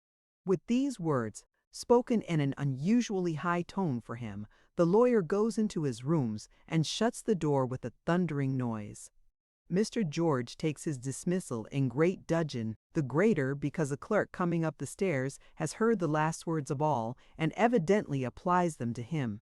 A pretty character to bear, the trooper growls with a hasty oath as he strides downstairs. A threatening, murderous, dangerous fellow. And looking up, he sees the clerk looking down at him, and marking him as he passes a lamp. This so intensifies his dudgeon that for 5 minutes he is in an ill humor. But he whistles that off like the rest of it, and marches home to the shooting gallery.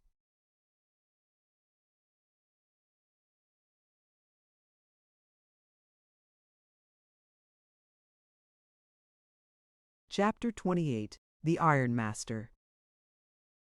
Sir Leicester Dedlock has got the better, for the time being, of the family gout, and is once more, in a literal no less than in a figurative point of view, upon his legs.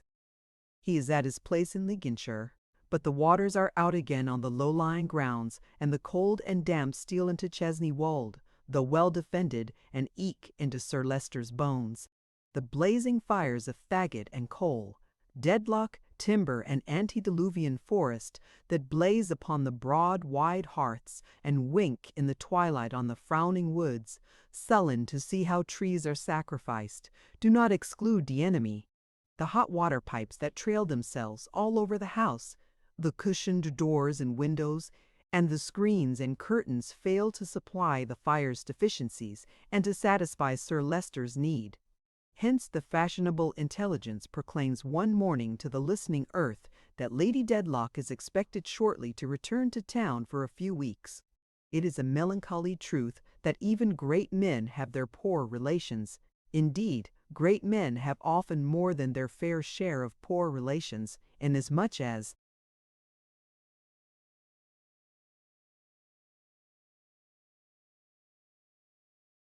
very red blood of the superior quality, like inferior blood unlawfully shed, will cry aloud and will be heard. Sir Leicester's cousins, in the remotest degree, are so many murders in the respect that they will out, among whom there are cousins who are so poor that one might almost dare to think it would have been the happier for them never to have been plated links upon the Dedlock chain of gold, but to have been made of common iron at first and done base service. Service, however, with a few limited reservations, genteel but not profitable, they may not do, being of the Dedlock dignity. So they visit their richer cousins, and get into debt when they can, and live but shabbily when they can't, and find the women no husbands, and the men no wives, and ride in borrowed carriages, and sit at feasts that are never of their own making, and so go through high life. The rich family sum has been divided by so many figures, and they are the something over that nobody knows what to do with.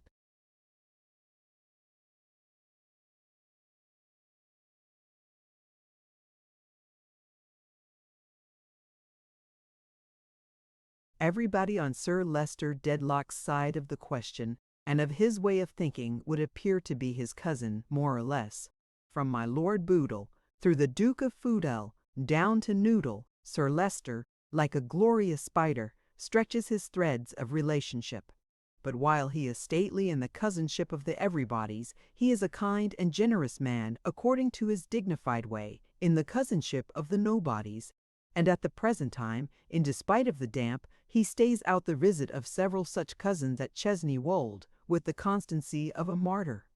Of these, foremost in the front rank stands Volumnia Dedlock, a young lady of 60 who is doubly highly related, having the honor to be a poor relation by the mother's side to another great family. Miss Volumnia, displaying in early life a pretty talent for cutting ornaments out of colored paper, and also for singing to the guitar in the Spanish tongue, and propounding French conundrums in country houses, passed the 20 years of her existence between 20 and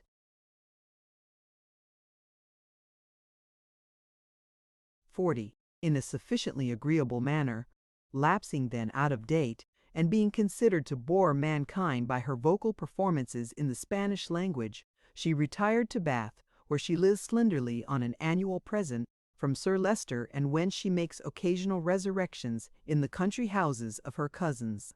She has an extensive acquaintance at Bath among appalling old gentlemen with thin legs and nankeen trousers, and is of high standing in that dreary city. But she is a little dreaded elsewhere in consequence of an indiscreet profusion in the article of rouge and persistency in an obsolete pearl necklace like a rosary of little birds' eggs. In any country in a wholesome state, Volumnia would be a clear case for the pension list. Efforts have been made to get her on it, and when William Buffy came in, it was fully expected that her name would be put down for a couple of hundred a year. But William Buffy somehow discovered, contrary to all expectation, that these were not the times when it could be done, and this was.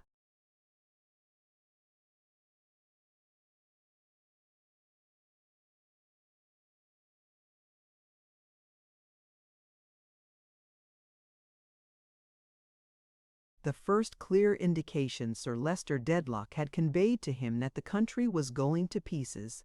There is likewise the Honourable Bob Stables, who could make warm mashes with the skill of a veterinary surgeon, and is a better shot than most gamekeepers. He has been for some time particularly desirous to serve his country in a post of good emoluments, unaccompanied by any trouble or responsibility, and a well-regulated body politic. This natural desire on the part of a spirited young gentleman so highly connected would be speedily recognized, But somehow William Buffy found when he came in that these were not times in which he could manage that little matter either, and this was the second indication Sir Leicester Dedlock had conveyed to him that the country was going to pieces. The rest of the cousins are ladies and gentlemen of various ages and capacities, the major part amiable and sensible, and likely to have done well enough in life if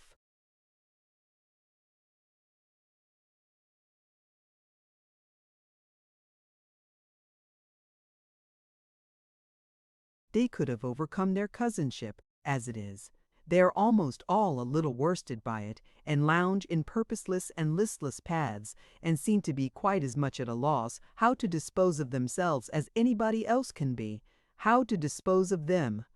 In this society, and where not, my Lady Dedlock reigns supreme, beautiful, elegant, accomplished, and powerful in her little world, for the world of fashion does not stretch all the way from pole to pole. Her influence in Sir Leicester's house, however haughty and indifferent her manner, is greatly to improve it and refine it. The cousins, even those older cousins who were paralyzed when Sir Leicester married her, do her feudal homage, and the Honourable Bob Stables daily repeats to some chosen person between breakfast and lunch his favourite original remark that she is the best groomed woman in the whole stud. Such the guests in the long drawing-room at Chesney Wold this dismal night. When the step on the Ghost's Walk inaudible here, however, might be the step of a deceased cousin shut out in the cold. It is near bedtime. Bedroom fires blaze brightly all over the house, raising ghosts of grim furniture on wall and ceiling. Bedroom candlesticks bristle on the distant table by the door, and cousins yawn on ottomans. Cousins at the piano, cousins at the soda-water tray, cousins rising from the card table, cousins gathered round the fire. Standing on one side of his own peculiar fire, for there are two, Sir Leicester. On the opposite side of the broad hearth, my lady at her table.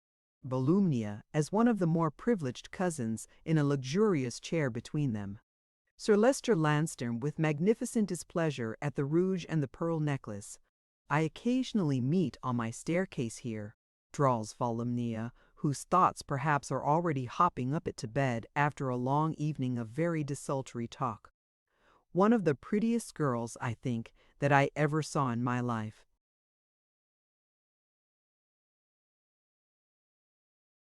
A protégé of my lady's, observes Sir Leicester. I thought so. I felt sure that some uncommon eye must have picked that girl out. She really is a marvel. A dolly sort of beauty, perhaps, says Miss Volumnia, reserving her own sort, but in its way, perfect.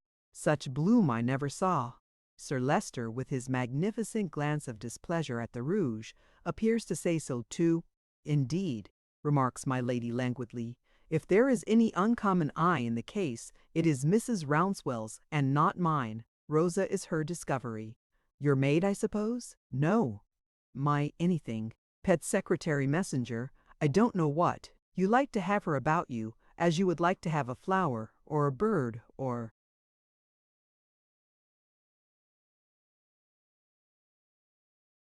a picture, or a poodle. No, not a poodle, though, or anything else that was equally pretty, says Volumnia, sympathizing. Yes, how charming now!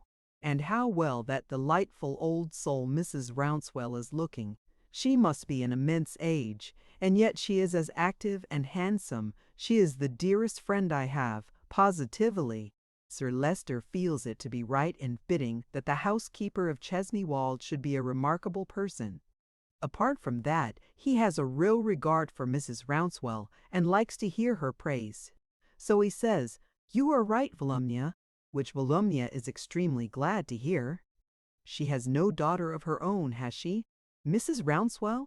No, Volumnia, she has a son. Indeed, she had two. My lady, whose chronic malady of boredom has been sadly aggravated by Volumnia this evening, glances wearily towards the candlesticks and heaves a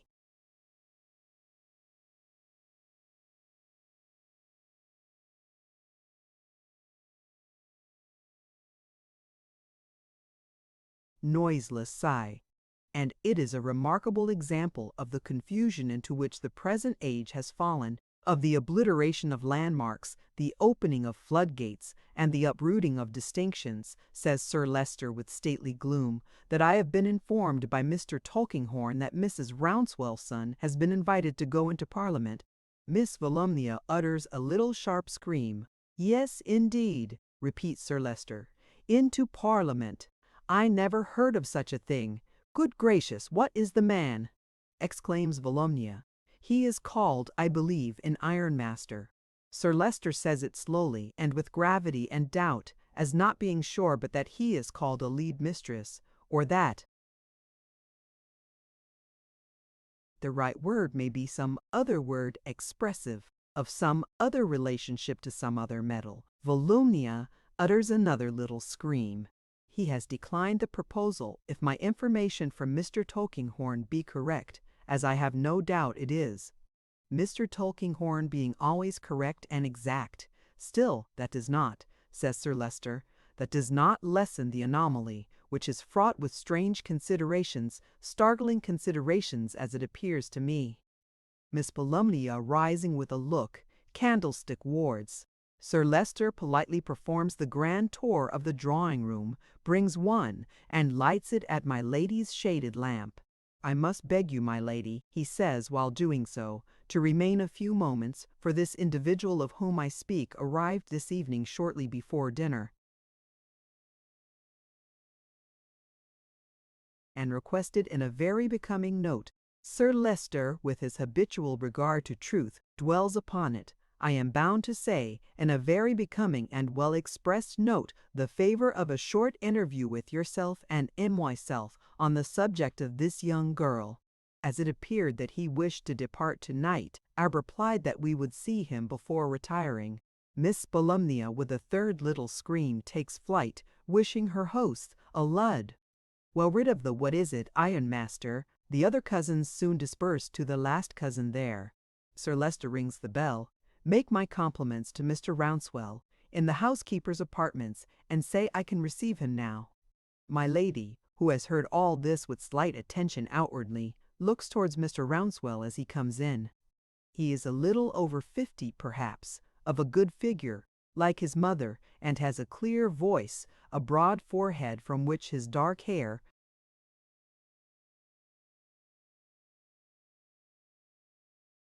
has retired, and a shrewd though open face. He is a responsible-looking gentleman dressed in black, portly enough, but strong and active, has a perfectly natural and easy air, and is not in the least embarrassed by the great presence into which he comes. Sir Leicester and Lady Dedlock, as I have already apologized for intruding on you, I cannot do better than be very brief. I thank you, Sir Leicester. The head of the Dedlocks has motioned towards a sofa between himself and my lady. Mr. Rouncewell quietly takes his seat there. In these busy times, when so many great undertakings are in progress, people like myself have so many workmen in so many places that we are always on the flight. Sir Leicester is content enough that the ironmaster should feel that there is no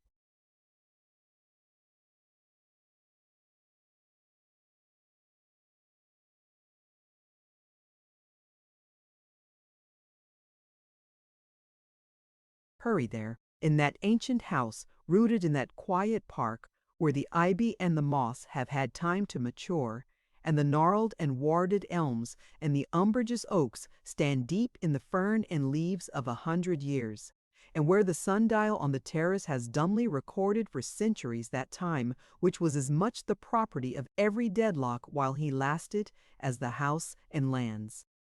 Sir Leicester sits down in an easy-chair, opposing his repose and that of Chesney Wold to the restless flights of ironmasters.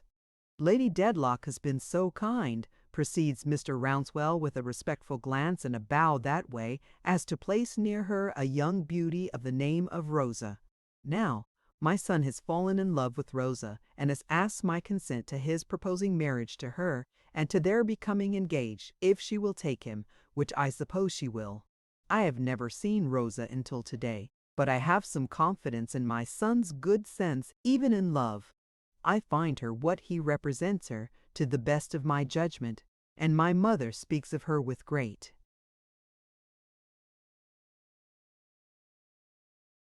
commendation. She in all respects deserves it, says my lady. I am happy, Lady Dedlock, that you say so, and I need not comment on the value to me of your kind opinion of her. That, observes Sir Leicester with unspeakable grandeur, for he thinks the ironmaster a little too glib, must be quite unnecessary. Quite unnecessary, Sir Leicester. Now, my son is a very young man, and Rosa is a very young woman. As I made my way, so my son must make his, and his being married at present is out of the question.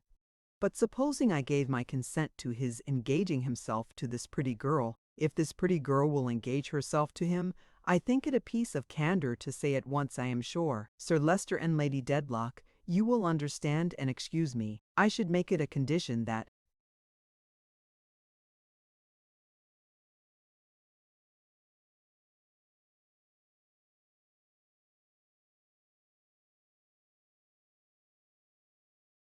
she did not remain at Chesney Wold.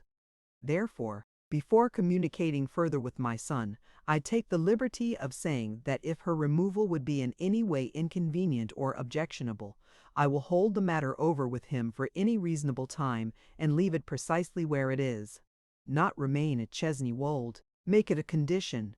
All Sir Leicester's old misgivings relative to Wat Tyler and the people in the iron districts who do nothing but turn out by torchlight come in a shower upon his head, the fine grey hair of which, as well as of his whiskers, actually stirs with indignation. Am I to understand, sir, says Sir Leicester, and is my lady to understand, he brings her in thus specially, first as a point of gallantry, and next as a point of prudence, having great reliance on her sense, am I to understand, Mr. Rouncewell, and is my lady to understand, sir, that you consider this young woman too good for Chesney Wold, or likely to be injured by remaining here?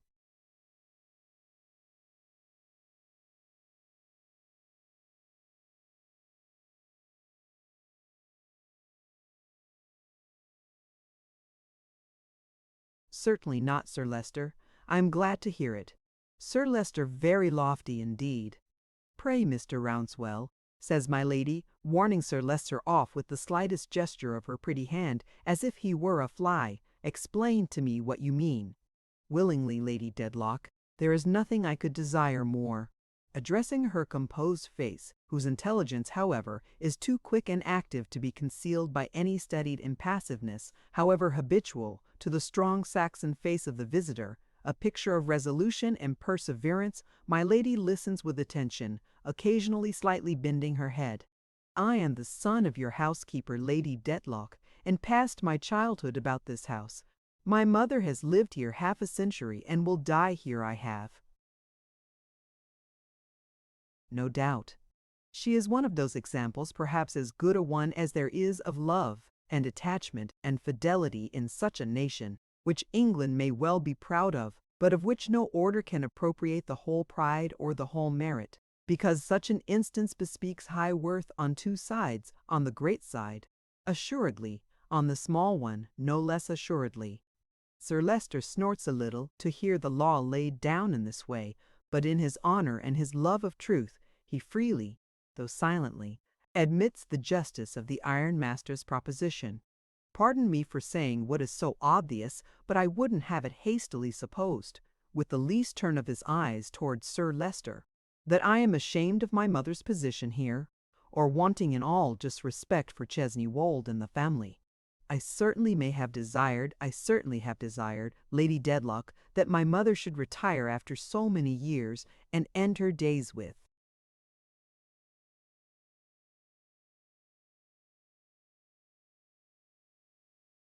me. But as I have found that to sever this strong bond would be to break her heart, I have long abandoned that idea.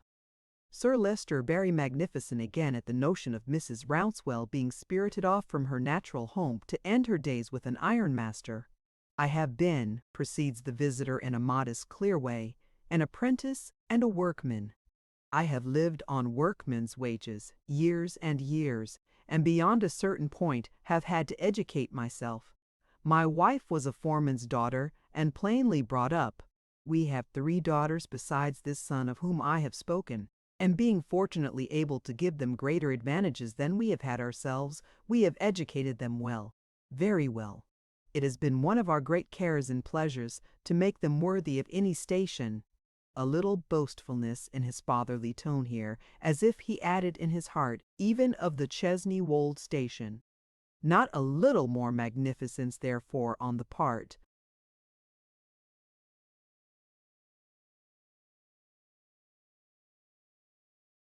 of Sir Leicester.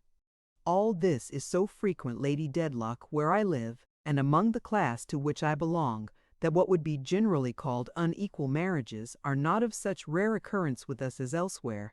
A son will sometimes make it known to his father that he has fallen in love, say, with a young woman in the factory. The father, who once worked in a factory himself, will be a little disappointed at first, very possibly. It may be that he had other views for his son. However, the chances are that having ascertained the young woman to be of unblemished character, he will say to his son, "I must be quite sure you are in earnest here. This is a serious matter for both of you. Therefore I shall have this girl educated for 2 years, or it may be I shall place this girl at the same school with your sisters for such a time, during which you will give me your word and honor to see her only so often. If at the expiration of that time, when she has so far profited by her advantages as that you may be upon a fair equality, you are both in the same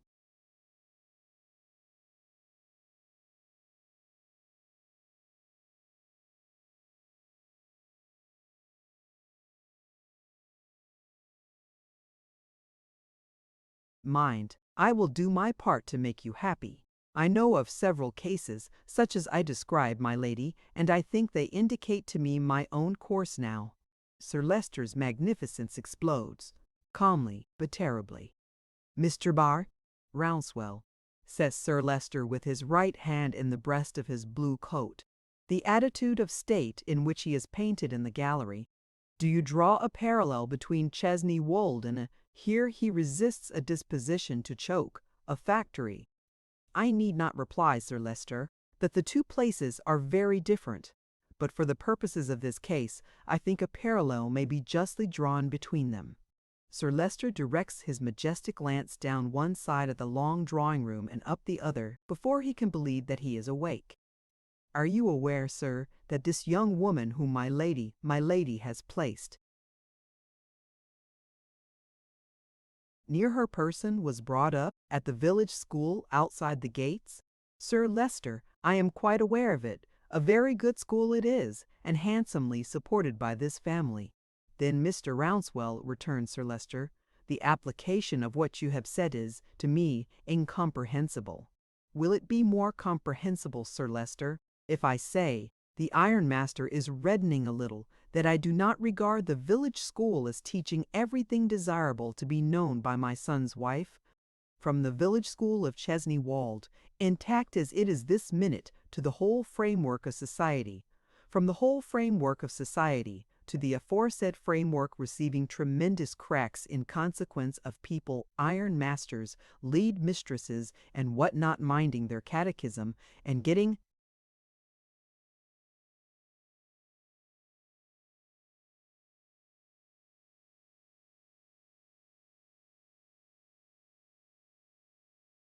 out of the station unto which they are called necessarily and forever, according to Sir Leicester's rapid logic, the first station in which they happen to find themselves, and from that to their educating other people out of the are of stations, and so obliterating the landmarks and opening the floodgates, and all the rest of it. This is the swift progress of the Dedlock mind. My lady, I beg your pardon, permit me, for one moment. She has given a faint indication of intending to speak. Mr. Rouncewell, our views of duty, and our views of station, and our views of education, and our views of, in short, all our views are so diametrically opposed that to prolong this discussion must be repellent to your feelings and repellent to my own. This young woman is honored with my lady's notice and favor. If she wishes to withdraw herself from that notice and favor, or if she chooses to place herself under the influence of anyone who may, in his peculiar opinions, you will allow me to say, in his peculiar opinions, though I readily admit that he is not accountable for them too.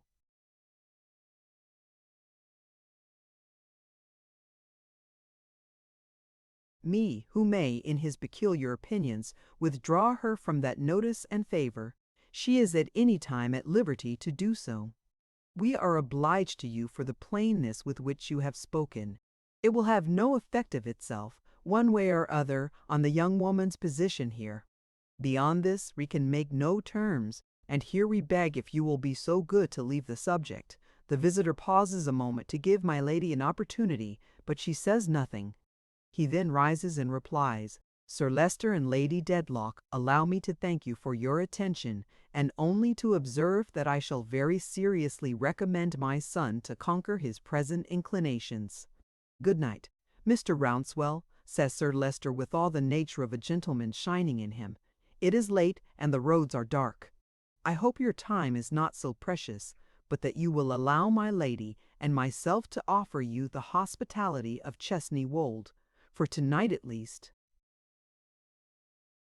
I hope so, adds my lady. I am much obliged to you, but I have to travel all night in order to reach a distant part of the country punctually at an appointed time in the morning. Therewith the ironmaster takes his departure, Sir Leicester ringing the bell and my lady rising as he leaves the room. When my lady goes to her boudoir, she sits down thoughtfully by the fire, and, inattentive to the ghost's walk, looks at Rosa, writing in an inner room. Presently my lady calls her. Come to me, child. Tell me the truth. Are you in love? Oh, my lady, looking at the downcast and blushing face, says smiling, Who is it? Is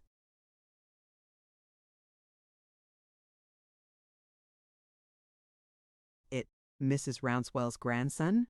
Yes, if you please, my lady, but I don't know that I am in love with him yet.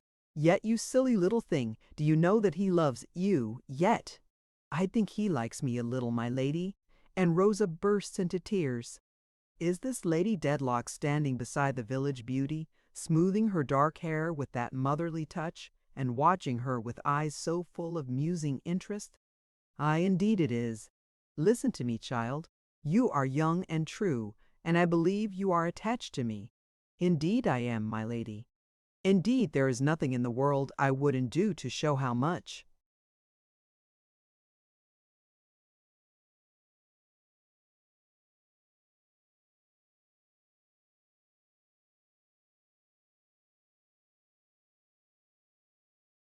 And I don't think you would wish to leave me just yet, Rosa, even for a lover. No, my lady?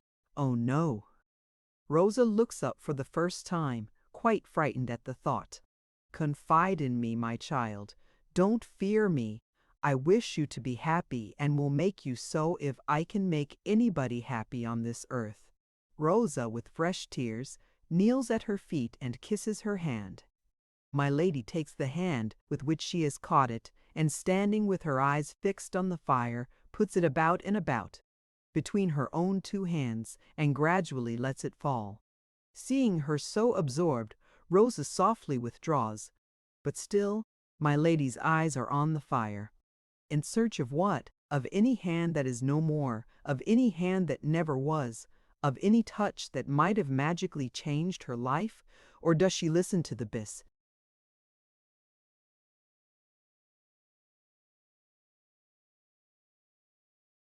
Ghosts walk and think what step does it most resemble? A man's? A woman's? The pattering of a little child's feet, ever coming on?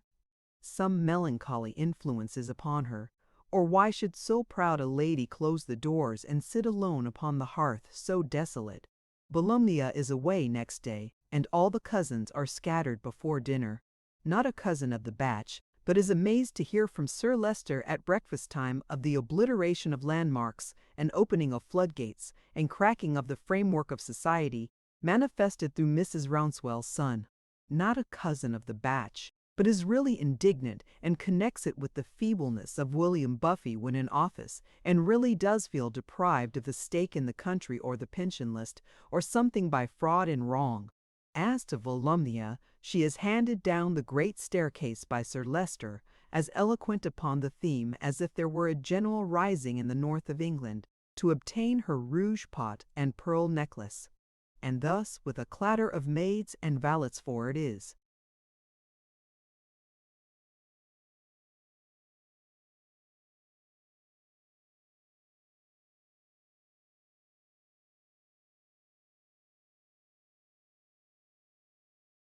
One appurtenance of their cousinship that however difficult they may find it to keep themselves, they must keep maids and belates the cousins dispersed to the four winds of heaven, and the one wintry wind that blows today shakes a shower from the trees near the deserted house, as if all the cousins had been changed into leaves.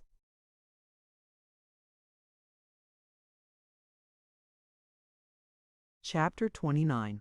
The Young Man. Chesney Wold is shut up. Carpets are rolled into great scrolls in corners of comfortless rooms. Bright damask does penance in brown Holland. Carving and gilding puts on mortification, and the deadlock ancestors retire from the light of day again. Around and around the house the leaves fall thick, but never fast, for they come circling down with a dead lightness that is somber and slow. Let the gardener sweep and sweep the turf as he will, and press the leads into full barrows, and wheel them off, still they lie ankle deep. Howls the shrill wind round Chesney Wold. The sharp rain beats, the windows rattle, and the chimneys growl. Mists hide in the avenues, veil the points of view, and move in funeral wise across the rising grounds.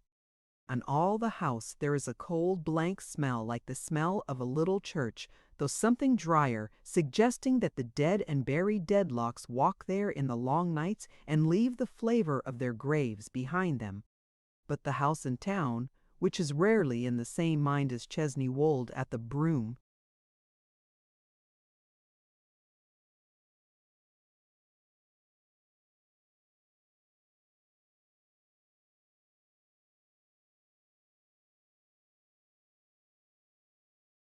same time, seldom rejoicing when it rejoices or mourning when it mourns, excepting when a deadlock dies, the house in town shines out awakened. As warm and bright as so much state may be, as delicately redolent of pleasant scents that bear no trace of winter as hothouse flowers can make it, soft and hushed, so that the ticking of the clocks and the crisp burning of the fires alone disturb the stillness in the rooms, it seems to wrap those chilled bones of Sir Leicester's in rainbow-colored wool, and Sir Leicester is glad to repose in dignified contentment before the great fire in the library, condescendingly perusing the backs of his books, or honoring the fine arts with a glance of approbation, for he has his pictures ancient and modern, some of the fancy ball school in which art occasionally condescends to become a master, which would be best catalogued like the miscellaneous articles in a sale. As 3 high-backed chairs, a table and cover, long-necked bottle containing wine, 1 flask, 1 Spanish female's costume, 3/4 face portrait of Miss Jog the model, and a suit of armor containing Don Quixote, or 1 stone terrace cracked, 1 gondola in distance, 1 Venetian senator's dress complete, richly embroidered white satin costume with profile portrait of Miss Jog, the model, 1 scimitar superbly mounted in gold with jeweled handle, elaborate Moorish dress very rare, and Othello. Elaborate Moorish dress very rare, and Othello. Mr. Tulkinghorn comes and goes pretty often, there being estate business to do, leases to be renewed, and so on. He sees my lady pretty often too, and he and she are as composed and as indifferent, and take as little heed of one another as ever. Yet it may be that my lady fears this Mr. Tulkinghorn, and that he knows it. It may be that he pursues her doggedly and steadily, with no touch of compunction, remorse, or pity. It may be that her beauty and all the state and brilliancy surrounding her only gives him the greater zest for what he is set upon, and makes him the more inflexible in it. Whether he be cold and cruel, whether immovable in what he has made his duty, whether absorbed in love of power, whether determined to have nothing hidden from him in ground where he has burrowed among secrets all his life, whether he in his heart despises the splendor of which he is a distant beam, whether he is always treasuring up slights and offenses in the affability of his gorgeous clients, whether he be any of this or all of this, it may be that my lady had better have 5,000 pairs of fashionable eyes upon her, in distrustful vigilance, than the 2 eyes of this rusty lawyer with his wisp of neckcloth, and had dull black breeches tied with rift-tied bridies tied this. Sir Leicester sits in my lady's room, that room in which Mr. Tulkinghorn read the affidavit in Jarndyce and Jarndyce, particularly complacent. My lady, as on that day, sits before the fire with her screen in her hand. Sir Leicester is particularly complacent because he has found in his newspaper some congenial remarks bearing directly on the floodgates and the framework of society. They apply so happily to the late case that Sir Leicester has come from the library to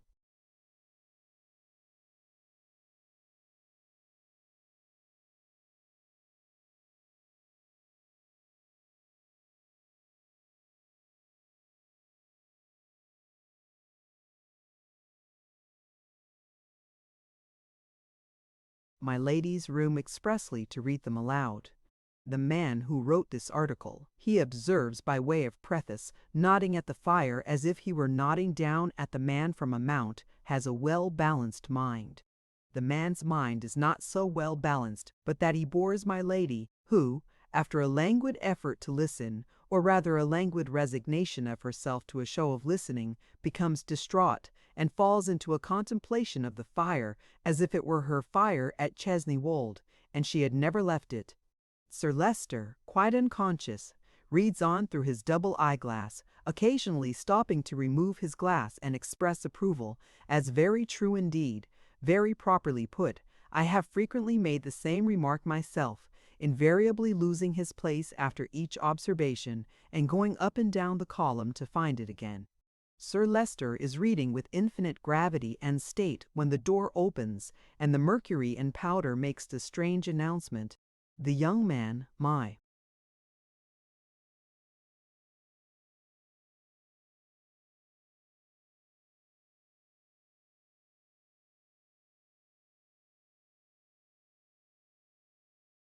Lady of the name of Guppy. Sir Leicester pauses, stares, repeats in a killing voice, "The young man of the name of Guppy." Looking round, he beholds the young man of the name of Guppy, much discomfited and not presenting a very impressive letter of introduction in his manner and appearance. "Pray," says Sir Leicester to Mercury, "what do you mean by announcing with this abruptness a young man of the name of Guppy?" "I beg your pardon, Sir Leicester, but my lady said she would see the young man whenever he called. I was not aware that you were here, Sir Leicester." With this apology, Mercury directs a scornful and indignant look at the young man of the name of Guppy, which plainly says, "What do you come calling here?" For in the getting me into a row, "It's quite right. I gave him those directions," says my lady. "Let the young man wait." "By no means, my lady.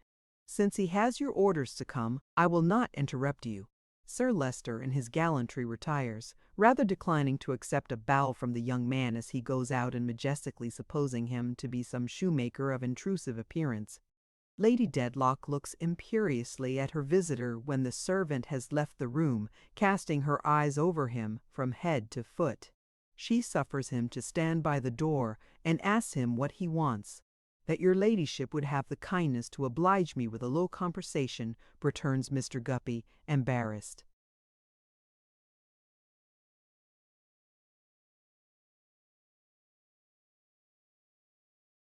"You are, of course, the person who has written me so many letters." "Several, your ladyship." "Several before your ladyship condescended to favor me with an answer. And could you not take the same means of rendering a conversation unnecessary? Can you not still?" Mr. Guppy screws his mouth into a silent no, and shakes his head. "You have been strangely importunate. If it should appear, after all, that what you have to say does not concern me, and I don't know how it can, and don't expect that it will, you will allow me to cut you short with but little ceremony. Say what you have to say, if you please." My lady, with a careless toss of her screen, turns herself towards the fire again, sitting almost with her back to the young man of the name of Guppy. "With your ladyship's permission, then," says the young man, "I will now enter on my business. I am, as I told your ladyship in my first letter, in the law. Being in the law, I have learned the habit of not committing myself in writing, and therefore I did not mention to your ladyship the name of the firm with which I am connected, and in which my standing, and I may add income, is tolerably good. I may now state to your ladyship, in confidence, that the name of that firm is Kenge and Carboy, of Lincoln's Inn, which may not be altogether unknown to your ladyship in Connaughton." My lady's figure begins to be expressive of some attention. She has ceased to toss the screen and holds it as if she were listening. "Now, I may say to your ladyship at once," says Mr. Guppy, a little emboldened, "it is no matter arising out of Jarndyce and Jarndyce that made me so desirous to speak to your ladyship, which conduct I have no doubt did appear, and does."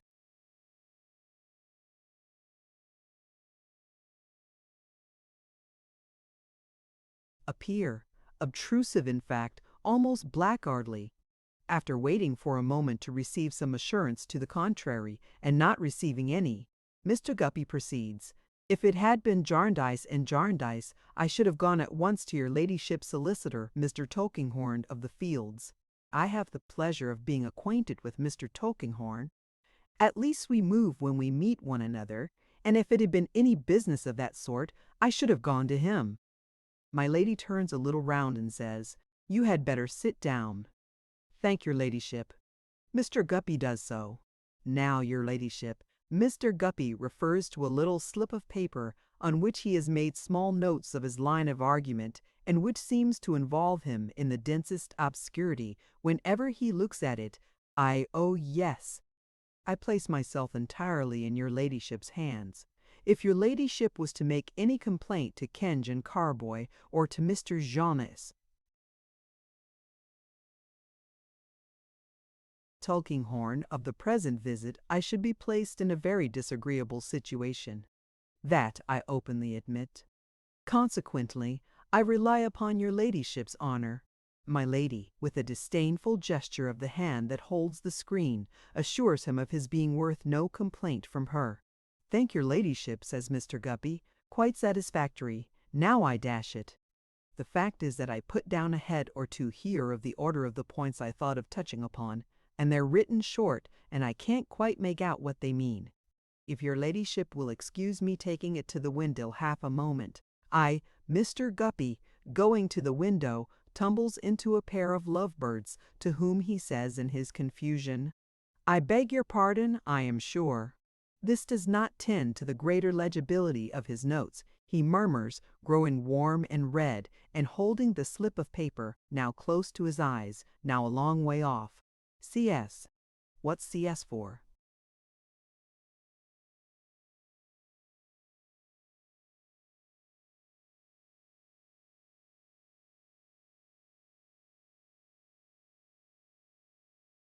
"Oh, CS. Oh, I know. Yes, to be sure," and comes back enlightened. "I am not aware," says Mr. Guppy, standing midway between my lady and his chair, "whether your ladyship ever happened to hear of, or to see, a young lady of the name of Miss Esther Summerson." My lady's eyes look at him full. "I saw a young lady of that name not long ago, this past autumn.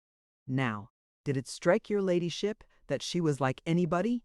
asks Mr. Guppy, crossing his arms, holding his head on one side, and scratching the corner of his mouth with his memoranda. My lady removes her eyes from him no more. "No."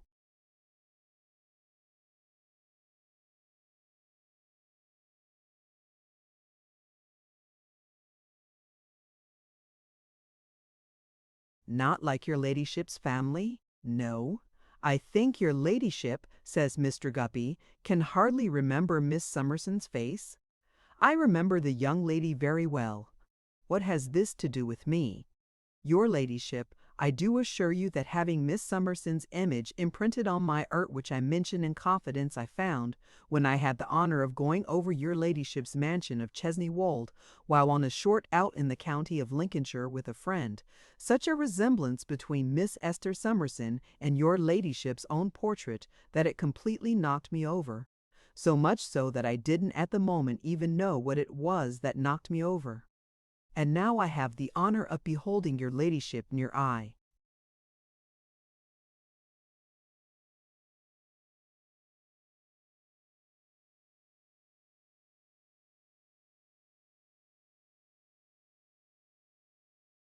Have often, since that, taken the liberty of looking at your ladyship in your carriage in the park, when I dare say you was not aware of me, but I never saw your ladyship so near. It's really more surprising than I thought it. Young man of the name of Guppy. There have been times when ladies lived in strongholds and had unscrupulous attendants within call, when that poor life of yours would not have been worth a minute's purchase, with those beautiful eyes looking at you, as they look at this moment. My lady, slowly using her little hand screen as a fan, asks him again what he supposes that his taste for likenesses has to do with her. Your ladyship, replies Mr. Guppy, again referring to his paper. I am coming to that. Dash these notes. Oh, Mrs. Chadband, yes. Mr. Guppy draws his chair a little forward and seats himself again. My lady reclines in her chair composedly, though with a trifle less of graceful ease than usual perhaps, and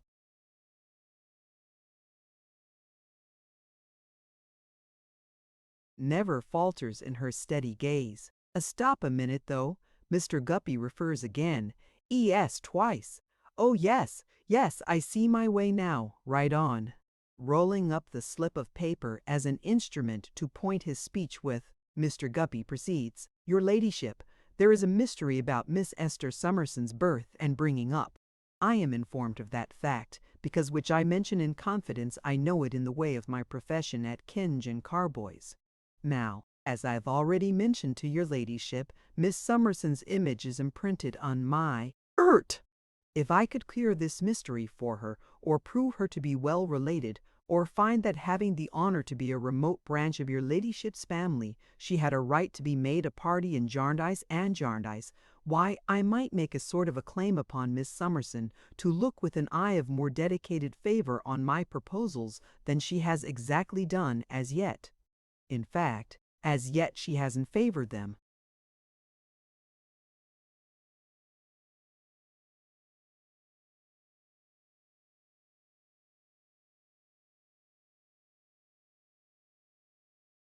At all. A kind of angry smile just dawns upon my lady's face. Now it's a very singular circumstance, your ladyship, says Mr. Guppy, though one of those circumstances that do fall in the way of us professional men, which I may call myself, for though not admitted, yet I have had a present of my articles made to me by Kinge and Carboy, on my mother's advancing from the principal of her little income the money for the stamp, which comes heavy, that I encountered the person who lived as servant with the lady who brought Miss Summerson up before Mr. Jarndyce took charge of her. That lady was a Miss Barbary, your ladyship. Is the dead color on my lady's face reflected from the screen, which has a green silk ground, and which she holds in her raised hand as if she had forgotten it? Or is it a dreadful paleness that has fallen on her?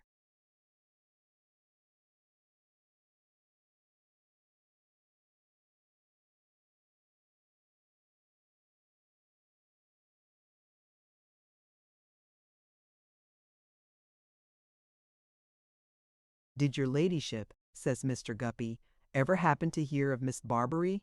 I don't know. I think so. Yes. Was Miss Barbary at all connected with your ladyship's family? My lady's lips move, but they utter nothing. She shakes her head. Not connected, says Mr. Guppy. Oh, not to your ladyship's knowledge, perhaps? Ah, but might be. Yes. After each of these interrogatories, she has inclined her head. Very good. Now, this Miss Barbary was extremely close, seems to have been extraordinarily close for a female. Females being generally in common life, at least rather given to conversation, and my witness never had an idea whether she possessed a single relative. on one occasion, and only one, she seems to have been confidential to my witness on a single point, and she then told her that the little girl's real name was not Esther Summerson, but Esther. Hawdon, my God! Mr. Guppy stares. Lady Dedlock sits before him looking him through with the same dark shade upon her face, in the same attitude even to the holding of the screen, with her lips a little apart, her brow a little contracted, but for the moment dead. He sees her consciousness return, sees a tremor pass across her frame like a ripple over water, sees her lips shake, sees her compose them by a great effort, sees her force herself back to the knowledge of his presence and of what he has said. All this so quickly that her exclamation and her dead condition seem to have passed away like the features of those long-preserved dead bodies, sometimes opened up in tombs, which, struck by the air like lightning, vanish in a breath. Your ladyship is acquainted with the name of Hawdon.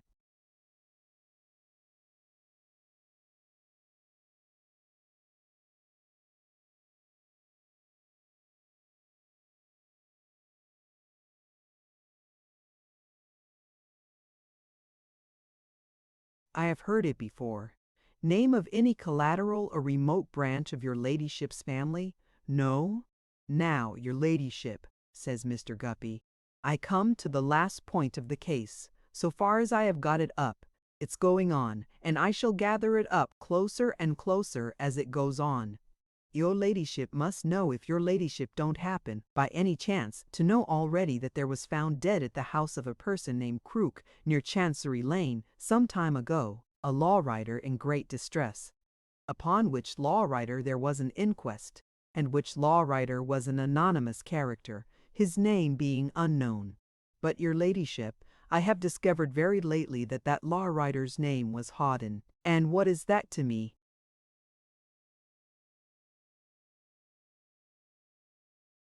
Ah, your ladyship, that's the question.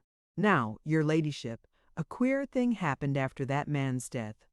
A lady started up, a disguised lady, your ladyship, who went to look at the scene of action and went to look at his grave. She hired a crossing sweeping boy to show it her. If your ladyship would wish to have the boy produced in corroboration of this statement, I can lay my hand upon him at any time. The wretched boy is nothing to my lady, and she does not wish to have him produced. Oh, I assure your ladyship it's a very queer start indeed, says Mr. Guppy. If you was to hear him tell about the rings that sparkled on her fingers when she took her glove off, you'd think it quite romantic. There are diamonds glittering on the hand that holds the screen. My lady trifles with the screen, and makes them glitter more, again with that expression.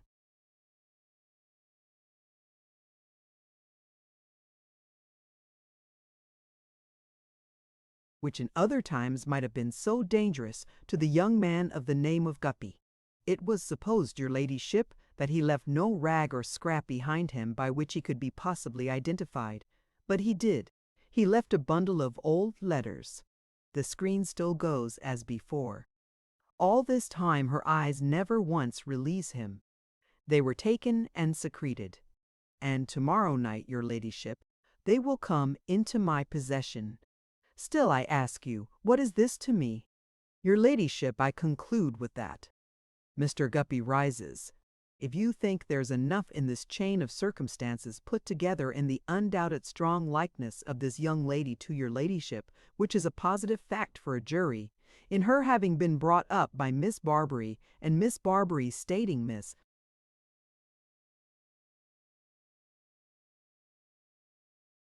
Summerson's real name to be Hawdon, and your ladyship's knowing both these names very well, and in Hawdon's dying, as he did to give your ladyship a family interest in going further into the case, I will bring these papers here.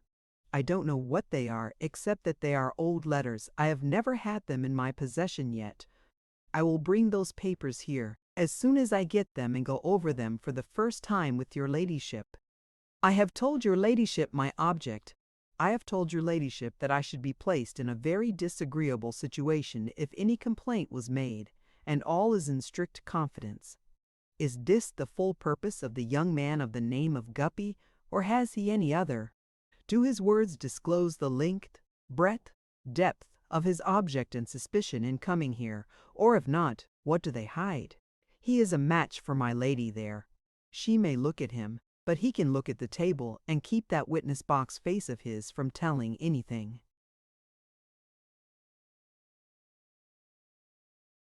You may bring the letters, says my lady, if you choose. Your ladyship is not very encouraging, upon my word and honor, says Mr. Guppy, a little injured. You may bring the letters, she repeats in the same tone. If you please, it shall be done. I wish your ladyship good day. On a table near her is a rich bauble of a casket, barred and clasped like an old strong chest. She, looking at him still, takes it to her and unlocks it. Oh! I assure your ladyship I am not actuated by any motives of that sort, says Mr. Guppy, and I couldn't accept anything of the kind. I wish your ladyship good day, and am much obliged to you all the same. So the young man makes his bow and goes downstairs, where the supercilious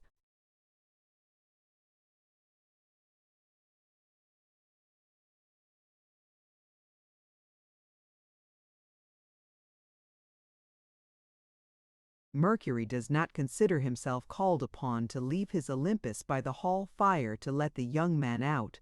As Sir Leicester basks in his library and dozes over his newspaper, is there no influence in the house to startle him? Not to say to make the very trees at Chesney Wold fling up their knotted arms, the very portraits frown, the very armor stir. No, words, sobs, and cries are but air, and air is so shut in and shut out throughout the house and town that sounds need be uttered, trumpet-tongued indeed, by my lady in her chamber, to carry any faint vibration to Sir Leicester's ears, and yet this cry is in the house, going upward from a wild figure on its knees. Oh, my child, not dead in the first hours of her life, as my cruel sister told me, but sternly nurtured by her after she had renounced me and my name. Oh, my child, oh, my child. Chapter 30. Esther's Narrative. Richard had been gone away some time when a visitor came to pass a few days with us. It was an elderly lady.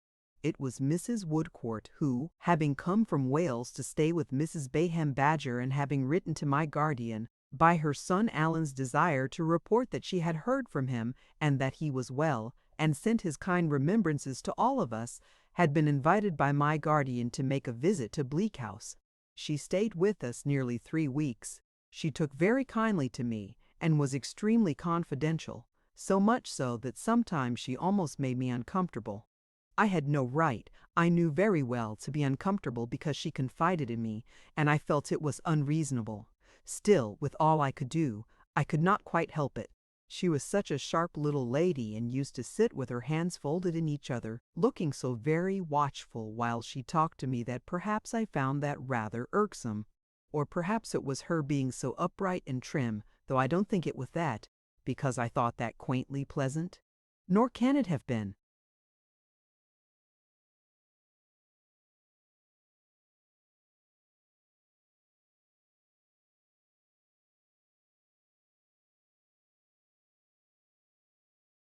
The general expression of her face, which was very sparkling and pretty for an old lady, I don't know what it was. Or at least if I do now, I thought I did not then. Or at least, but it don't matter. Of a night, when I was going upstairs to bed, she would invite me into her room, where she sat before the fire in a great chair, and dear me, she would tell me about Morgan ap Carey until I was quite low-spirited. Sometimes she recited a few verses from Crumlin Wallen and the Mulin Wadden Wad, if those are the right names, which I dare say they are not, and would become quite fiery with the sentiments they expressed, though I never knew what they were, being in Welsh, further than that they were highly eulogistic of the lineage of Morgan ap Carrick. So, Miss Summerson, she would say to me with stately triumph, this, you see, is the fortune inherited by my son. Wherever my son goes, he can claim kindred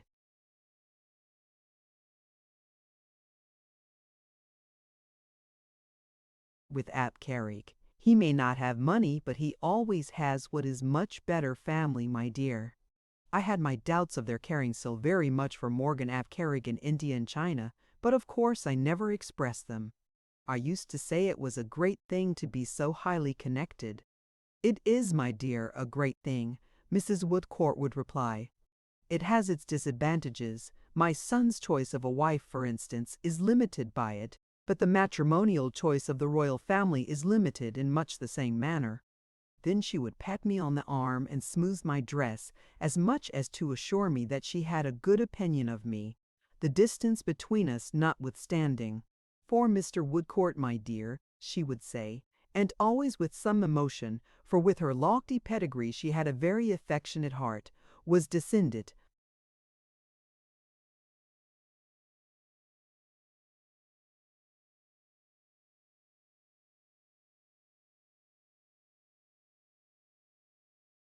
from a great Highland family, the Maccords of Maccord. He served his king and country as an officer in the Royal Highlanders, and he died on the field. My son is one of the last representatives of two old families. With the blessing of heaven he will set them up again and unite them with another old family. It was in vain for me to try to change the subject, as I used to try, only for the sake of novelty, or perhaps because, but I need not be so particular. Mrs. Woodcourt never would let me change it. "My dear," she said one night, "you have so much sense, and you look at the world in a quiet manner, so superior to your time of life, that it is a comfort to me to talk to you about these family matters of mine. You don't know much of my son, my dear, but you know enough of him, I dare say, to recollect him." "Yes, ma'am, I recollect him."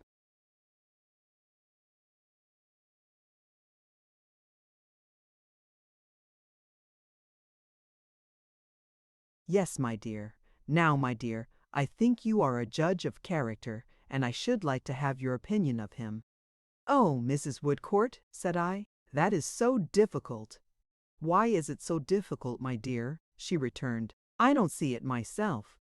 To give an opinion on so slight an acquaintance, my dear, that's true. I didn't mean that, because Mr. Woodcourt had been at our house a good deal altogether, and had become quite intimate with my guardian. I said so, and added that he seemed to be very clever in his profession, we thought, and that his kindness and gentleness to Miss Bleak were above all praise." "You do him justice," said Mrs. Woodcourt, pressing my hand. "You define him."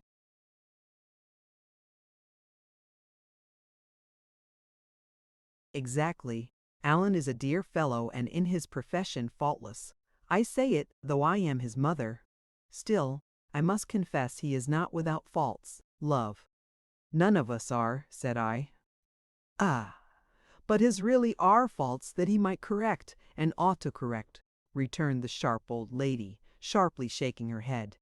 "I am so much attached to you that I may confide in you, my dear, as a third party, wholly disinterested, that he is fickleness itself."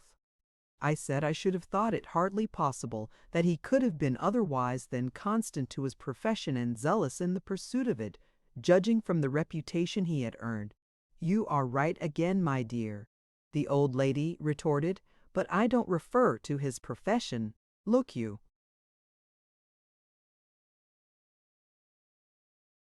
"Oh," said I. "No," said she, "I refer, my dear, to his social conduct.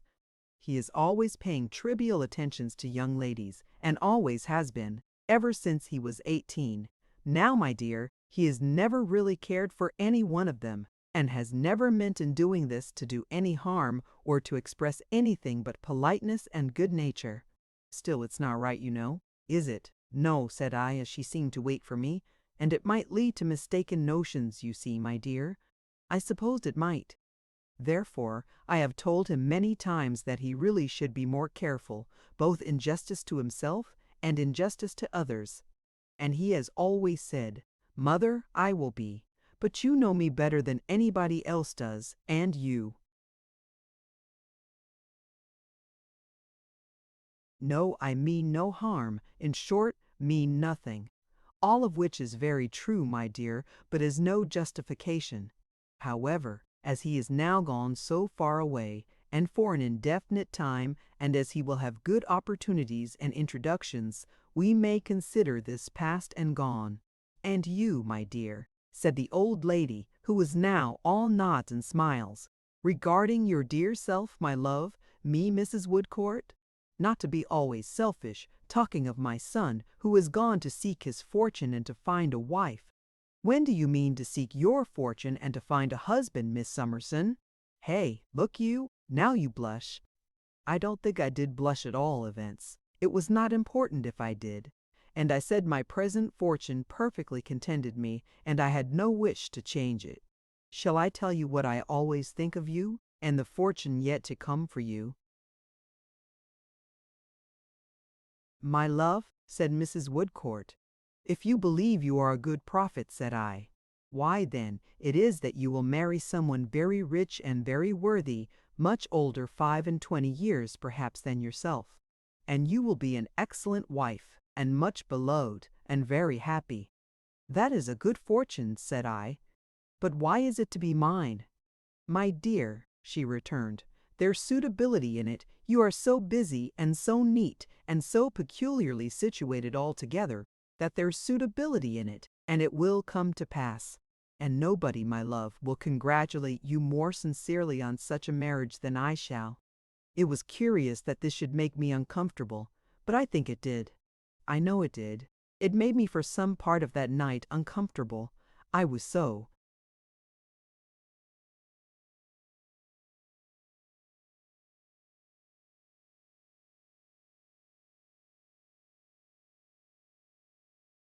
Ashamed of my folly that I did not like to confess it even to Ada, and that made me more uncomfortable still. I would have given anything not to have been so much in the bright old lady's confidence if I could have possibly declined it. It gave me the most inconsistent opinions of her. At one time I thought she was a storyteller, and at another time that she was the pink of truth.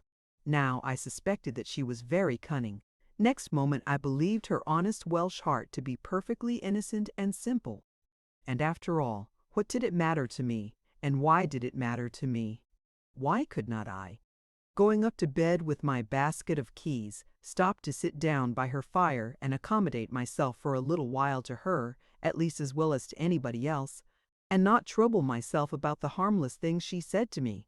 Impelled towards her as I certainly was, for I was very anxious that she should like me and was very glad indeed that she did, why should I harp afterwards with actual distress and pain on every word she said, and weigh it over and over again in 20 scales? Why was it so worrying to me to have her?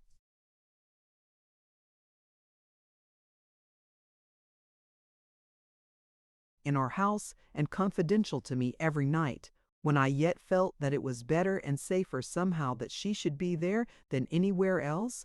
These were perplexities and contradictions that I could not account for, at least, if I could, but I shall come to all that by and by, and it is mere idleness to go on about it now. So when Mrs. Woodcourt went away, I was sorry to lose her, but was relieved too.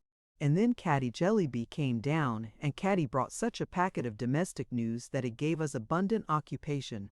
First Caddy declared, and would at first declare nothing else, that I was the best adviser that ever was known.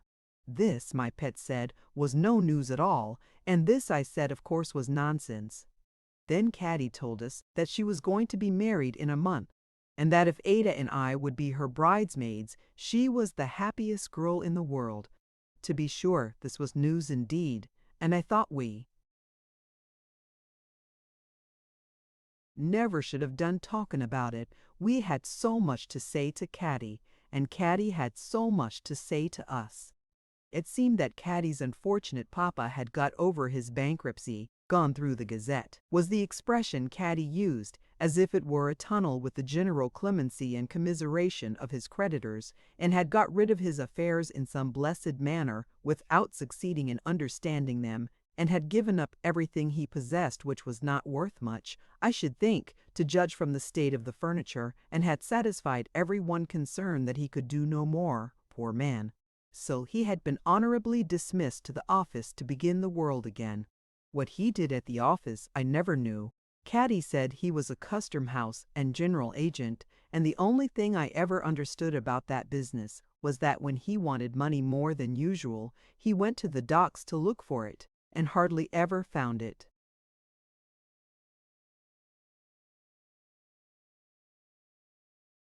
As soon as her papa had tranquilized his mind by becoming this shorn lamb, and they had removed to a furnished lodging in Hatton Garden, where I found the children, when I afterwards went there, cutting the horsehair out of the seats of the chairs and choking themselves with it, Caddy had brought about a meeting between him and old Mr. Tarveydrop, and poor Mr. Jellyby, being very humble and meek, had deferred to Mr. Tarveydrop's deportment so submissively that they had become excellent friends. By degrees, old Mr. Tarveydrop, thus familiarized with the idea of his son's marriage, had worked up his parental feelings to the height of contemplating that event as being near at hand, and had given his gracious consent to the young couple commencing housekeeping at the academy in Newman Street when they would. "And your papa, Caddy, what did he say?" "Oh, poor pa," said Caddy, "only cried and said he hoped we might get on. Better than he and Maud had got on. He didn't say so before Prince, he only said so to me. And he said, 'My poor girl, you have not been very well taught how to make a home for your husband, but unless you mean with all your heart to strive to do it, you had better murder him than marry him if you really love him.' And how did you reassure him, Caddy?" "Why, it was very distressing, you know, to see poor pa so low and hear him say such terrible things, and I couldn't help crying myself. But I told him that I did mean it with all my heart, and that I hoped our house would be a place for him to come and find some comfort in of an evening, and that I hoped and thought I could be a better daughter to him there than at home. Then I mentioned Peepy's coming to stay with me, and then pa began to cry again and said the children were Indians." "Indians, Caddy?"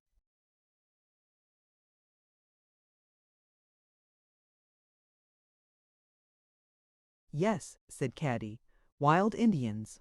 And pa said, here she began to sob, poor girl, not at all like the happiest girl in the world, that he was sensible the best thing that could happen to them was their being all tomahawked together.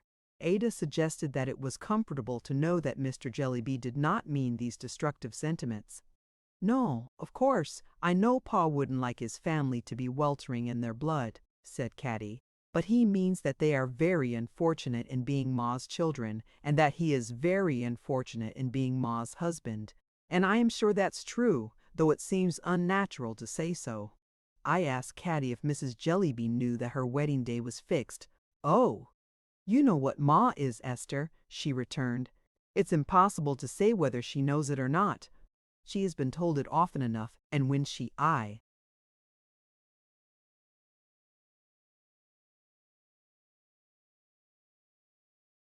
told it, she only gives me a placid look, as if I don't know what a steeple in the distance," said Caddy with a sudden idea.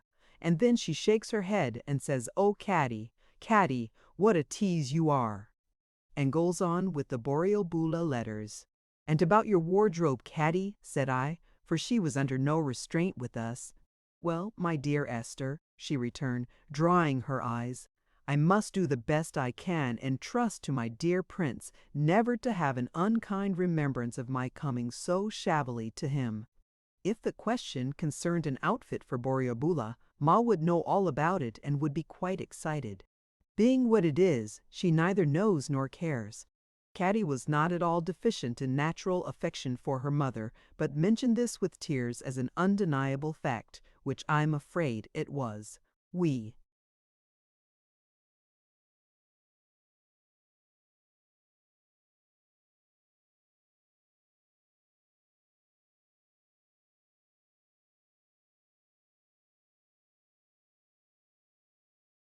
were sorry for the poor dear girl, and found so much to admire in the good disposition which had survived under such discouragement that we both at once, I mean Ada and I, proposed a little scheme that made her perfectly joyful. This was her staying with us for 3 weeks, my staying with her for 1, and our all 3 contriving and cutting out, and repairing and sewing and saving and doing the very best we could think of to make the most of her stock. My guardian being as pleased with the idea as Caddy was, we took her home next day to arrange the matter and brought her out again in triumph with her boxes and all the purchases that could be squeezed out of a 10-pound note, which Mr. Jellyby had found in the docks, I suppose, but which he at all events gave her. What my guardian would not have given her if we had encouraged him, it would be difficult to say, but we thought it right to compound for no more than her wedding dress and bonnet. He agreed to this compromise, and if Caddy had ever been happy in her life, she was happy when we sat down to work.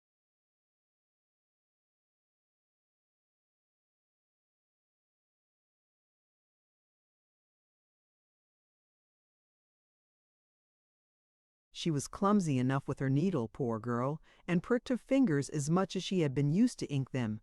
She could not help reddening a little now and then, partly with the smart and partly with vexation at being able to do no better, but she soon got over that and began to improve rapidly. So day after day she and my darling and my little maid Charlie and a milliner out of the town and I sat hard at work as pleasantly as possible. Over and above this, Caddy was very anxious to learn housekeeping, as she said. Now mercy upon us! The idea of her learning housekeeping of a person of my vast experience was such a joke that I laughed and colored up and fell into a comical confusion when she proposed it. However, I said, Caddy, I am sure you are very welcome to learn anything that you can learn of M.E., my dear, and I showed her all my books and methods and all my fidgety ways. You would have supposed that I was showing her some wonderful inventions by her study of them, and if you had seen her, whenever I jingled my housekeeping keys, get up,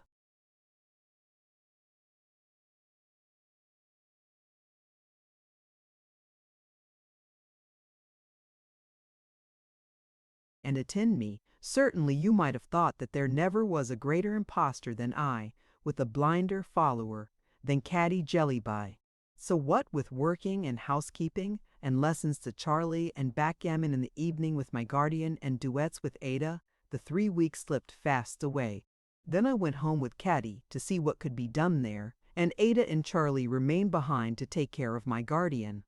When I say I went home with Caddy, I mean to the furnished lodging in Hatton Garden. We went to Newman Street 2 or 3 times, where preparations were in progress too. A good many, I observed, for enhancing the comforts of old Mr. Turveydrop, and a few for putting the newly married couple away cheaply at the top of the house. But our great point was to make the furnished lodging decent for the wedding breakfast, and to imbue Mrs. Jellyby beforehand with some faint sense of the occasion.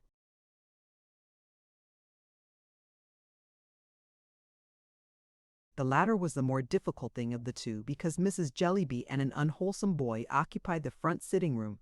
The back one was a mere closet, and it was littered down with waste paper and burial and documents, as an untidy stable might be littered with straw.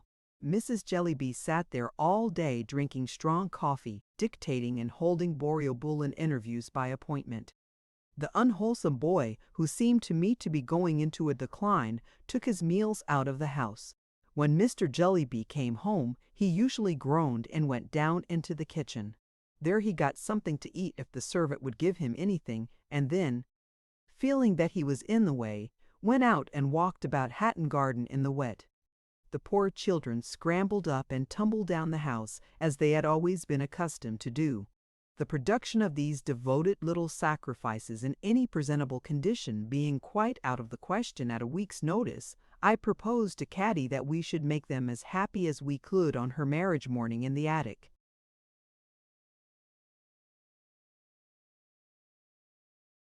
where they all slept, and should confine our greatest efforts to her mamma and her mamma's room, and a clean breakfast. In truth, Mrs. Jellyby required a good deal of attention, the lattice work up her back having widened considerably since I first knew her, and her hair looking like the mane of a dustman's horse. Thinking that the display of Caddy's wardrobe would be the best means of approaching the subject, I invited Mrs. Jellyby to come and look at it spread out on Caddy's bed in the evening after the unwholesome boy was gone. "My dear Miss Summerson," said she, rising from her desk with her usual sweetness of temper, "these are really ridiculous preparations, though your assisting them is a proof of your kindness. There is something so inexpressibly absurd to me in the idea of Caddy being married. Oh, Caddy, you silly, silly, silly puss. She came upstairs with us notwithstanding, and looked at the clothes in her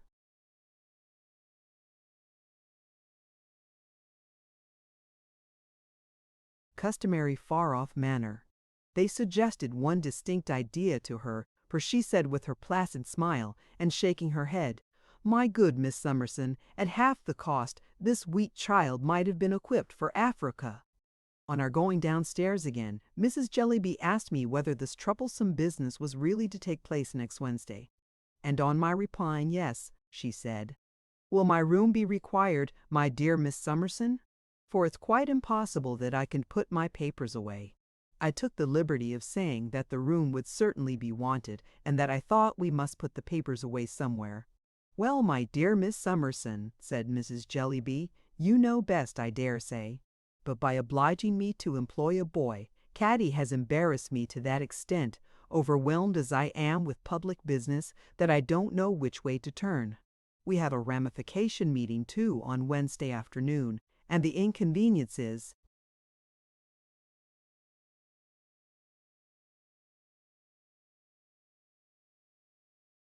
very serious. It is not likely to occur again," said I, smiling. "Caddy will be married but once, probably." "That's true," Mrs. Jellyby replied. "That's true, my dear. I suppose we must make the best of it." The next question was how Mrs. Jellyby should be dressed on the occasion.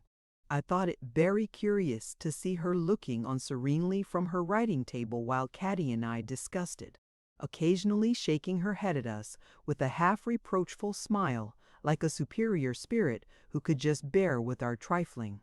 The state in which her dresses were, and the extraordinary confusion in which she kept them, added not a little to our difficulty, but at length we devised something not very unlike what a commonplace mother might wear on such an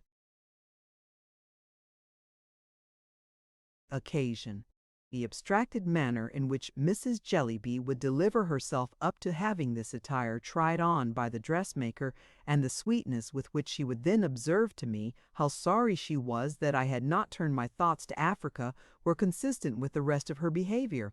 The lodging was rather confined as to space, but I fancied that if Mrs. Jellyby's household had been the only lodgers in St. Paul's or St. Peter's, the sole advantage they would have found in the size of the building would have been its affording a great deal of room to be dirty in.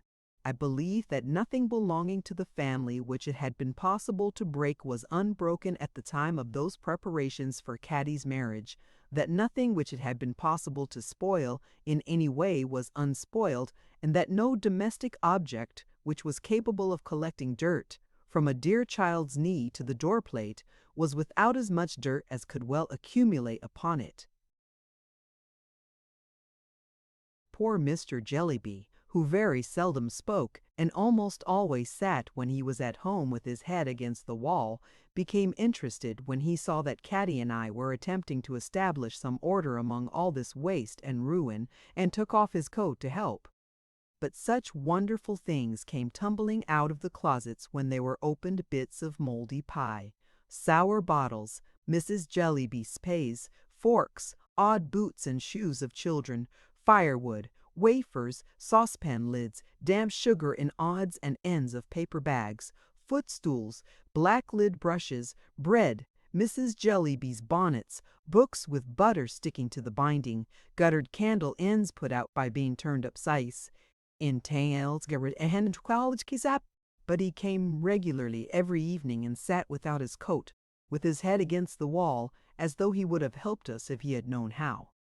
"Poor Pa," said Caddy to me on the night before the great day, when we really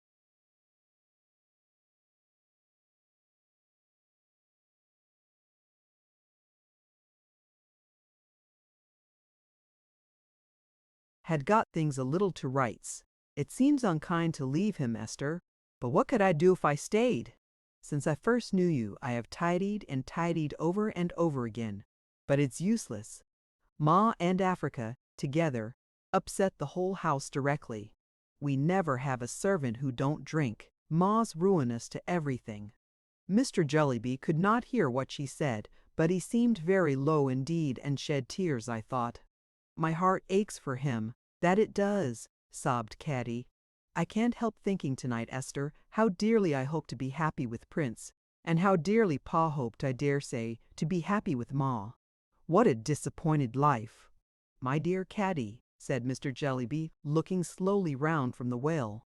It was the first time, I think, I ever heard him say 3 words together. Yes, Pa, cried Caddy, going to him and embracing him affectionately.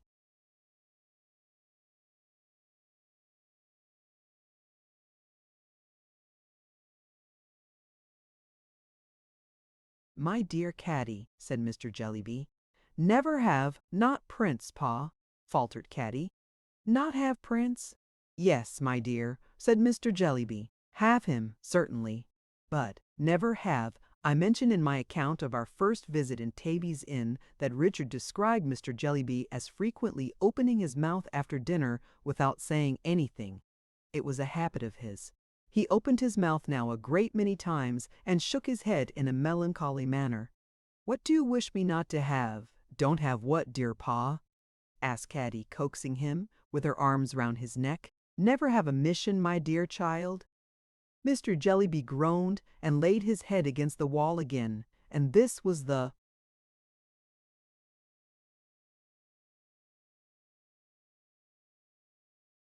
only time I ever heard him make any approach to expressing his sentiments on the boreable in question.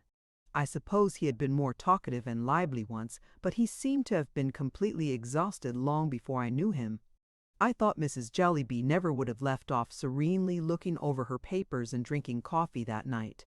It was 12 o'clock before we could obtain possession of the room, and the clearance it required then was so discouraging that Caddy, who was almost tired out, sat down in the middle of the dust and cried. But she soon cheered up, and we did wonders with it before we went to bed.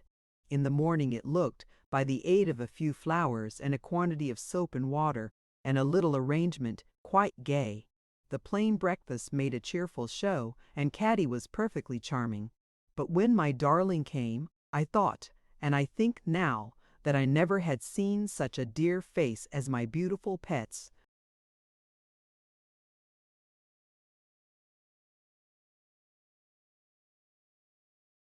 We made a little feast for the children upstairs, and we put Peepy at the head of the table, and we showed them Caddy in her bridal dress, and they clapped their hands and hurrahed, and Caddy cried to think that she was going away from them, and hugged them over and over again, until we brought Prince up to fetch her away, when, I am sorry to say, Peepy bit him.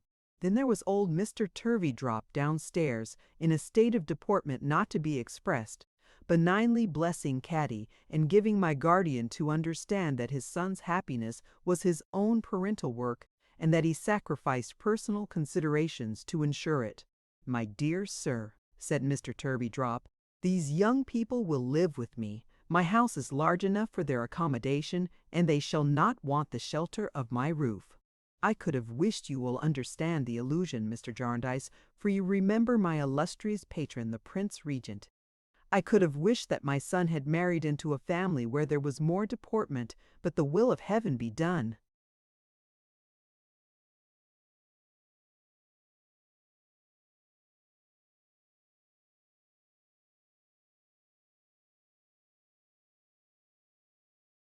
Mr. and Mrs. Pardiggle were of the party. Mr. Pardiggle, an obstinate-looking man with a large waistcoat and stubbly hair, who was always talking in a loud bass voice about his mite, or Mrs. Pardiggle's mite, or their 5 boys' mites. Mr. Quall, with his hair brushed back as usual and his knobs of temples shining very much, was also there, not in the character of a disappointed lover, but as the accepted of a young at least, an unmarried lady, a Miss Whisk, who was also there. Miss Whisk's mission, my guardian said, was to show the world that woman's mission was man's mission, and that the only genuine mission of both man and woman was to be always moving declaratory resolutions about things in general, and den women's bething as. The guests were few, but were, as one might expect at Mrs. Jellyby's, all devoted to public objects only. Besides those I have mentioned, there was an extremely dirty lady with her bonnet all awry and the ticketed price of her dress still sticking on it, whose neglected home, Caddy told me, was like a filthy wilderness, but whose church was like a fancy fair. A very contentious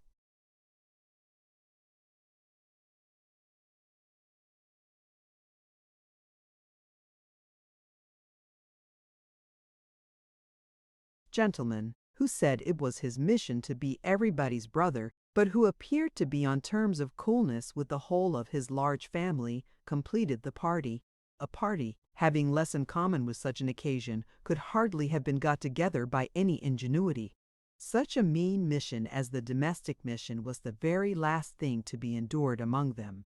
Indeed, Miss Wisk informed us, with great indignation, before we sat down to breakfast, that the idea of woman's mission lying chiefly in the narrow sphere of home was an outrageous slander on the part of her tyrant, man. One other singularity was that nobody with a mission except Mr. Quall, whose mission, as I think I have formerly said, was to be in ecstasies with everybody's mission, cared at all for anybody's mission. Mrs. Pardicle being as clear that the only one infallible course was her course of pouncing upon the poor and applying benevolence to them like a strait waistcoat. As Miss Wisk was that the only practical thing for the world was the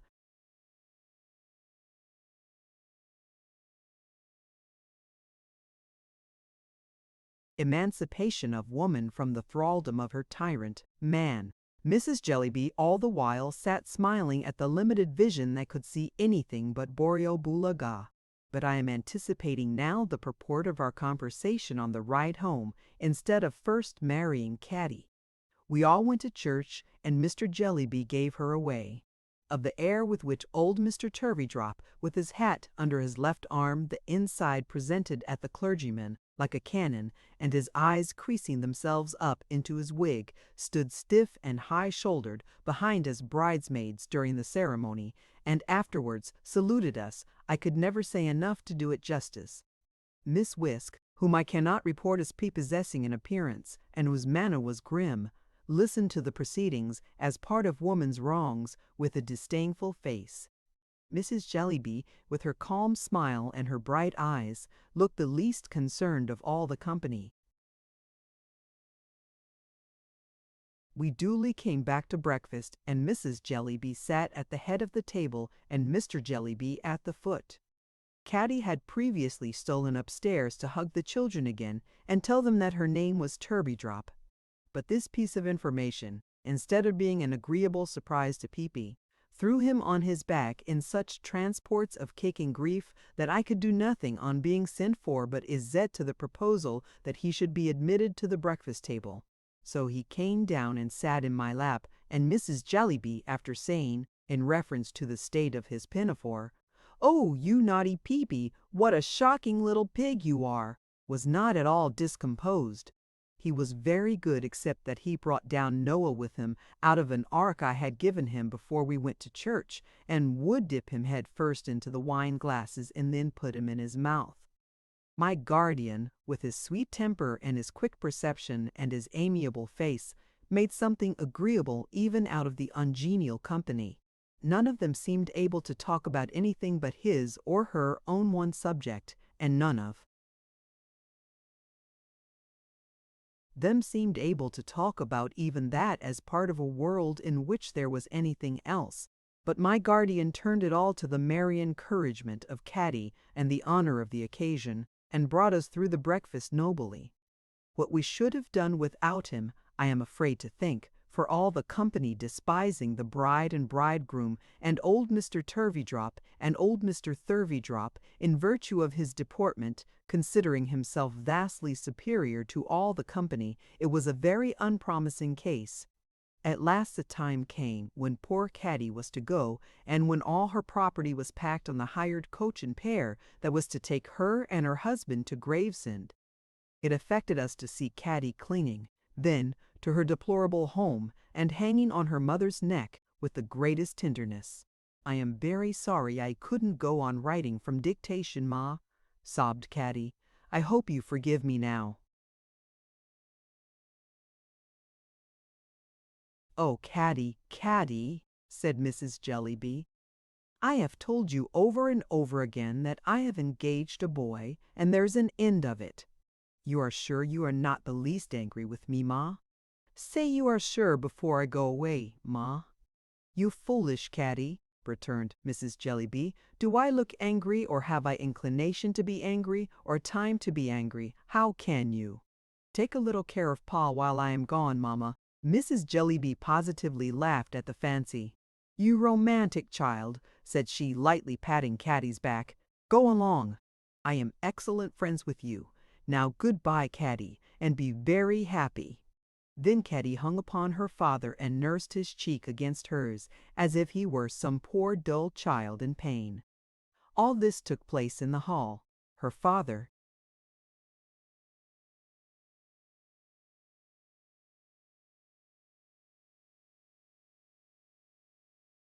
released her, took out his pocket handkerchief, and sat down on the stairs with his head against the wall. I hope he found some consolation in walls. I almost think he did. And then Prince took her arm in his and turned with great emotion and respect to his father, whose deportment at that moment was overwhelming. "Thank you over and over again, Father," said Prince, kissing his hand.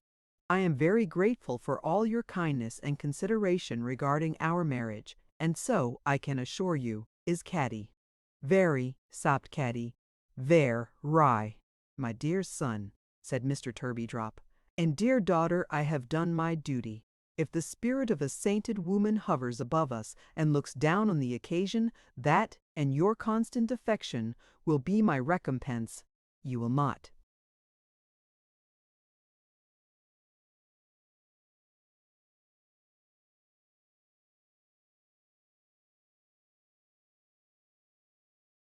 "Fail in your duty, my son and daughter, I believe?" "Dear father, never!" cried Prince. "Never, never, dear Mr. Turveydrop," said Caddy. "This," returned Mr. Turveydrop, "is as it should be. My children, my home is yours. My heart is yours. My all is yours. I will never leave you. Nothing but death shall part us. My dear son, you contemplate an absence of a week, I think?" "A week, dear father. We shall return home this day week." "My dear child," said Mr. Turveydrop, "let me, even under the present exceptional circumstances, recommend strict punctuality.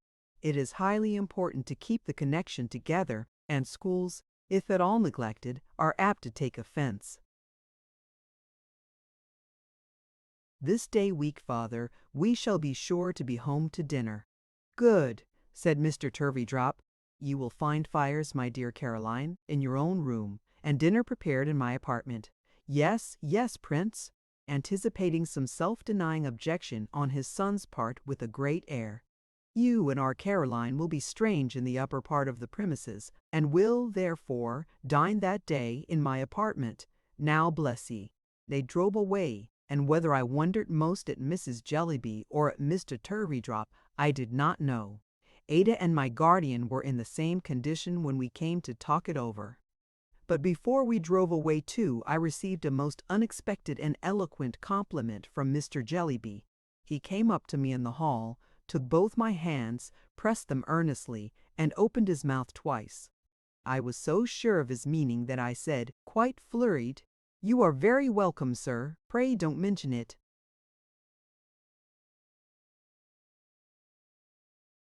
"I hope this marriage is for the best, guardian," said I when we three were on our road home. "I hope it is, little woman." "Patience, we shall see." "Is the wind in the east today?" I ventured to ask him. He laughed heartily and answered, "No." "But it must have been this morning, I think," said I. He answered "No" again, and this time my dear girl confidently answered "No" too, and shook the lovely head which, with its blooming flowers against the golden hair, was like the very spring. "Much you know of east winds, my ugly darling," said I, kissing her in my admiration. I couldn't help it. "Well, it was only their love for me, I know very well, and it is a long time ago. I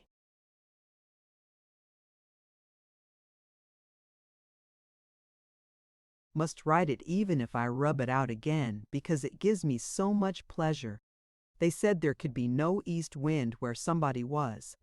They said that wherever Dame Durden went, there was sunshine and summer air.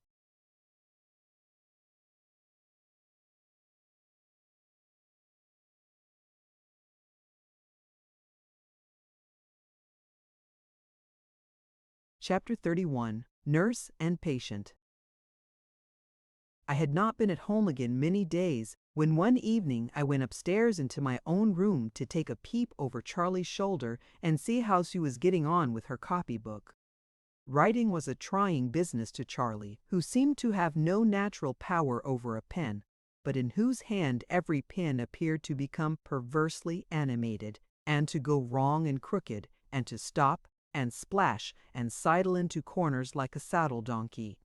It was very odd to see what old letters Charlie's young hand had made, they so wrinkled and shriveled and tottering, it so plump and round. Yet Charlie was uncommonly expert at other things, and had as nimble little fingers as I ever watched. "Well, Charlie," said I, looking over a copy of the letter O in which it was represented as square, triangular, pear-shaped, and collapsed in all kinds of ways, "we are improving. If we only get to make it round, we shall be perfect, Charlie." Then I made one, and Charlie made one, and the pen wouldn't join Charlie's.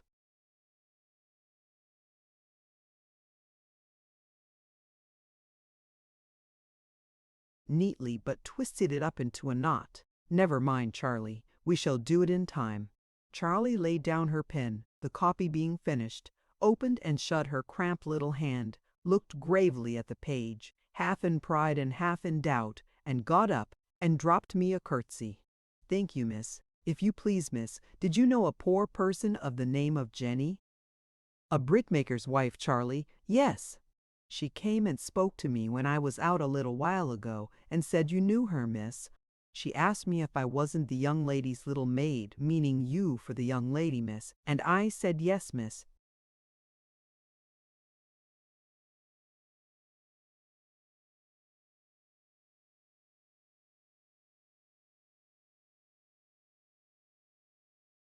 "I thought she had left this neighborhood altogether, Charlie." "So she had, miss, but she's come back again to where she used to live, she and Liz." "Did you know another poor person of the name of Liz, miss?" "I think I do, Charlie, though not by name." "That's what she said," returned Charlie. "They have both come back, miss, and have been tramping high and low." "Tramping high and low, have they, Charlie?" "Yes, miss." If Charlie could only have made the letters in her copy as round as the eyes with which she looked into my face, they would have been excellent. And this poor person came about the house 3 or 4 days, hoping to get a glimpse of you, miss, all she wanted, she said. But you were away. That was when she saw me. She saw me a-going about, miss, said Charlie with a short laugh of the greatest delight and pride, and she thought I looked like your maid. "Did she though, really, Charlie?" "Yes, miss," said Charlie. "Really and truly." And Charlie, with another short laugh of the purest glee, made her eyes very round again and looked as serious as became my maid. I was never tired of seeing Charlie in the full enjoyment of that great dignity, standing before me with her youthful face and figure, and her steady manner, and her childish exultation breaking through it now and then in the pleasantest way. "And where did you see her, Charlie?" said I. My little maid's countenance fell as she replied, "By the doctor's shop, miss," for Charlie wore her black frock yet. I asked if the brickmaker's wife were ill, but Charlie said no, it was someone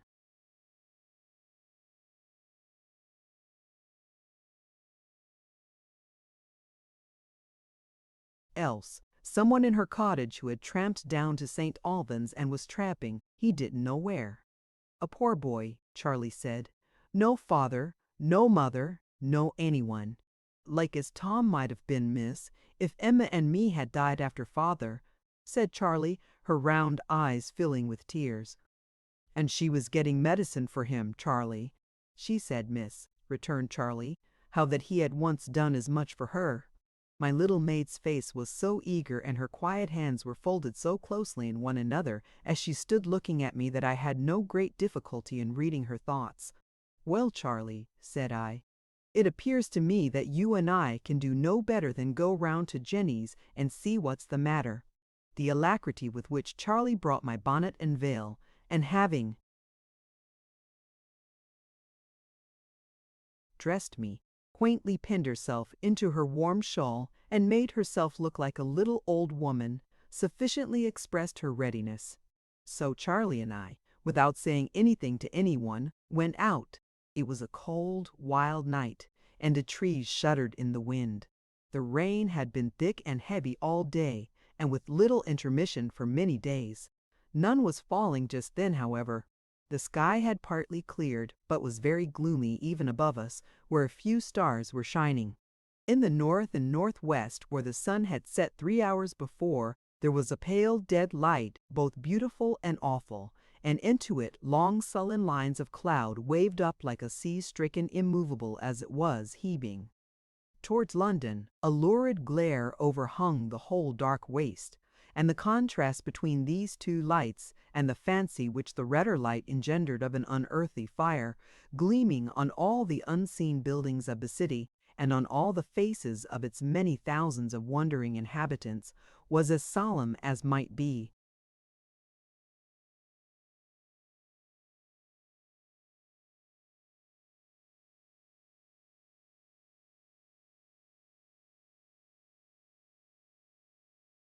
I had no thought that night, none, I am quite sure, of what was soon to happen to me. But I have always remembered since that when we had stopped at the garden gate to look up at the sky, and when we went upon our way, I had for a moment an undefinable impression of myself as being something different from what I then was. I know it was then and there that I had it. I have ever since connected the feeling with that spot and time, and with everything associated with that spot and time, to the distant voices in the town, the barking of a dog, and the sound of wheels coming down the miry hill. It was Saturday night, and most of the people belonging to the place where we were going were drinking elsewhere. We found it quieter than I had previously seen it, though quite as miserable. The kilns were burning, and a stifling vapor set towards us with a pale blue glare. We came to the cottage, where there was a feeble candle in the patched window.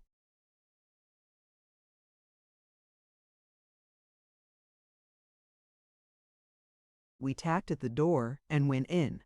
The mother of the little child who had died was sitting in a chair on one side of the poor fire by the bed, and opposite to her a wretched boy, supported by the chimney-piece, was cowering on the floor.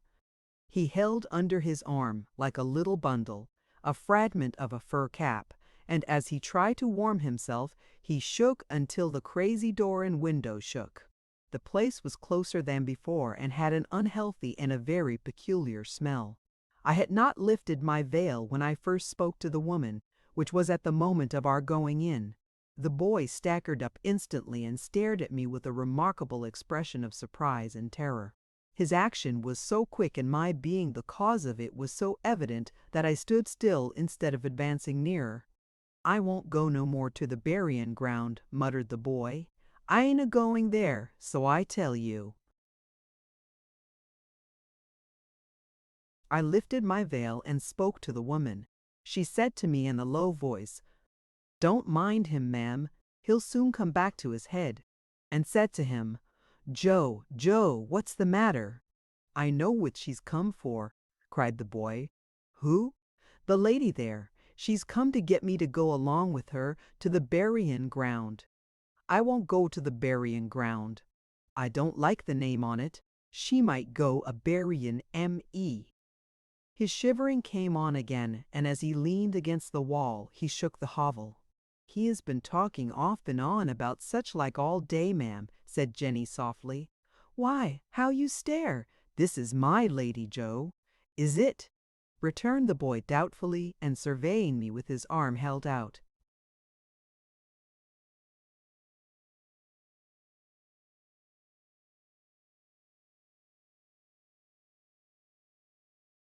Above his burning eyes, "She looks to me, the t'other one, It ain't the bonnet, nor yet it ain't the gown, but she looks to me the t'other one. My little Charlie, with her premature experience of illness and trouble, had pulled off her bonnet and shawl, and now went quietly up to him with a chair, and sat him down in it like an old sick nurse. Except that no such attendant could have shown him Charlie's youthful face, which seemed to engage his confidence. "I say," said the boy, "you tell me, ain't the lady the t'other lady?" Charlie shook her head as she methodically drew his rags about him and made him as warm as she could.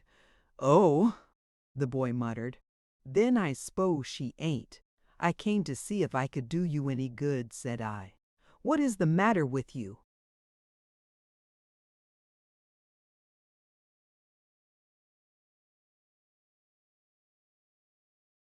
"I'm a being froze," returned the boy hoarsely, with his haggard gaze wandering about me, "and then burnt up, and then froze, and then burnt up, ever so many times an hour. And my head's all sleepy, and all a-going mad, like, and I'm so dry and my bones isn't half so much bones as pain." "When did he come here?" I asked the woman. "This morning, ma'am. I found him at the corner of the town. I had known him up in London yonder, hadn't I, Joe?" "Tom all alone's," the boy replied. "Whenever he fixed his attention or his eyes, it was only for a very little while. He soon began to droop his head again, and roll it heavily, and speak as if he were half awake." "When did he come from London?" I asked. "I come from London yes'day," said the boy himself, now flushed and hot. "I'm a-going somewheres." "Where's he going?" I asked. "Somewheres," repeated the boy in a louder tone. "I have been moved on, more nor ever I was afore, since the t'other one give me the sovereign. Mrs. Prupley, Snadsby, she's always a-watching, and a-dribing of me what have I done to her. And they're all a-watching, and a-driving of me. Every one of 'em's doing of it, from the time when I don't get up, to the time when I don't go to bed, and I'm a-going somewheres. That's where I'm a-going." She told me down in Tom all alone's, as she came from Stolbun's, and so I took the Stolbun's road. It's as good as another, he always concluded by addressing Charlie.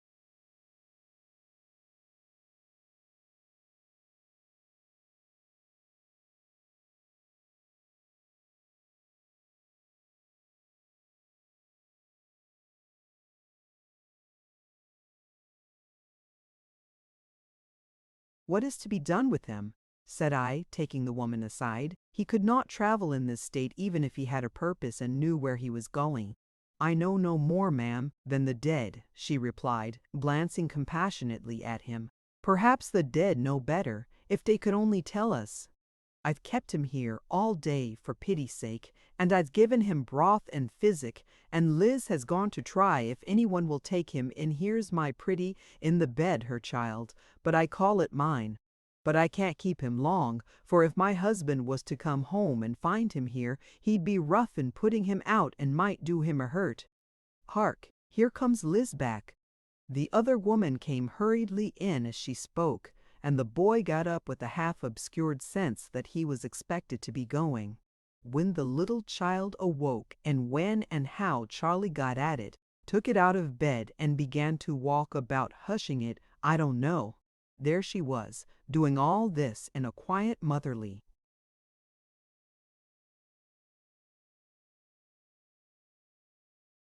manner, as if she were living in Mrs. Blinder's attic with Tom and Emma again. The friend had been here and there, and had been played about from hand to hand, and had come back as she went. At first it was too early for the boy to be received into the proper refuge, and at last it was too late. One official sent her to another, and the other sent her back again to the first, and so backward and forward, until it appeared to me as if both must have been appointed for their skill in evading their duties instead of performing them. "And now, after all," she said, breathing quickly, for she had been running and was frightened too, "Jenny, your master's on the road home, and mine's not far behind, and the Lord help the boy, for we can do no more for him." They put a few halfpence together and hurried them into his hand, and so, in an oblivious, half-thankful, half insensible way, he shuffled out of the house. "Give me the child, my dear," said its mother to Charlie, "and thank you kindly."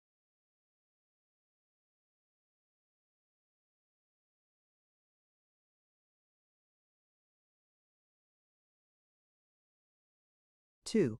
"Jenny, woman dear, good night. Young lady, if my master don't fall out with me, I'll look down by the kiln, by and by, where the boy will be most like, and again in the morning." She hurried off, and presently we passed her hushing and singing to her child at her own door and looking anxiously along the road for her drunken husband. I was afraid of staying then to speak to either woman, lest I should bring her into trouble. But I said to Charlie that we must not leave the boy to die. Charlie, who knew what to do much better than I did, and whose quickness equaled her presence of mind, glided on before me, and presently we came up with Joe, just short of the brick kiln. I think he must have begun his journey with some small bundle under his arm, and must have had it stolen or lost it. For he still carried his wretched fragment of fur cap like a bundle, though he went bareheaded through the rain, which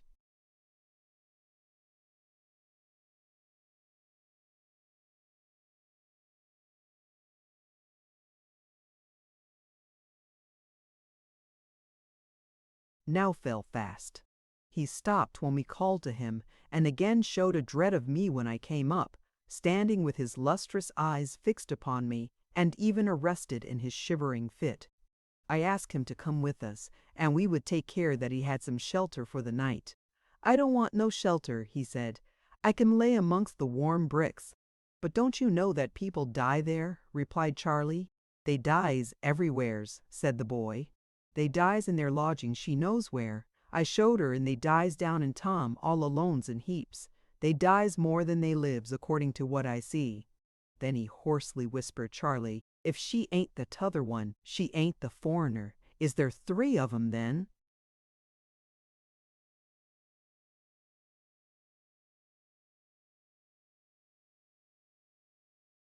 Charlie looked at me a little frightened. I felt half frightened at myself when the boy glared on me so. But he turned and followed when I beckoned to him, and finding that he acknowledged that influence in me, I led the way straight home. It was not far, only at the summit of the hill. We passed but one man. I doubted if we should have got home without assistance. The boy's steps were so uncertain and tremulous. He made no complaint, however, and was strangely unconcerned about himself, if I may say so strange a thing. Leaving him in the hall for a moment, shrunk into the corner of the window seat, and staring with an indifference that scarcely could be called wonder at the comfort and brightness about him, I went into the drawing-room to speak to my guardian. There I found Mr. Skimpole, who had come down by the coach, as he frequently did without notice, and never bringing any clothes with him, but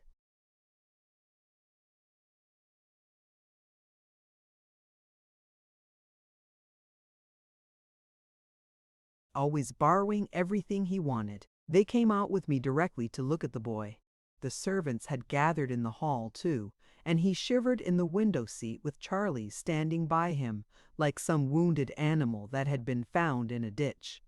"This is a sorrowful case," said my guardian, after asking him a question or two and touching him and examining his eyes. "What do you say, Harold?" "You had better turn him out," said Mr. Skimpole. "What do you mean?" inquired my guardian, almost sternly. "My dear Jarndyce," said Mr. Skimpole, "you know what I am. I am a child. Be cross to me if I deserve it, but I have a constitutional objection to this sort of thing. I always had, when I was a medical man. He's not safe, you know. There's a very bad sort of fever about him."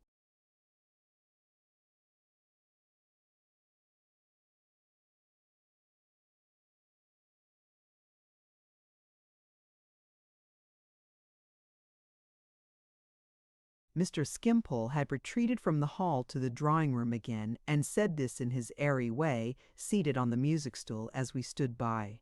"You'll say it's childish," observed Mr. Skimpole, looking gaily at us. "Well, I dare say it may be, but I am a child, and I never pretend to be anything else. If you put him out in the road, you only put him where he was before. He will be no worse off than he was, you know. Even make him better off, if you like. Give him 6 pence, or 5 shillings, or £5 10. You are arithmeticians, and I am not, and get rid of him." "And what is he to do then?" asked my guardian. "Upon my life," said Mr. Skimpole, shrugging his shoulders with his engaging smile, "I have not the least idea what he is to do then, but I have no doubt he'll do it."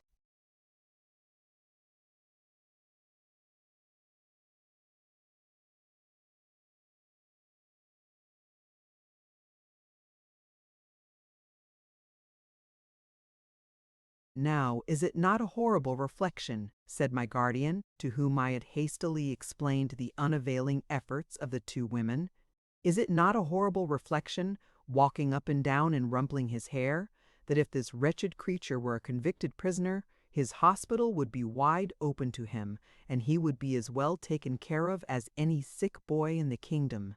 "My dear Jarndyce," returned Mr. Skimpole, "you'll pardon the simplicity of the question, coming as it does from a creature who is perfectly simple in worldly matters, but why isn't he a prisoner then?" My guardian stopped and looked at him with a whimsical mixture of amusement and indignation in his face. "Our young friend is not to be suspected of any delicacy, I should imagine," said Mr. Skimpole, unabashed and candid. "It seems to me that it would be wiser, as well as in a certain kind of way, more respectable if he showed some misdirected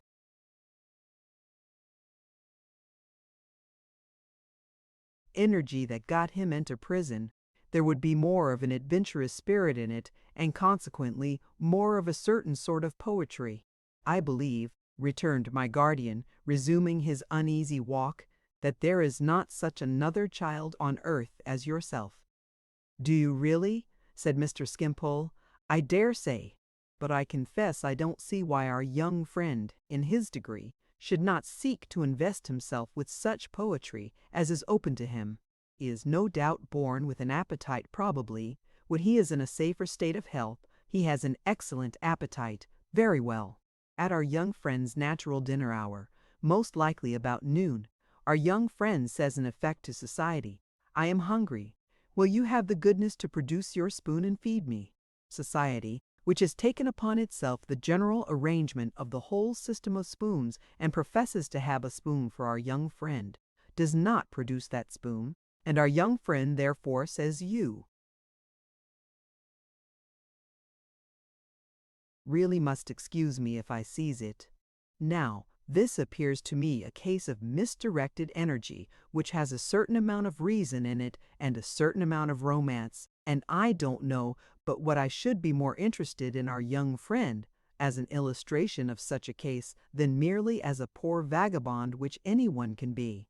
In the meantime, I ventured to observe, he is getting worse. In the meantime, said Mr. Skimpole cheerfully, as Miss Summerson, with her practical good sense, observes, he is getting worse. Therefore I recommend your turning him out before he gets still worse.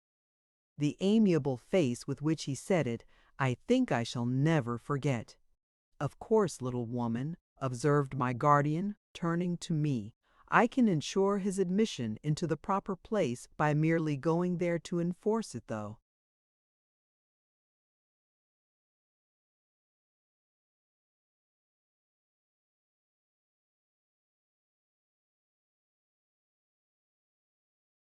It's a bad state of things when in his condition that is necessary, but it's growing late and is a very bad night, and the boy is worn out already.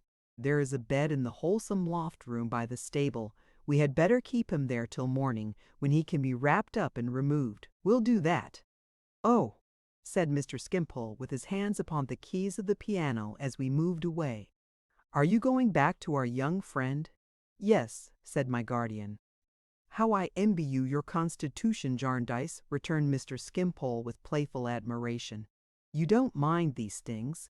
Neither does Miss Summerson. You are ready at all times to go anywhere, and do anything. Such is will. I have no will at all, and no won't simply can't. You can't recommend anything for the boy, I suppose, said my guardian. looking back over his shoulder half angrily. Only half angrily, for he never seemed to consider Mr. Skimpole an accountable being. "My dear Jarndyce, I observed a bottle of cooling medicine in his pocket, and it's impossible for him to do better than take it.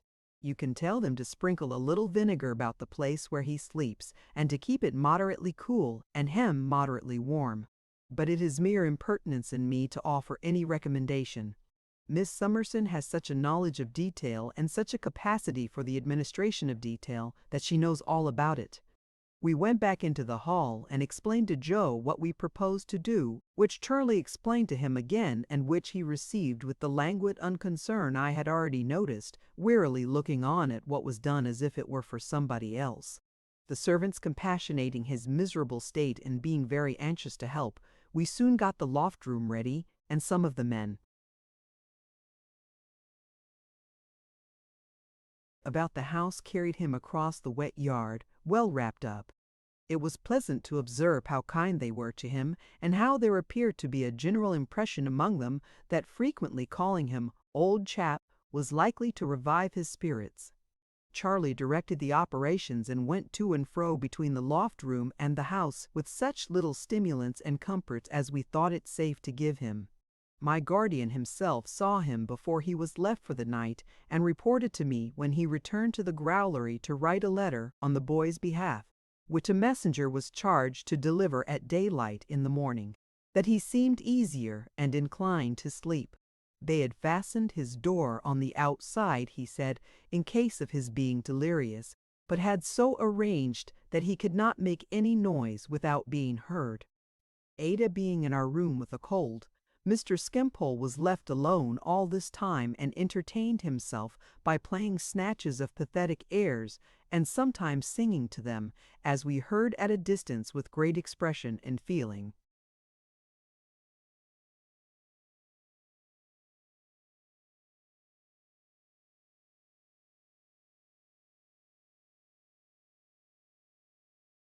When we rejoined him in the drawing-room, he said he would give us a little ballad which had come into his head, apropos of our young friend, and he sang one about a peasant boy, thrown on the wide world, doomed to wander and roam, bereft of his parents, bereft of a home. Quite exquisitely. It was a song that always made him cry, he told us. He was extremely gay all the rest of the evening, for he absolutely chirped. Those were his delighted words when he thought by what a happy talent for business he was surrounded. He gave us, in his glass of negus, better health to our young friend, and supposed and gaily pursued the case of his being reserved like Whittington to become Lord Mayor of London. In that event, no doubt, he would establish the Jarndyce Institution and the Summerson almshouses and a little annual corporation pilgrimage to St. Albans. He had no doubt, he said,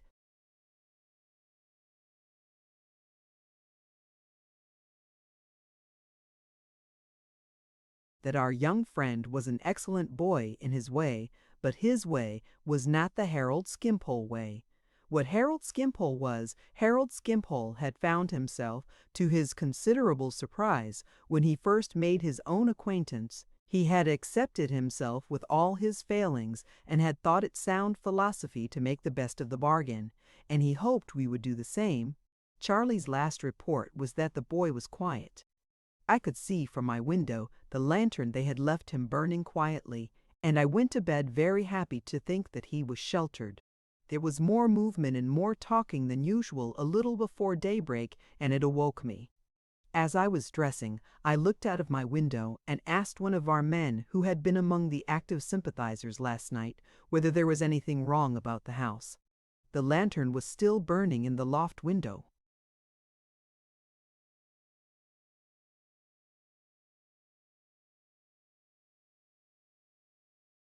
"It's the boy, miss," said he. "Is he worse?" I inquired. "Gone, miss. Dead, denned, miss, dead, miss.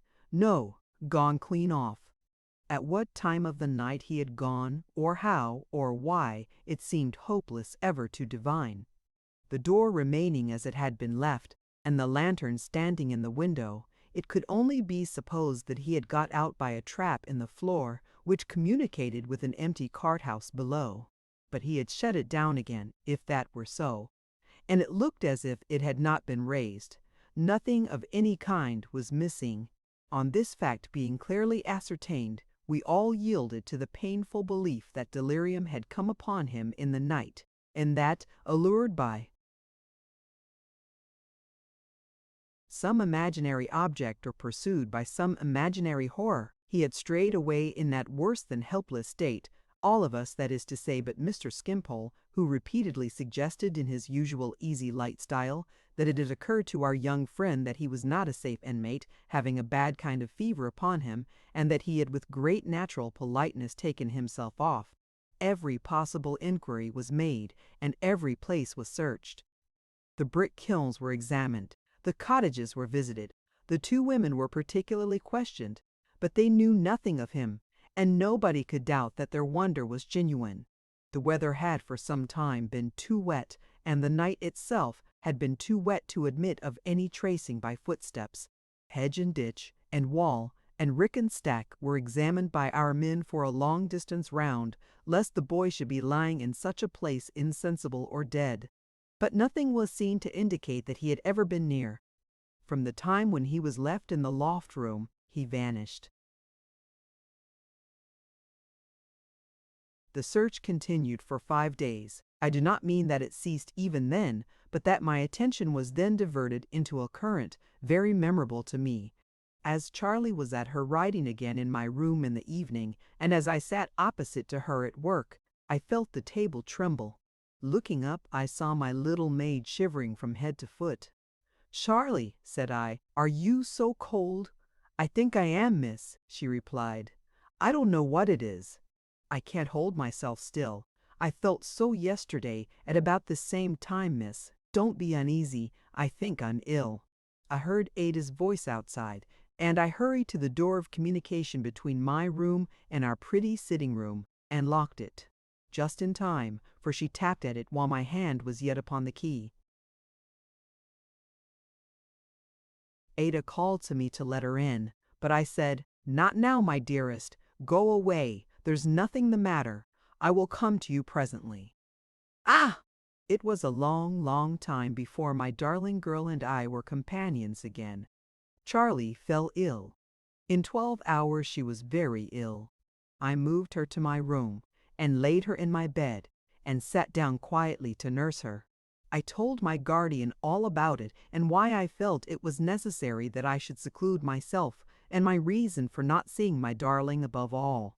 At first she came very often to the door, and called to me, and even reproached me with sobs and tears.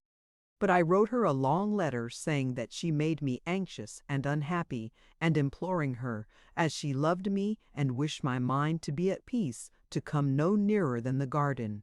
After that she came beneath the window even oftener than she had come to the door, and if I had learnt to love her dear sweet voice before, when we were hardly ever apart, how did I learn to love it then, when I stood behind the window curtain listening and replying, but not so much as looking out? How did I learned to love it afterwards, when the harder time came? They put a bed for me in our sitting room, and by keeping the door wide open, I turned the 2 rooms into one, now that Ada had vacated that part of the house, and kept them always fresh and airy. There was not a servant in or about the house, but was so good that they would all most gladly have come to me at any hour of the day or night without the least fear or unwillingness. But I thought it best to choose one worthy woman who was never to see Ada, and whom I could trust to come and go with all precaution. Through her means I got out to take the air with my guardian when there was no fear of meeting Ada, and wanted for nothing in the way of attendance, any more than in any other respect. And thus poor Charlie sickened and grew worse, and fell into heavy danger of death, and lay severely ill for many a long round of day and night. So patient she was, so uncomplaining, and inspired by such a gentle fortitude, that very often as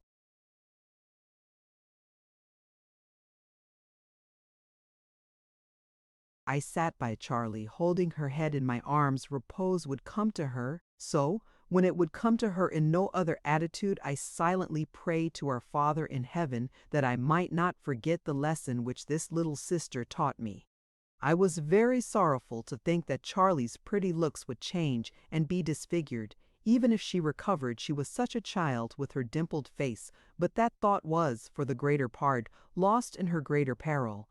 When she was at the worst, and her mind rambled again to the cares of her father's sick bed and the little children, she still knew me so far as that she would be quiet in my arms when she could lie quiet nowhere else, and murmur out the wanderings of her mind less restlessly.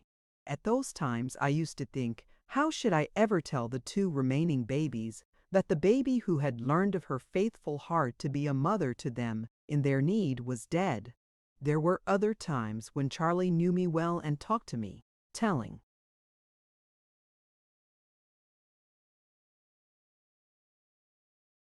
me that she sent her love to Tom and Emma, and that she was sure Tom would grow up to be a good man. At those times, Charlie would speak to me of what she had read to her father as well as she could to comfort him, of that young man carried out to be buried, who was the only son of his mother, and she was a widow, of the ruler's daughter raised up by the gracious hand upon her bed of death. And Charlie told me that when her father died she had kneeled down and prayed in her first sorrow that he likewise might be raised up and given back to his poor children, and that if she should never get better and should die too, she thought it likely that it might come into Tom's mind to offer the same prayer for her. Then would I show Tom how these people of old days had been brought back to life on earth, only that we might know our hope to be restored to heaven. But of all the various times there were in Charlie's illness, there was not one when she lost the gentle qualities I have spoken of. And there were many, many when I thought in the night of the last high belief in the watching angel, and the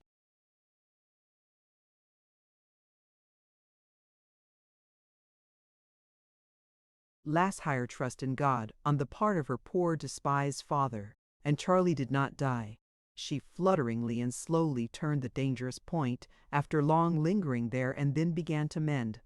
The hope that never had been given from the first of Charlie being an outward appearance, Charlie any more soon began to be encouraged, and even that prospered, and I saw her growing into her old childish likeness again. It was a great morning when I could tell Ada all this as she stood out in the garden, and it was a great evening when Charlie and I at last took tea together in the next room. But on that same evening I felt that I was stricken cold. Happily for both of us, it was not until Charlie was safe in bed again and placidly asleep that I began to think the contagion of her illness was upon me. I had been able easily to hide what I felt at tea time, but I was past that already now, and I knew that I was rapidly following in Charlie's steps.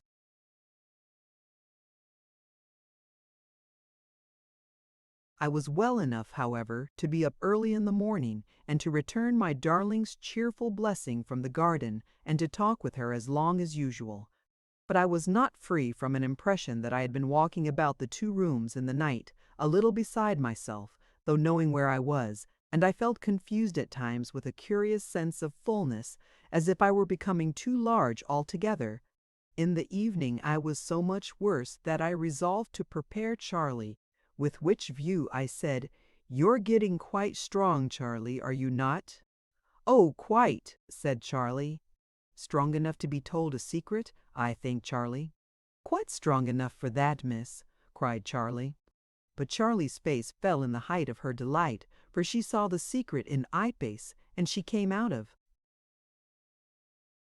the great chair and fell upon my bosom and said, "Oh, miss, it's my doing, it's my doing," and a great deal more out of the fullness of her grateful heart.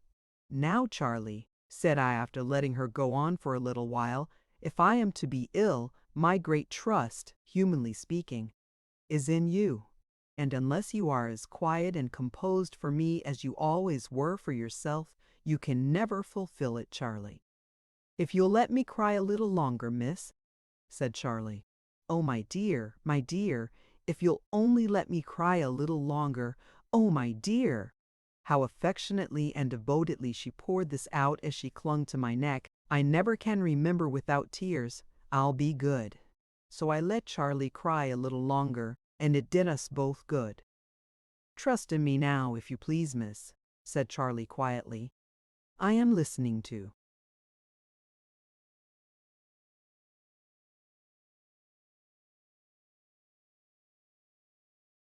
everything you say.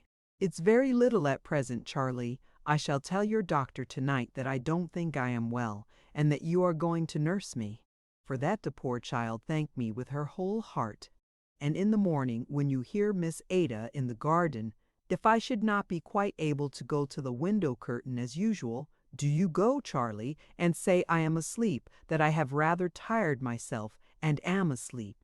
At all times keep the room as I have kept it, Charlie, and let no one come." Charlie promised, and I lay down, for I was very heavy. I saw the doctor that night and asked the favor of him that I wished to ask relative to his saying nothing of my illness in the house as yet. I have a very indistinct remembrance of that night melting into day, and of day melting into night again, but I was just able on the first morning to get to the window and speak to my darling.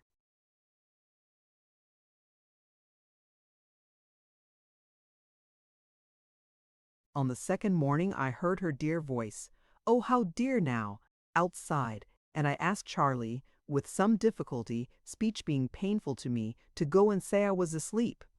I heard her answer softly, "Don't disturb her, Charlie, for the world." "How does my own pride look, Charlie?" I inquired. "Disappointed, miss," said Charlie, peeping through the curtain, "but I know she is very beautiful this morning." "She is indeed, miss," answered Charlie, peeping, still looking up at the window, with her blue clear eyes, God bless them, always loveliest when raised like that.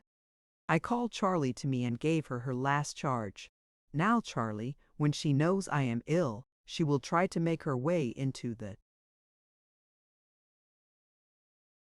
room. Keep her out, Charlie, if you love me truly to the last. Charlie, if you let her in but once, only to look upon me for one moment as I lie here, I shall die. I never will.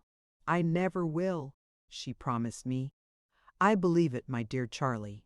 And now come and sit beside me for a little while, and touch me with your hand. For I cannot see you, Charlie. I am blind."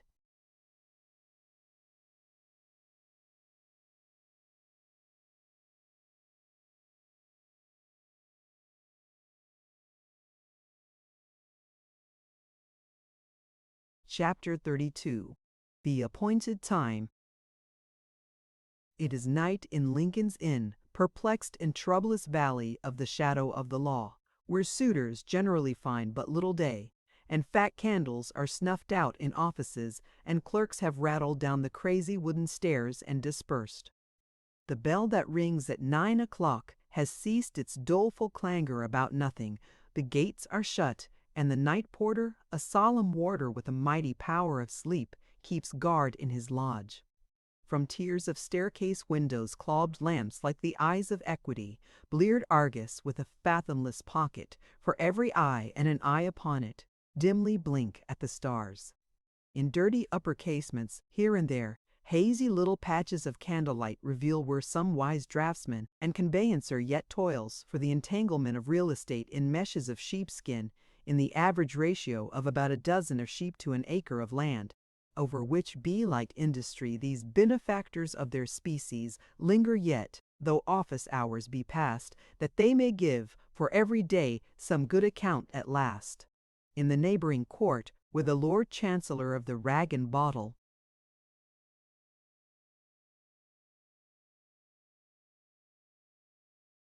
shop dwells, there is a general tendency towards beer and supper.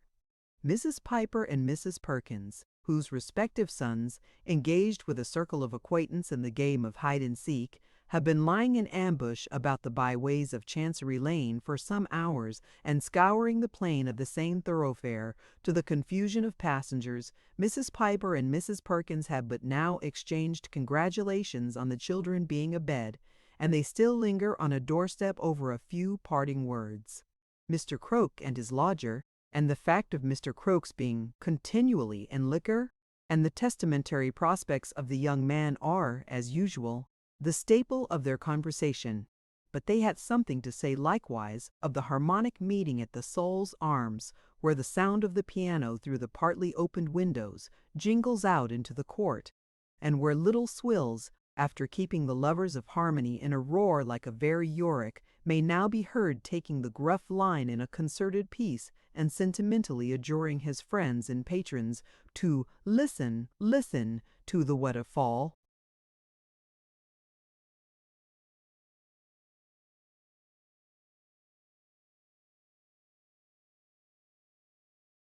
Mrs. Perkins and Mrs. Piper compare opinions on the subject of the young lady of professional celebrity who assists at the harmonic meetings and who has a space to herself in the manuscript announcement in the window. Mrs. Perkins possessing information that she has been married a year and a half, though announced as Miss M.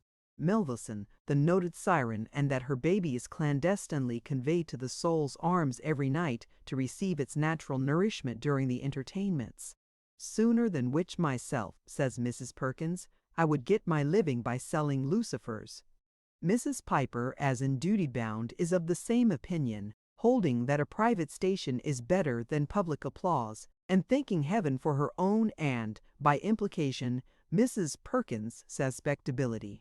By this time the pot-boy of the Saul's Arms appearing with her supper pint well frothed, Mrs. Piper accepts that tankard and retires indoors, first giving a fair good night to Mrs. Perkins, who has had her own pint in her hand ever since it was fetched from the same hostelry by young Perkins before he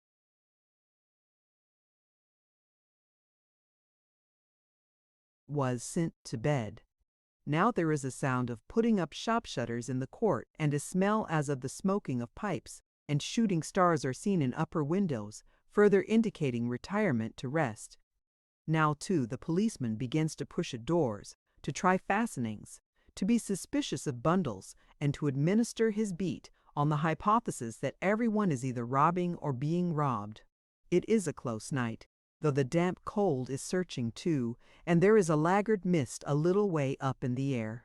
It is a fine steamy night to turn the slaughterhouses, the unwholesome trades, the sewerage, bad water, and burial grounds to account, and give the registrar of deaths some extra business. It may be something in the air there is plenty in it, or it may be something in himself that is in fault. But Mr. Weevil, otherwise Jobling, is very ill at ease. He comes and goes between his own room and the open street door 20 times an hour. He has been doing so ever since it fell dark. Since the Chancellor shut up his shop, which he did very early tonight, Mr. Weevil has been down and up, and down and up.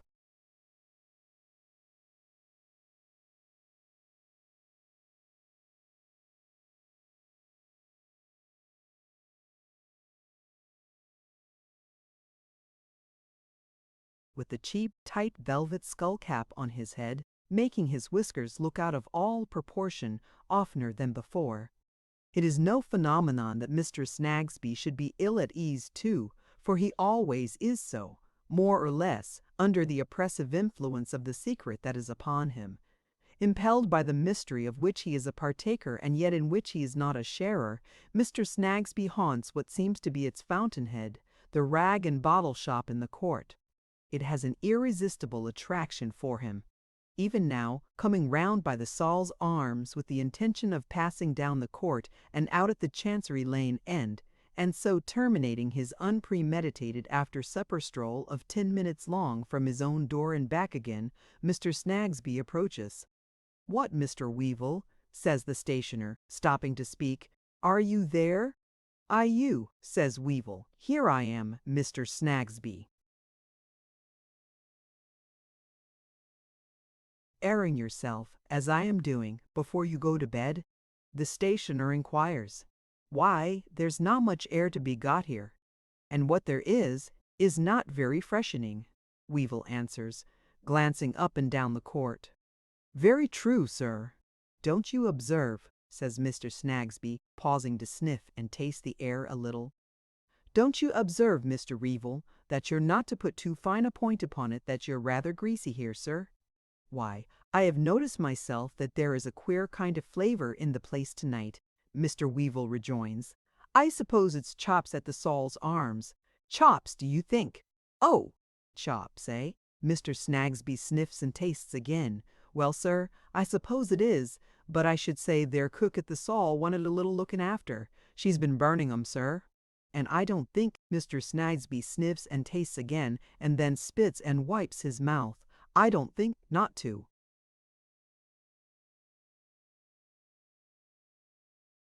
put too fine a point upon it that they were quite fresh when they were shown the gridiron. That's very likely. It's a tainting sort of weather.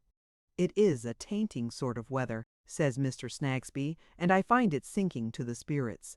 By George, I find it gives me the horrors, returns Mr. Weevil.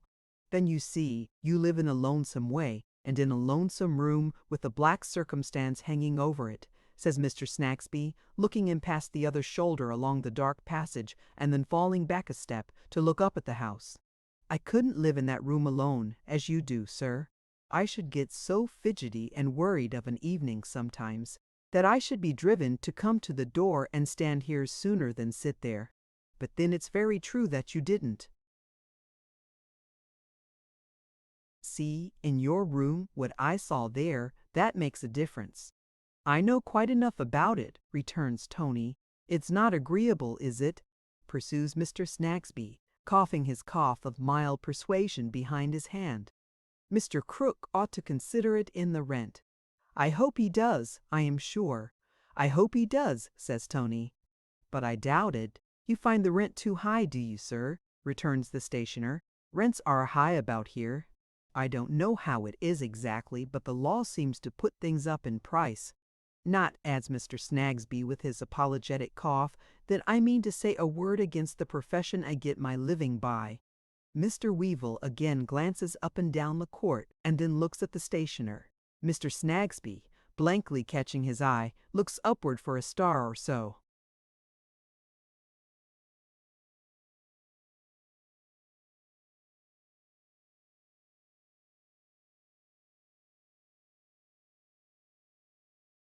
And coughs a cough expressive of not exactly seeing his way out of this conversation.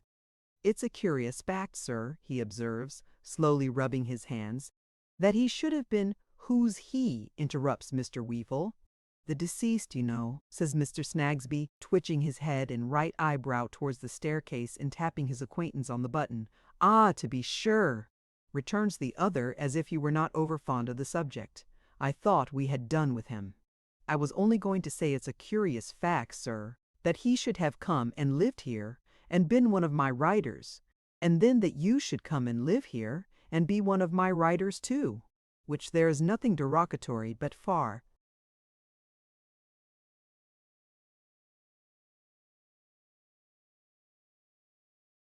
from it in the appellation, says Mr. Snagsby, breaking off with a mistrust that he may have unpolitely asserted a kind of proprietorship in Mr. Weevil, because I have known writers that have gone into brewers' houses and done really very respectable indeed.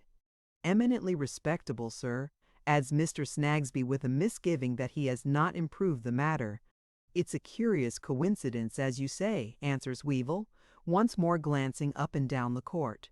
Seems a fate in it, don't there? Suggests the stationer. There does, suggests the stationer. Just so, observes the stationer with his confirmatory cough. Quite a fate in it, quite a fate. Well, Mr. Weevil, I'm afraid I must bid you good night. Mr. Snagsby speaks as if it made him desolate to go, though he has been casting about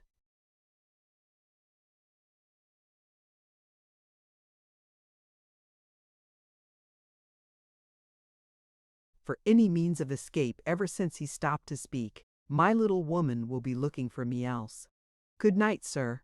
If Mr. Snagsby hastens home to save his little woman the trouble of looking for him, he might set his mind at rest on that score. His little woman has had her eye upon him round the soul's arms all this time, and now glides after him with a pocket handkerchief wrapped over her head, honoring Mr. Weevil and his doorway with a searching glance as she goes past. You'll know me again, ma'am, at all events, says Mr. Weevil to himself, and I can't compliment you on your appearance, whoever you are, with your head tied up in a bundle. Is this fellow never coming? This fellow approaches as he speaks. Mr. Weevil softly holds up his finger and draws him into the passage and closes the street door. Then they go upstairs, Mr. Weevil heavily, and Mr. Guppy for it is he very lightly indeed, when they are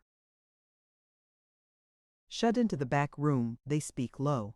I thought you had gone to Jericho at least instead of coming here, says Tony. Why, I said about 10. You said about 10, Tony repeats. Yes, so you did say about 10. But according to my count, it's 10 times 10, it's 100 o'clock. I never had such a night in my life. What has been the matter? That's it, says Tony. Nothing has been the matter. But here have I been stewing and fuming in this jolly old crib till I have had the horrors falling on me as thick as hail. There's a blessed-looking candle, says Tony, pointing to the heavily burning taper on his table with a great cabbage head and a long winding sheet.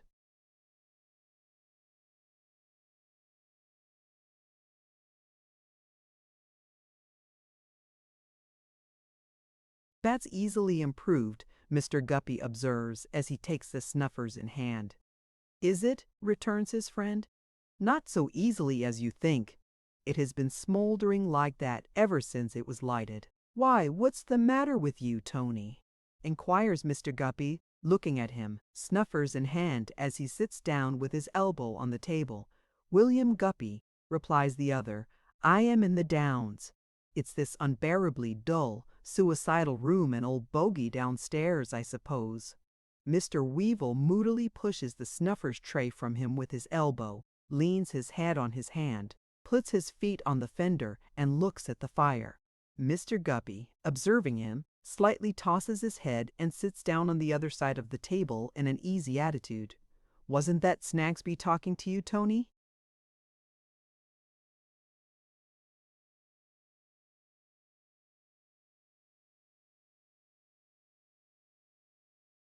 Yes, it was Snagsby, said Mr. Weevil, altering the construction of his sentence. On business? No? No business. He was only sauntering by and stopped to prose. I thought it was Snagsby, says Mr. Guppy, and thought it as well that he shouldn't see me, so I waited till he was gone. There we go again, William G., cried Tony, looking up for an instant. So mysterious in secret. By George, if we were going to commit a murder, we couldn't have more mystery about it. Mr. Guppy affects to smile, and with the view of changing the conversation, looks with an admiration, real or pretended, round the room at the Galaxy Gallery of British beauty, terminating his survey with the portrait of Lady.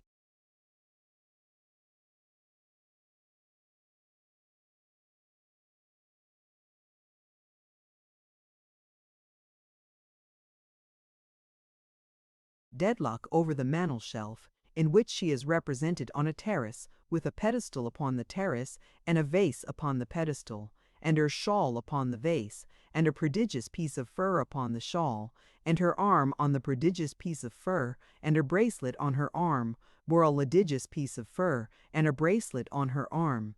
That's very like Lady Dedlock, says Mr. Guppy. It's a speaking likeness. I wish it was, growls Tony, without changing his position. I should have some fashionable conversation here then.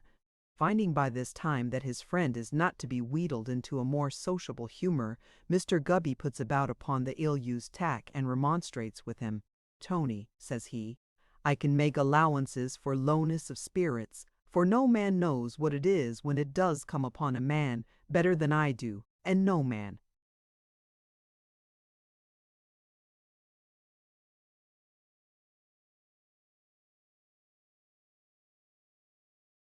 Perhaps has a better right to know it than a man who has an unrequited image imprinted on his earth. But there are bounds to these things when an unoffending party is in question, and I will acknowledge to you, Tony, that I don't think your manner on the present occasion is hospitable or quite gentlemanly. This is strong language, William Guppy, returns Mr. Weevil. Sir, it may be, retorts Mr. William Guppy, but I feel strongly when I use it. Mr. Weevil admits that he has been wrong, and begs Mr. William Guppy to think no more about it. Mr. William Guppy, however, having got the advantage, cannot quite release it without a little more injured remonstrance. No, dash it, Tony, says that gentleman, you really ought to be careful how you wound the feelings of a man who has an unrequited image imprinted on his earth and who is not altogether happy in those chords which vibrate to the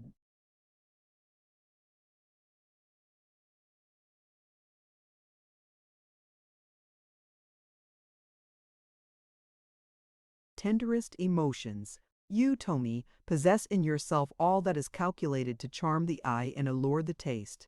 It is not happily for you, perhaps, and I may wish that I could say the same, it is not your character to hover around one flower.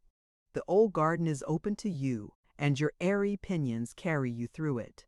Still, Tony, far be it from me, I am sure, to wound even your feelings without a cause. Tony again entreats that the subject may be no longer pursued, saying emphatically, "William Guppy, drop it."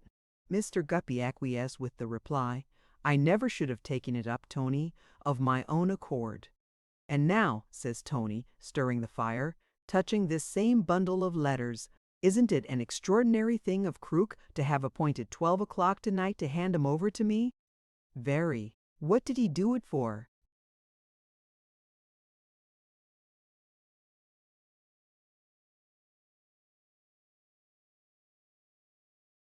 "What does he do anything for?"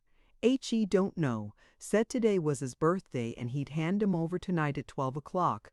He'll have drunk himself blind by that time.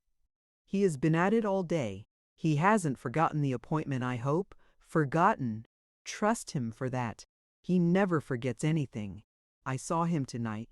About 8 helped him to shut up his shop and he had got the letters then in his hairy cap. He pulled it off and showed 'em me. When the shop was closed, he took them out of his cap, hung his cap on the chair back, and stood turning them over before the fire. I heard him a little while afterwards, through the floor here, humming like the wind, the only song he knows about Bibo and old Carol, and Bibo being drunk when he died, or something or other. He has been as quiet since as an old rat asleep in his hole. And you are to go down at 12? At 12.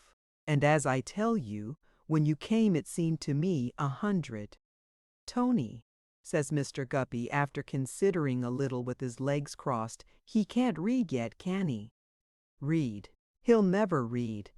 He can make all the letters separately, and he knows most of them separately when he sees them.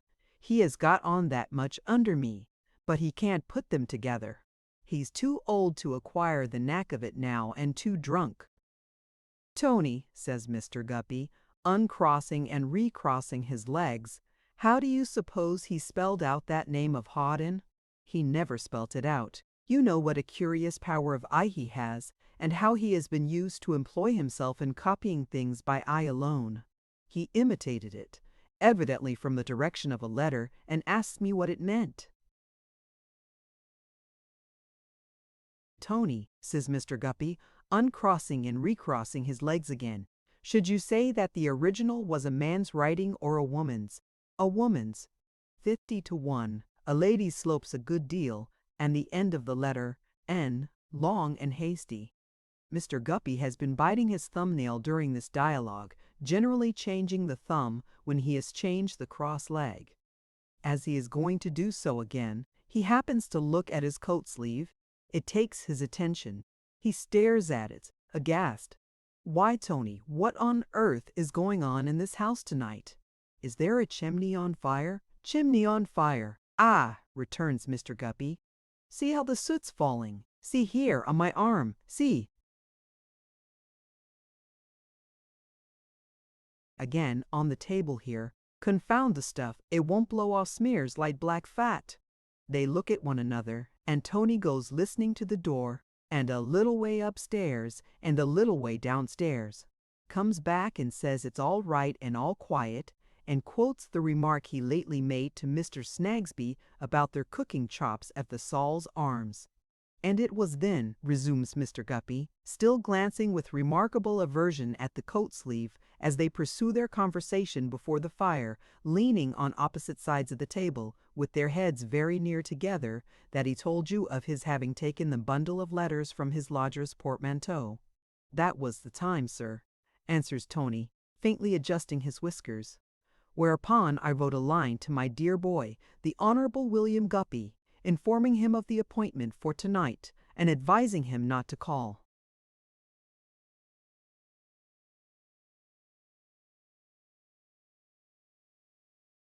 Before, Bogey being a sly boots.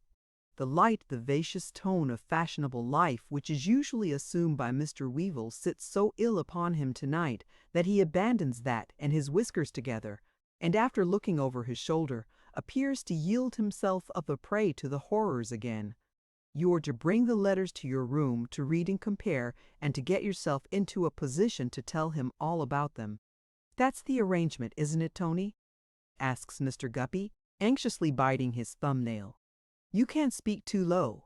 Yes, that's what he and I agreed. I tell you what, Tony, you can't speak too low, says Tony once more. Mr. Guppy nods his sagacious head, advances it yet closer, and drops into a whisper.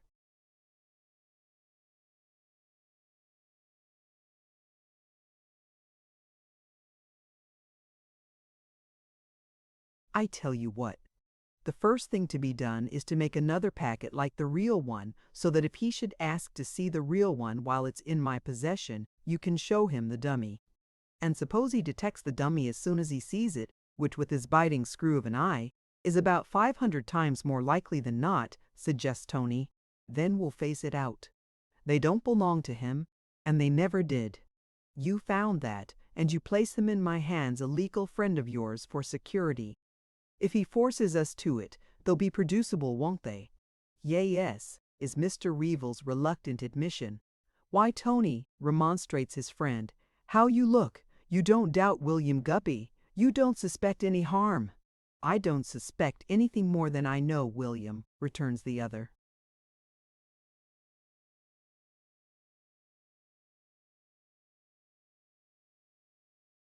Gravely, and what do you know? Urges Mr. Guppy, raising his voice a little, but on his friends once more warning him. I tell you, you can't speak too low. He repeats his question without any sound at all, forming with his lips only the words, what do you know? I know 3 things. First, I know that here we are whispering in secrecy, a pair of conspirators. Well, says Mr. Guppy, and we had better be that than a pair of noodles, which we should be if we were doing anything else, for it's the only way of doing what we want to do. Secondly, it's not made out to me how it's likely to be profitable after all. Mr. Guppy casts up his eyes at the portrait of Lady Dedlock over the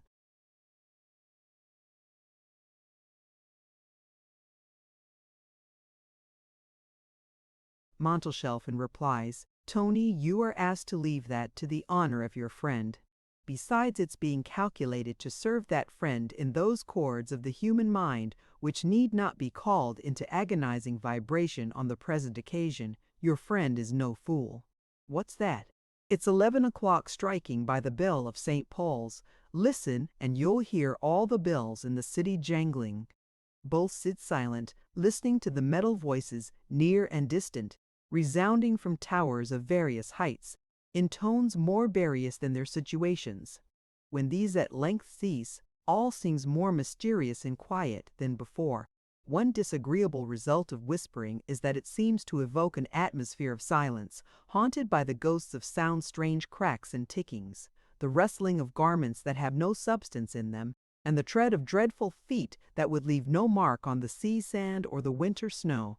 So sensitive the two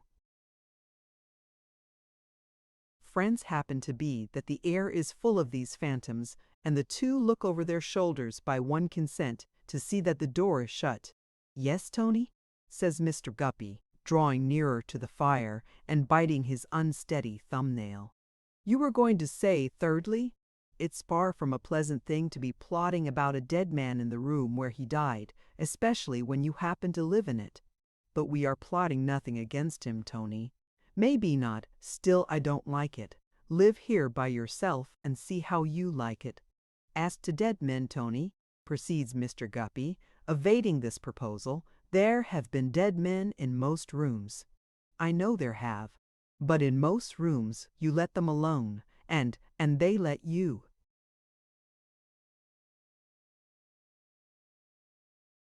Alone, Tony answers.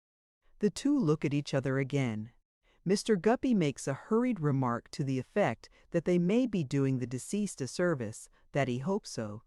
There is an oppressive blank until Mr. Weevil, by stirring the fire suddenly, makes Mr. Guppy start as if his heart had been stirred instead. "Faugh! Here's more of this hateful soot hanging about," says he. "Let us open the window a bit and get a mouthful of air. It's too close." He raises the sash, and they both rest on the windowsill, half in and half out of the room. The neighboring houses are too near to admit of their seeing any sky without craning their necks and looking up, but lights in frowsy windows here and there, and the rolling of distant carriages, and the new expression that there is of the stir of men, they find to be comfortable. Mr. Guppy, noiselessly tapping on the windowsill, resumes his whispering in quite a light comedy tone.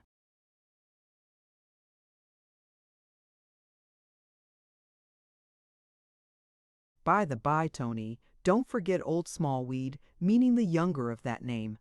I have not let him into this, you know. That grandfather of his is too keen by half. It runs in the family." "I remember," says Tony. "I am up to all that, and as to Crook," resumes Mr. Guppy. "Now, do you suppose he really has got hold of any other papers of importance, as he has boasted to you since you have been such allies?" Tony shakes his head. "I don't know. Can't imagine. If we get through this business without rousing his suspicions, I shall be better informed, no doubt. How can I know without seeing them, when he don't know himself? He is always spelling out words from them and chalking them over the table and the shop wall and asking what this is and what that is. But his whole stock, from beginning to end, may easily be the waste paper he bought it as. For anything I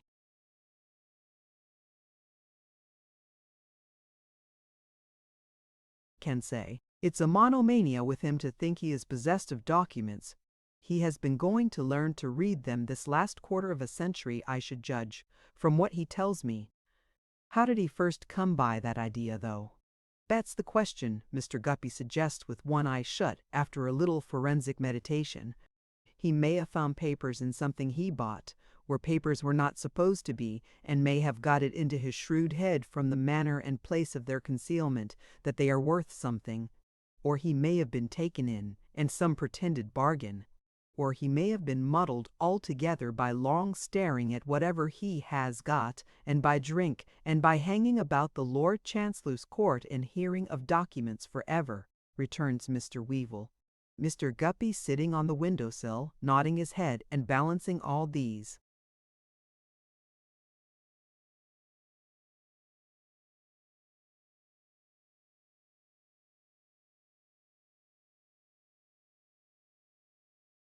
Possibilities in his mind, continues thoughtfully to tap it and clasp it and measure it with his hand, until he hastily draws his hand away. "What, in the devil's name," he says, "is this? Look at my fingers." A thick yellow liquor defiles them, which is offensive to the touch and sight, and more offensive to the smell. A stagnant, sickening oil with some natural repulsion in it that makes them both shudder. "What have you been doing here? What have you been pouring out of window?" "I pouring out of window? Nothing, I swear. Never since I have been here," cries the lodger. "And yet look here and look here." When he brings the candle here, from the corner of the window-sill, it slowly drips and creeps away down the bricks here. Lies in a little thick nauseous pool. "This is a horrible house," says Mr. Guppy, shutting down the window. "Give me some water or I shall cut my hand off." He so washes and rubs and scrubs and smells and washes that he has not long restored himself with a glass of brandy and stood silently before the fire when St. Paul's bell strikes 12 and all those other bells strike 12 from their towers of various heights in the dark air and in their many tones. When all is quiet again, the lodger says, "It's the appointed time at last. Shall I go?" Mr. Guppy nods and gives him a lucky touch on the back, but not with the washed hand, though it is his right hand. He goes downstairs, and Mr. Guppy tries to compose himself before the fire for waiting a long time. But in no more than a minute or two the stairs creak and Tony comes swiftly back. "Have you got them?" "Got them? No. The old man's not there. He has been so horribly frightened in the short interval that his terror seizes the other, who makes a rush at him and asks loudly, 'What's the matter?'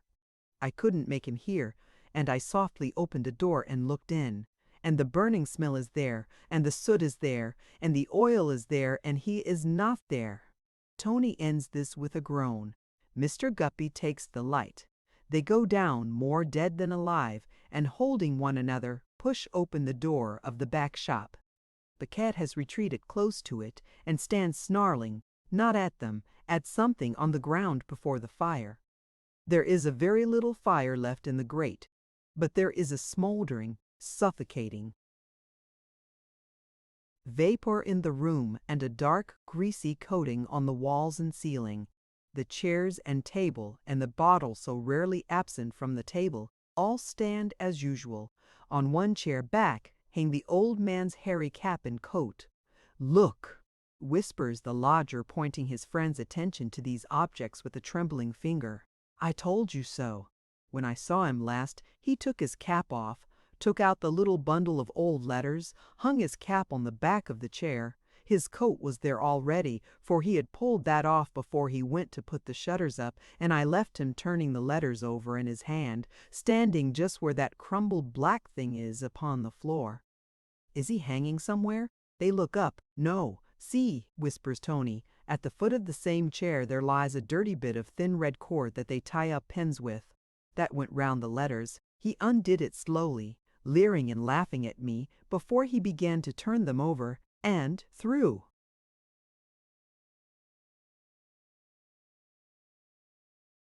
It there.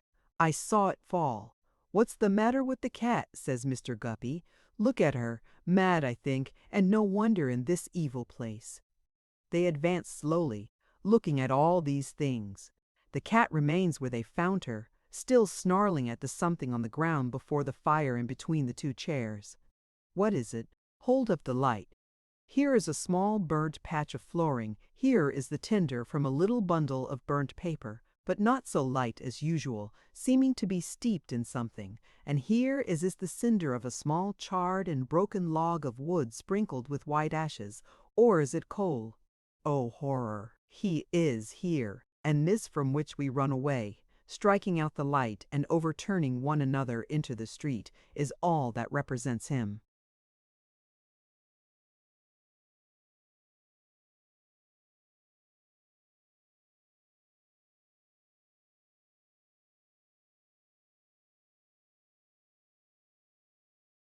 Help! Help! Help! Come into this house for heaven's sake. Plenty will come in, but none can help. The Lord Chancellor of that court, true to his title in his last act, has died the death of all Lord Chancellors in all courts, and of all authorities in all places under all names soever, where false pretenses are made, and where injustice is done. Call the death by any name your highness will, attribute it to whom you will, or say it might have been prevented how you will. It is the same death eternally inborn, inbred, engendered in the corrupted humors of the vicious body itself, and that only spontaneous combustion, and none other of all the deaths that can be died.